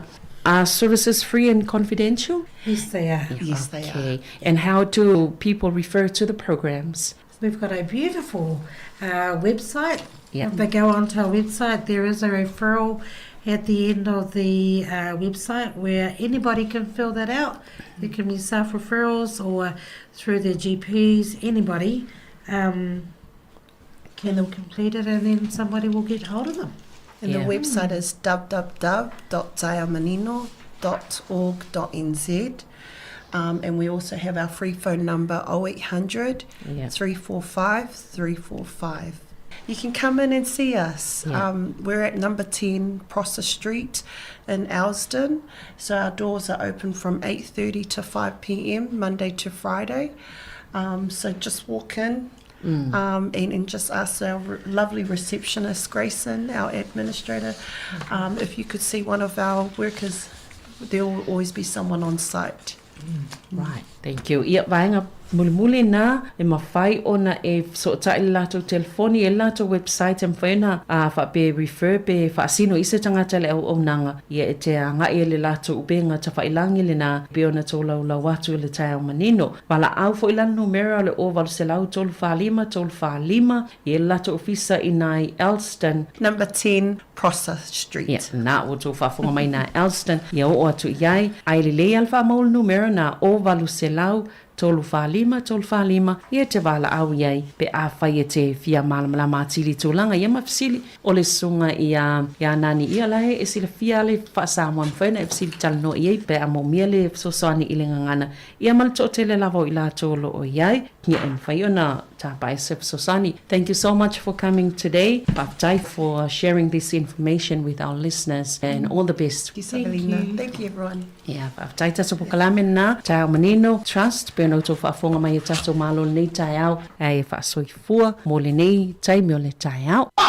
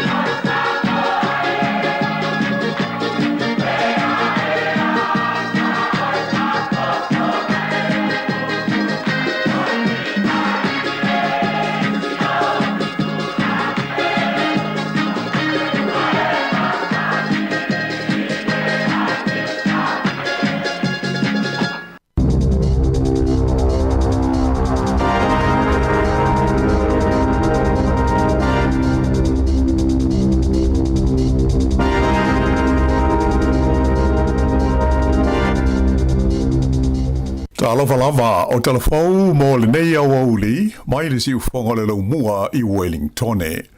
O talamu mua, na whaatupulia le town hall I le Aio Dunedin I le pō no pō, I tangata e langolango ina le Paul Kalame, ma le tau mo whainga whala o I tele, e whaasau ina ai le whale mo I tele o Dunedin. Ua whaingoa ina le nei Paul Kalame whala o I tele, o le Save Our Southern Hospital campaign, e te ena ai se fuafuanga le whainga malo, e pei ona whai lo mai le amtanga le dusanga, I le ono le whaia leo nisi vaenga sa pa sia mua o le nei ngā luenga tele, po o le fausia fo I wha solo solo o le nei whale mai fau, mo le tu langi saute o New Zealand. E si lia I le awhe le au whai tangata sa a wai le nei wha te singa ana pō, sa fia whaafonga I mafuanga e te tawai o na fausia ia le whale mai le nei I le ata e pei o na pasia ma whaatu langa ina ai mua. Na manino le lei ai o na pō, o le a le solo muli ia tangata o le tulangi saute o New Zealand, mai le una ia peo le nei mata aupu ina ia fausia o lātou whale mai e pei o na pasia ai mua. Ai pei ona silofia o se tema le sa fa I lo mai ai le fainga malo so fantasi e mana o mia le fainga o ni swinga I le ata o le fale mai le nei ona ua lenga fatia I le tupe ua uma ona pasia mo lenga luenga e tasi tesi maleiva piliona da la I alona tau mai ua popole le fainga malo I le ono o atu o le tau o le nei ngā luenga tele I le tolu piliona ta la. O le nei whaasara launga sa I longa ona le fia ai le to tele o tangata I lea vaenga o New Zealand, ma whanau mai ai ma le Paul Kalame whalau o I tele le nei, o le Save Our Southern Hospital campaign, e pei ona iai le whailo inga I le pōna pō. O le popolenga au tū o I lātou nei, o le te leo la whaina ai o tangata mamai, ma lātou e mo mia tongo fitinga wha soi fua māloloina I le tui saute o le tino o. Na mala wina le minister le soi fua māloloina ia Shane Reddy ina ia awai le fontanga ana pō, peitai e le I fia awai o ia. O le tuputa mai tai Maori o nā wai hono I te pō o lo whaolulu iai le whaitau fia se fuluafe o tangata ua whaatumuli ai le teimi nei ia le malai o le parlemene o New Zealand I Wellington. E le ngata I tangata Maori ai whape ai ma le tōtele o isi tangata o New Zealand au fiai ia Sāmoa ma isi e tumotu o le Pasifika whape fo I ma isi lanu ese o lo au fiai le nei solo te. E pei ona silofia o le taunu unga le nei o le hikoi ua iwa aso talo na amata mai Northland I le tumutumu o le motu I mātū ma le Bluff I le whaatau si unga o le motu I saute e te enai I le pili lea wa I luma o le parlemene mo le whaawinga ina wha le tūla whono o le whaamoe ma le nganga au tū o le whenga inga o Waitangi. O le pili po le tūla whono tau whaawhile nei wailonga ona ve si ai manatu malangona o tangata Maori ma le tōtele o isi tangata o New Zealand e pei ona mōli mawina le nei vai aso ma le hikoi lea ua iei nei I lumawhale o le maota o le parlemene. O tuai longa fo I ona poloka ai ma awala e maise lava o vaenga e tūlalata I le maota o le parlemene I le nei taimi ona o le tōtele o tangata o lo awai I le nei solo te. E le I wha maonia pe a wanoa le palemia ia Christopher Luxon e wheilo ai ma le hikoi pele ai o le tala o pito lata mai I whapea e le I whaiesa na wha ai unga mautu I lea tū langa ai mautinoa o le a iaisu I whaipule o le Partia le National e wheilo ai mataitai o le hikoi o le afo o le lua I le wauli o le so e toe tu ai le malai o le palemene e le nei solo tele ma fo ia tuai I le malai o le Waitangi Park I le tūlangi sifo le laumua mo isi Paul Kalame a toa mani whaafiafianga e whaiai a o le ita ape ma tauma vae I le tūlai whai le fiafi. Ua pa ui lalo le au whainga o ainga whainga luenga o lo maua le fesoa soani au tū o la whonga whaapa u mo ainga lea e ta ua o le in-work tax credits po o le IWTC i le tonu o New Zealand nei. O wha maunga ma fo inu mela o whala o i tele mai i le teimi nei, wa ilo ai e siri atu i le luas fuli maafe le a whai ua pa uai ia le a whainga o a inga Sāmoa le fesora swani talu mai le teimi o le wha mai ko vitis fuluiva le asa atu la i moiai se lau valus fulma le fitu wafe i le tausanga i luafe lua fultasi ai o mai i le tausanga taluai luafe lua fultolu wana o le se lau onus fulma le tasi afe le a whainga. Pei taila na ta ua mai estasi e to mai wha apitoa i mata aupu taulu ta mao a inga. O le pa uo nei foinu mela e le mafua ona ua le toe mana o mia e a inga i le nei fesoa soani. E pei ona sila fia le fesoa soani le nei mo a inga whai ngā ruenga le IWTC e mawai le se lauta la wha au popo i tupe maua a inga te itasi e iai whanau mai le tasi e o i le tolu le a whai ai e te le atu mo a inga e to tele ia le a whainga o tau maiti.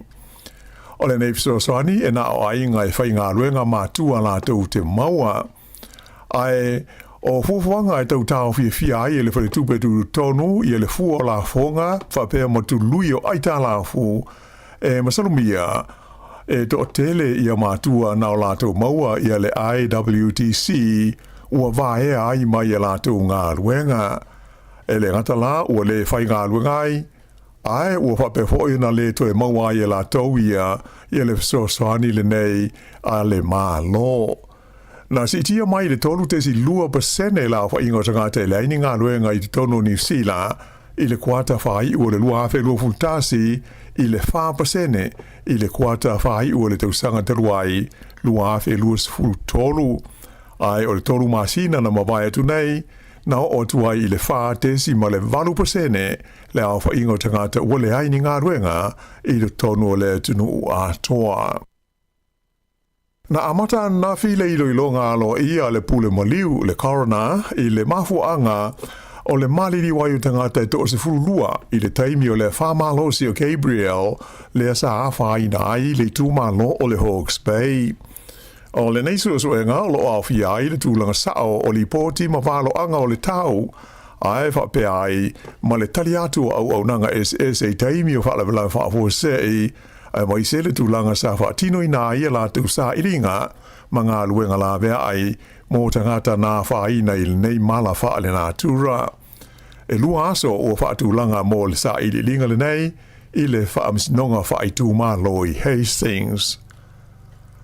O whailo mai le so sa iete o tausi so i fua New Zealand ia le fuafuanga mō sa la tau te e whaia ia te sema ona o se se inga lo ia i le vama le mtanga luenga le se fua malo loina e tusa o la tau tongi o sui a wai umo le so sa iete o lo o ngā luele te whatuora o ioe i le nei fuafuanga mai o la so tolu o te sema e amata i le la tau te e mai le sfutasi le tae ao e o i le fitu i le fiafi ona whaasolo i lea ona tau fia la tau ngā luenga ma au nanga i le lua mai aso so. Na whairo mai e le whaatono le so sa iete o tausi soifua ia Paul Coulter ua manatu tausi soifua ua lea mana ia i la tau e le whainga malo mai ua whaapopole nai i le a whaina tuai ma le saonga le mua ngase. Sa ia ta ua o tausi soifua o lo ngā lue nei whale mai o le malo i tu SS o New Zealand ua matua le fia lava i le tele o le maupolo misi ma folfolanga ai le aise me o whaia i o la tau te tongi. Whaalia le ri whaatono o whaalapo tonga e mana o mia e tausi soifua uma se si tanga tāla whea ngai ma le taunga tāla soifuanga ma ia mana ia i o la tau tomai a toa maanga waa. O le iuni e tausi soifua o New Zealand e tusa ma le 5 ma le ono afe i le a whai o na sui a wai mai o la tau umanei o le a haafia i le te e pei o na fuafua ina a mata i le aso tolu o te sema. Ua whaalia se kompani mo le saonga le mua fe whaataua inga i lunga fe se o ta inga whaate kono losi po o le online. O le awha inga o tupea tangata New Zealand na ngā umalei loa ona o ni whainga tau whaasese po scams i le tau sangale nei ua sili atu ma le lua tesi ma le tolu piliona tā la.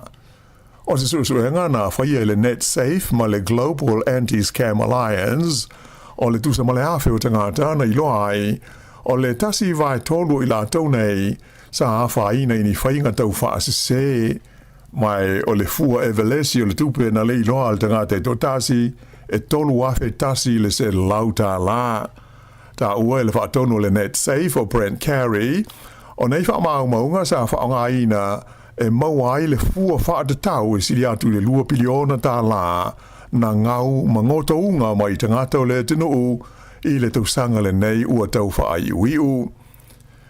O whainu mela fo i mai le malo ia sa whailo mai e nafi ua ilo ai o le tausanga o tuna ai e la tātu i le lua salau miliona tā la i e tūpeta atangata o New Zealand sa leiloa mangoto ai o na o whainga tau wha se se na awhia ai.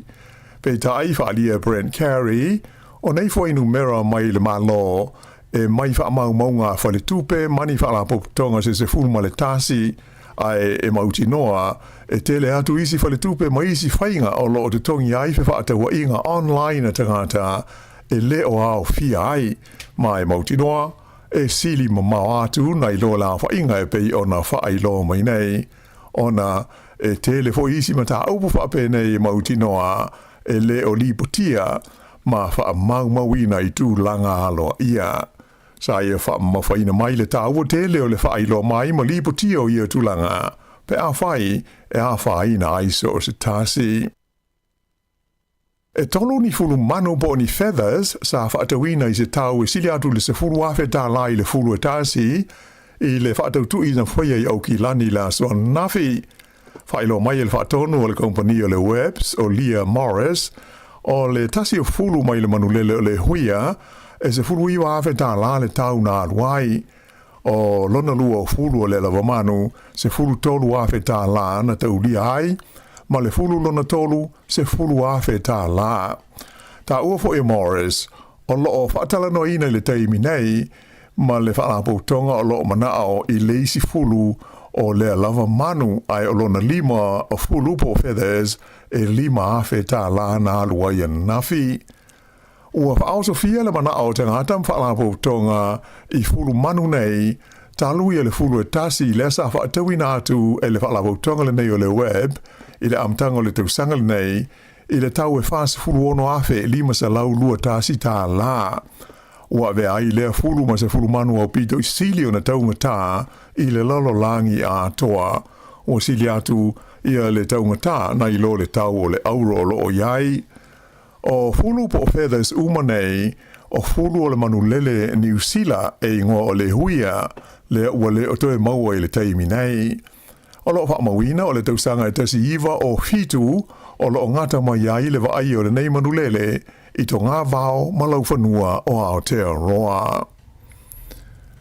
I se tala mai le Pasifika, Pasia le Palemene o Vanuatu ia se teu teunga o lana tu la fono o whaipoiponga, ua tuu ia i le whaaupunga e whapea o le whaipoiponga, o se whaatasinga i le wā o se alii ma se tamā i tai. Whairo mai ai le minister ma ta upu whaalota i whale a Vanuatu o Andrew Naupua e whapea o lea o whaamanino le lei le tula whono le nei e le talia mai le mawhaiana le stalaina ni whaaipoiponga a ni ke nera tutusa po le same-sex marriage. Na ia whaamawhaina whapea o lo o whaamanino fo i le tula whono whaavaya Vanuatu o le whaaipoiponga o se whaatasinga le i le vāo se li i masa tamaitai ai le o le vāo se li i maseisi li i a po se tamaitai fo i maseisi tamaitai. I tā alonga, i tanga Apollo, se furutasi tausanga le matua o le taulelea mai tauranga, ua manu malo i le whailunga tupe se furu afe tā la i le tauwanga e whaingoa ina o le hole-in-one challenge i le waitu loto i tau pō. O le neitara vauengo ia Elijah Ellis, na ia whaalia, e le ia isona manatu e alu i le tonu lana tā ngā i le pū i le tonu o le vai, ae, na te i le whe eio lona a inga matangata sa i ona talane i na ua lato moli mawina lea tū langa. o le ta'alonga le nei a vanoa so stasi fia tāina ia le polo mai au tafo le awala a ngai atu i le pū o lo wha te whea i se whaakalone i le vai i tau pō. Ma ua ve ai le nei tau mai titi ma tanga tau pito i le titi ua manu malo ai. Ta ua le lio Elijah o le awha o ngā ina lona wha i longa tūpele nei e malanga tā whao ai malona a hinga. I ta alonga soka fa alevao malo na malo le All Whites New Zealand ya Sāmoa i le ta alonga muli muli o le Pool B i le tauanga a tunu o le Oceania mo le sa ilinga o avanoi le ipu o le laulangi le FIFA i le tausanga i lua afe lua sifuluono o ai o le ta alonga le nei au kilani e valu New Zealand ai le ai Sāmoa ai ta ua o se ta alonga sa whaingata ona o le malosi o le pui pui le au e Sāmoa ai mai se lava i le awha mua. Ua se atu nei la New Zealand i le vaenga o le semi-finals o le ata aloai ma le au o Fiji ai o le si semi-final e whetau i ai New Caledonia ma Tahiti.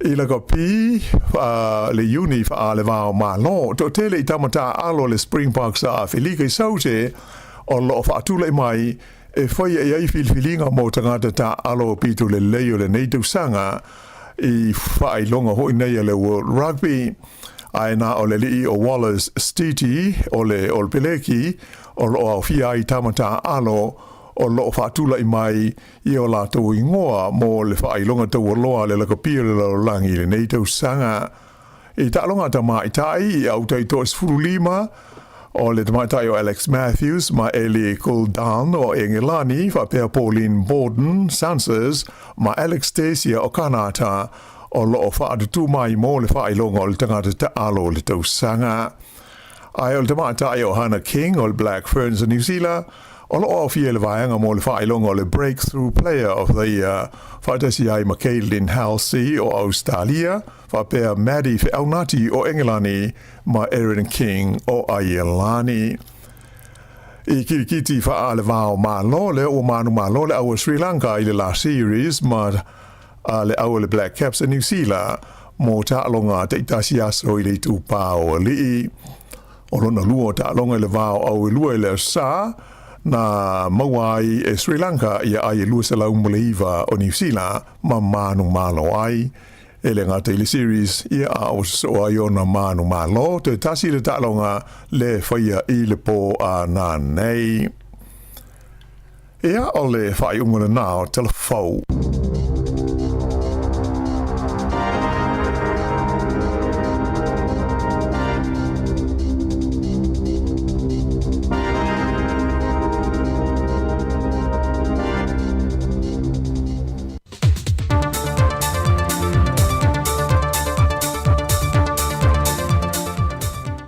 Toi whaatala whātu telefou mai Sāmoa nei a so lua le tātua tunuu, alo mai e iso na whaopoponga.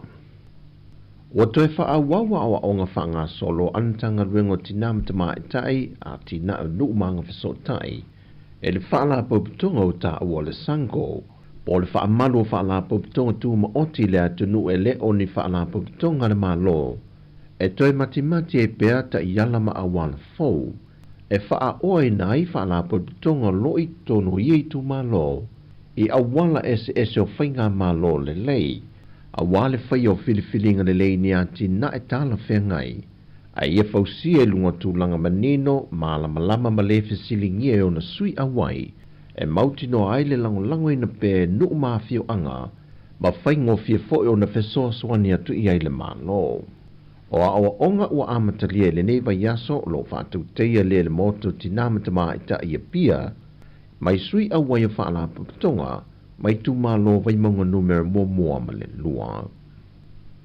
O whale atatasi lua tolu ma le wha, o nisi o i tu malo i le atunu, o lo pito siri o na tele le whaita wau whae o tangata pālota, o lo alala ma pāpā awai. Peita i wha maunga reo fisa o whinga pālota e o mai i le so, lea ua toe tasi nei le tausanga. O na whaatau teia lea o le whinga pālota tele mo le lua awhe lua se fulma leono.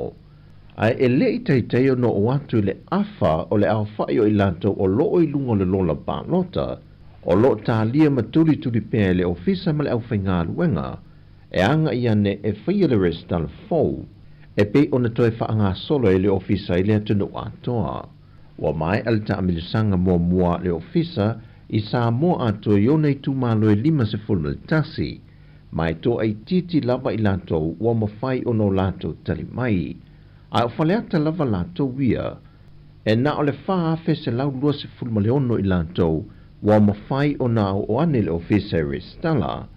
A o loo tuli pea le se fitu afe wha se lau wha se wha.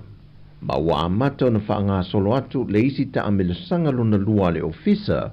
Ma wha ngata i loa mga ruenga wha atino. Ma la sia tu i loa male la sanga. O le whaia leo wha asalanga wa umana wha atulanga i ne le ofisa o whainga pālota. Mo i lato uma e te tau ona restala e pālota. Ai le i restala. Ma i lato fo i wa mae ona restala. Ai lea nga i foi e wha atino le pālota. O le toe wala aunga le vaiaso le nei o le mata opo le tūmalo sa lenga numera tasi le wei luma nei o le wha amasinonga. Na tangi ei le tūmalo e wha asanga i le konkarate ka muta na tui natu iei le fausi eina o le ofisa le fono wha avaya le tūmalo. Le KJA o le konkarate a fualu le lea whawatea ina ua o lato le mulmuli ta ia ai inga matu unga le ngā ruenga na whiutanga i ai mali tūmalo. E whola sanga le wha amasinonga wa mai au na tu inatu le se le nia a whalo mō le ngā ruenga e na wha alia le whionga le whaipule e a whipulea i whaimate sua e si lia i le se lau wawhetala le se le na tu ina i ai ai maua mulmuliane le wha amtalanga wa malanga i Amerika Sāmoa maolo o au mawai. Na toe te liu mai le atunu ina wa maua a whalo wa i lumo le wha amasinonga le mata opo. Peitai e o mai le masino Januari le tau sanga le nei, wa mai ale se fulma le lua masina, e le iai lava se vahenga o le ngā ruenga wa ngā ioi. O le mana ongo le tu malo ina ia toi tongi atu e a whalo le se leni a tōna tu ina iai, pa ta se malona tongi na o lo ia. Ai o le wala aunga le mata opo le vai aso nei, wa toi wha se e nei le wha amasinonga i tu e lua, e toi soala o pule le la mata opo. Ua whailo mai le Suisinia o le vaenga au le Navy al malo New Zealand. O le masina fau te sema, o le awha atino i longa i o le ave ese ina maile o le swa uitane, o le lato vaasue sue o le mana manui, le o lo maangoto silia le tos furi mita le maa walalo, i ngata ianu ta fitoala. E lua kampani le o le a lato ngā lulue whaatasi le ngā ruenga, e au fie ma le ave esea mai o nisio me whai ngā ruenga o lo pipi i le waa e whaalenga i nai le ngā tei whale.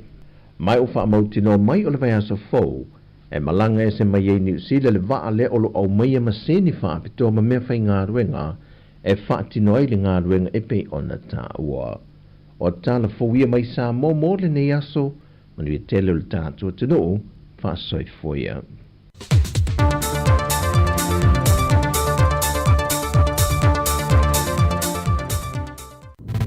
Musika o malo longa ma tau mawhitanga o leo au li si ufofonga o le laumua. The smoothest.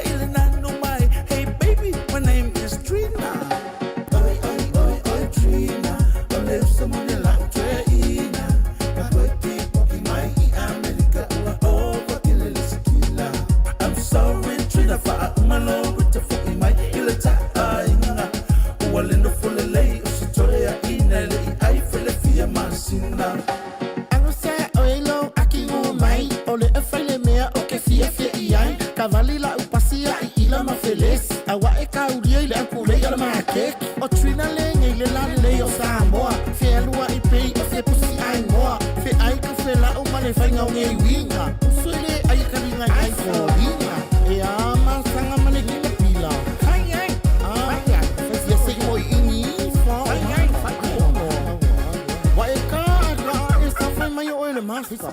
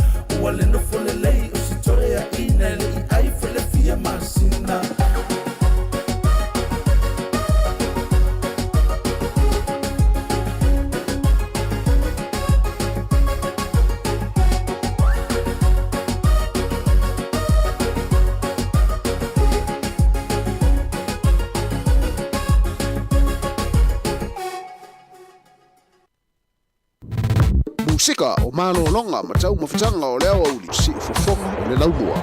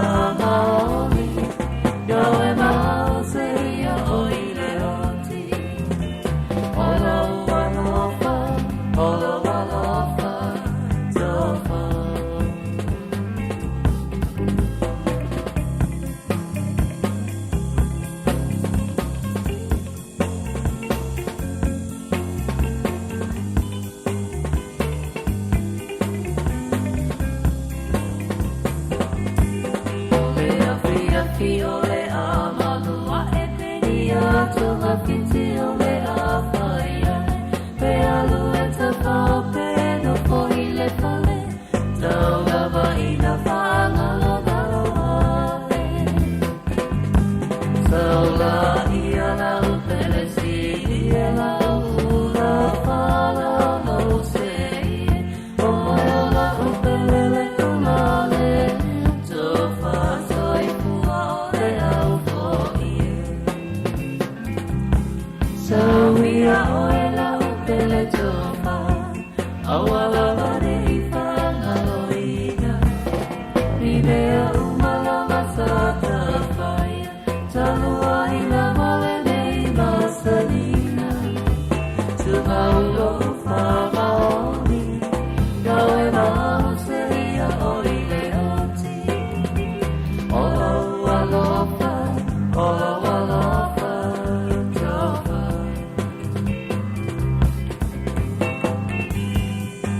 Le fa vivenga ma su fu mani lo pese le penino tia fau awe I tai wa mo te ia ina wa wala e wala ini sera inga ia o le lopo fe wo ia tina mal fa nau ina wa after la le tula fu man lo te tu si fonga la wa man musika le nei uli ia a o fenga I fo tatu le taimi ma sanyo le aso ia I malo longa fo ia le au nga lue malo lo mai nei malo longa pu pe to amata le tasi ia ai mai se fo ia o taringa sua fo ia nei matua tausi tono ainga ia o lo mafuta ma fa fonga mai ai ia I le taimi o le tātou proclame ia malo lava le mafuta mai malo fo I le on sai fo I fe au ngā luenga o le nei aso ia mai se fo ia I la tau lea o mātou nei Wellington ia o mai tau atu fo I pe ona mai fo I tātou whaasala lunga mai tai li tātou whai ngā luenga o lo ia I le solo te fo I le Maori ia o matua whaatu mulia ia luma maota fo I o le maota le parlemene o Nisila ia mai se fo I nisi o mga ala nisi fo I o paka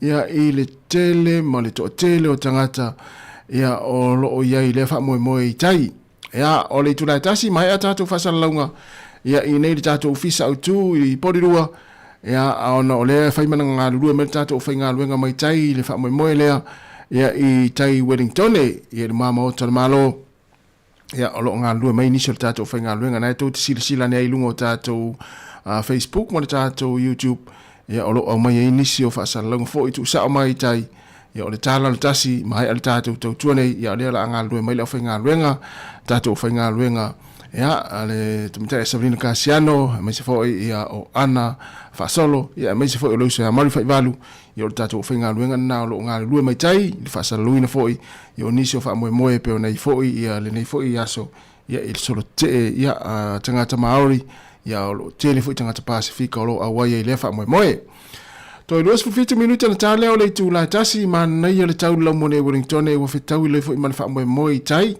ia I tau langa ia le matanga o fia le tau sulu le la o le paolo mai nei taimi ia a lo langi le fo le nei yaso ia o tau le fo I malo longa mai fo la tau lo fenga fo I manga wenga nei taimi malo la fo le mafuta mai ia ala le tautua ale si fonga la mo Wellington ia le la fa awo watu tato fa fia fianga ia e tali ma le sua ia ma faise malo longa pupu ia le unga lue ia ona toe fa awo fo le nga wenga ia I le tula tasi ia ai o saunga le mula vai ia mo I tātou Wellington ia mana ia le paka lau ta le fale pe ia ai pu ele nfoafi te aloi tai fa faingo fi foi ona to sau wao o te me poloka ile fia na nei pole au ni te me mai ele fa mo tai ia ona e poloka lo le lunga la wala ai le ia le fa nga o nfoafi ia mai se foi o pasi e pe ona fa tulanga ina mo le nei aso ia awale anga I tai fuanga me se nga luenga manisi o tiuteo le afenga ia foi e me se la tole anga I tai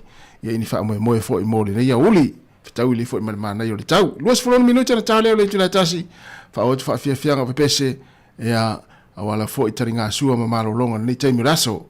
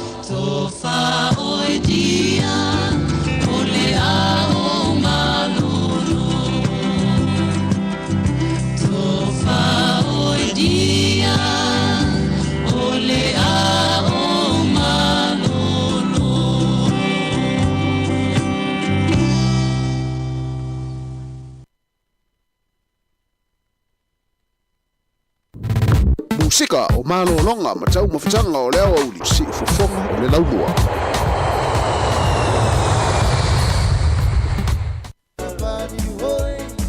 Everybody only watching, boy, nobody touching, boy, only lasting, boy, like a darling. Excited, this big belly man, grabbed the woman, started to jump. She went crazy, thinking at him, man, is she? What she tell you? Yeah, our intention with no big belly man, big belly man, big belly man. Don't you touch me with the big belly man, big belly man, big belly man. What's up on him?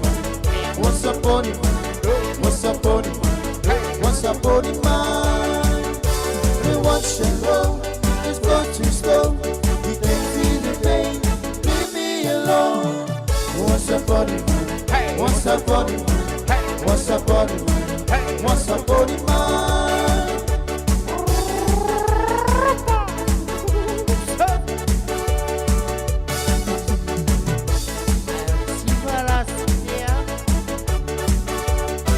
If this is in a party, boy, running watching, boy, what a party, boy.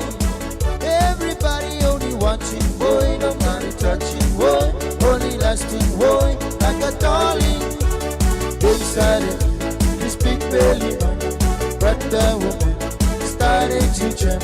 She went crazy, thinking at him, man, you should. What she tell you? Yeah, I ain't with no big belly man, big belly man, big belly man. Oh, you just me with a big belly man, big belly man, big belly man. What's up on him? What's up on him? What's up on him? What's up on him, man? No one shall know, let's go too slow. He can see the pain, leave me alone.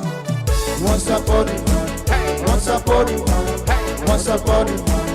What's up on him, man? Oye te matua ole asa me apai boli ta ta fie boli tawal susur boli my body finger billy. All right.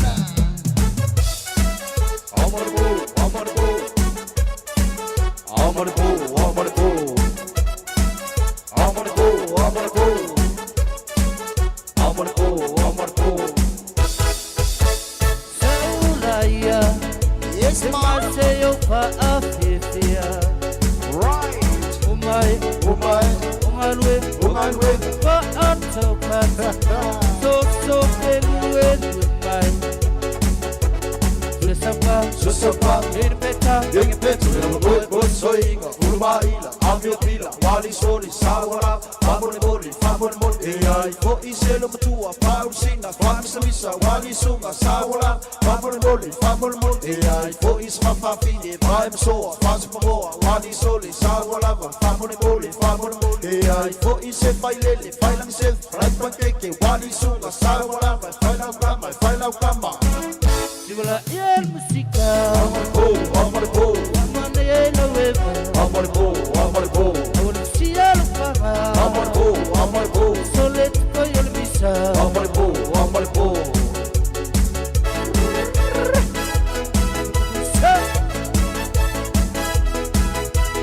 saulaya, semase yo fa afia, umay. Ungalwe, fa ato pati, so feluwe mai. Susapa, tere peta, Genge peto lila oi soinga, urwaila, amio pila, wali soli, sawala, famone moli, ai, fo isela matua, pausina, famisa misa, wali soli, sawala, famone moli, ai, fo isma fafine, paim soa, fasipamoa, wali soli, sawala, famone moli, ai, fo ise failele, failang sele, falak pankeke, wali sunga, sawala, failau kama. Sibala yer musika, amar amane yelo fika, amar olim siya lupama, amar solet ko yolbisa, amar sibala yer musika, amane yelo weba, olim siya lupama, amar solet ko yolbisa, po, amal po. Oka oka stanga dea, no ba uma ele le. O piriki bo pere, o ele lope au mai le. Na lofa ya tina, no mai masua. Ama mango vecha, tau lua mure sa. Ula malea te vikitale. Era rodio de aromanga. Kosa na wai, ke vakala salasa. Pula ni pura kersada. Namuni viki vanua rai. Yes, ma. Dona sisanga me toro takemai, toro takemai. Tupu ko viti meroko etai. Emora buda malaya mikilai. Ele sumai vei kuletale. Iona tula langi langi. Ena susipi sitakayani. Iena vikirurana. Ena sumai vei kuletale. Iona tula langi langi. Ena susipi sitakayani. Iera vikirurana. Pula marea te vikitare. Kerara vodio re aromanga. Gosa na wai e vakala salasa. E pula ni pura kersada. Namuni vikiri vanua rai rai. Dona sisanga me toro takemai, toro takemai. Tupu ko viti meroko etai. E mura mura malea mekilai. Ela sumai vei kuretale. Iona tula langi langi. Ela sisipi sitakayani. Iena vikirurana. Ela sumai vei kuretale. Iona tula langi langi. Ela sisipi sitakayani. Iena vikirurana. Pula malea te vikitare.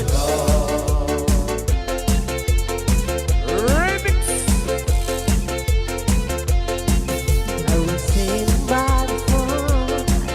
I was waiting all alone. Right. Waiting to myself and sitting, waiting, wonder about you. It's a dark and dreary night. Seems like nothing's going right. Won't you tell me, honey, how can I go on without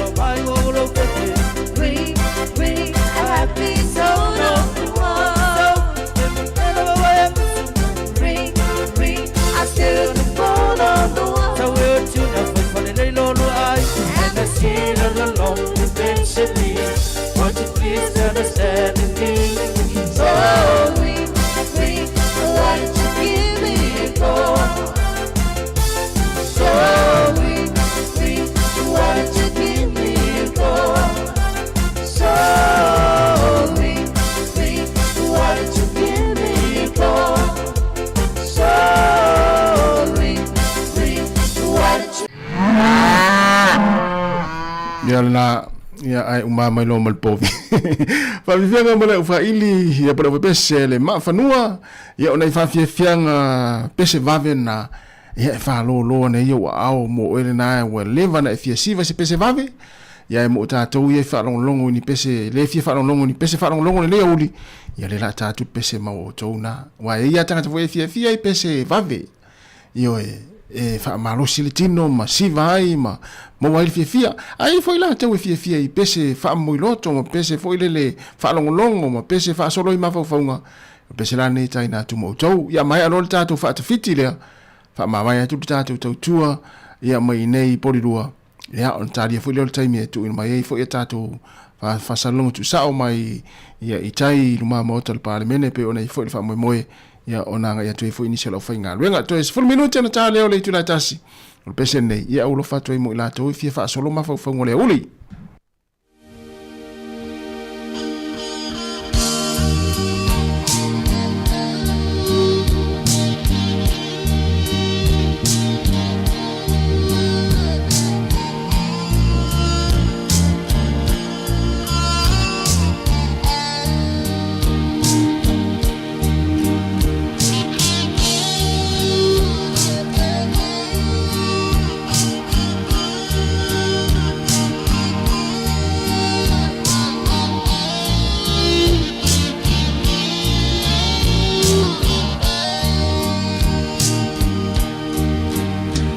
amor tu siaina olelei mafutanga ole a whaanoa no uanganga ole a e tuua a umao noi fofonga ave ese pe a fai o se ipu o ona Sanye maya o ole a e a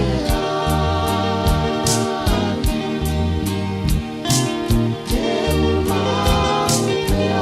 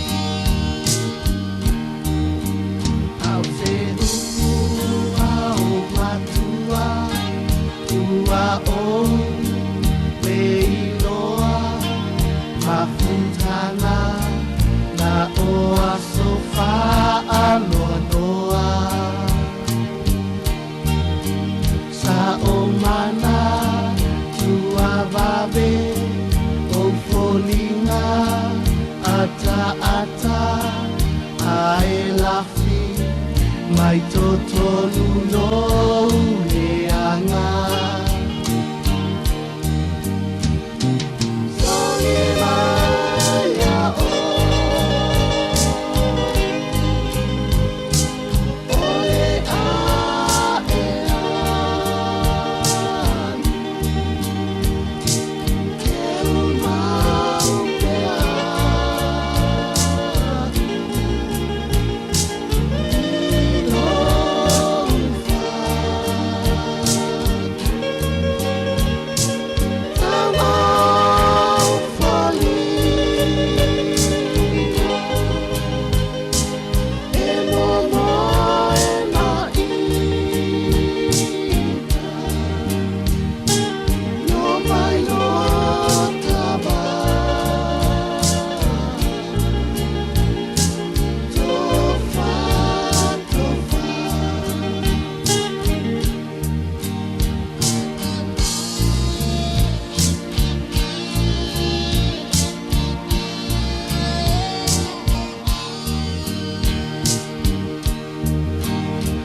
e sopo ia le vasa ma e sao i lo malo la utere mana tua mai la wo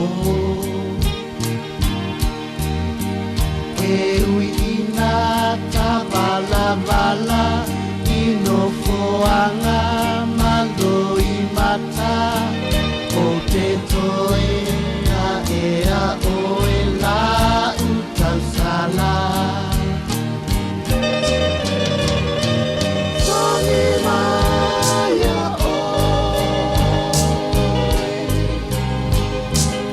ole a ea te mau ea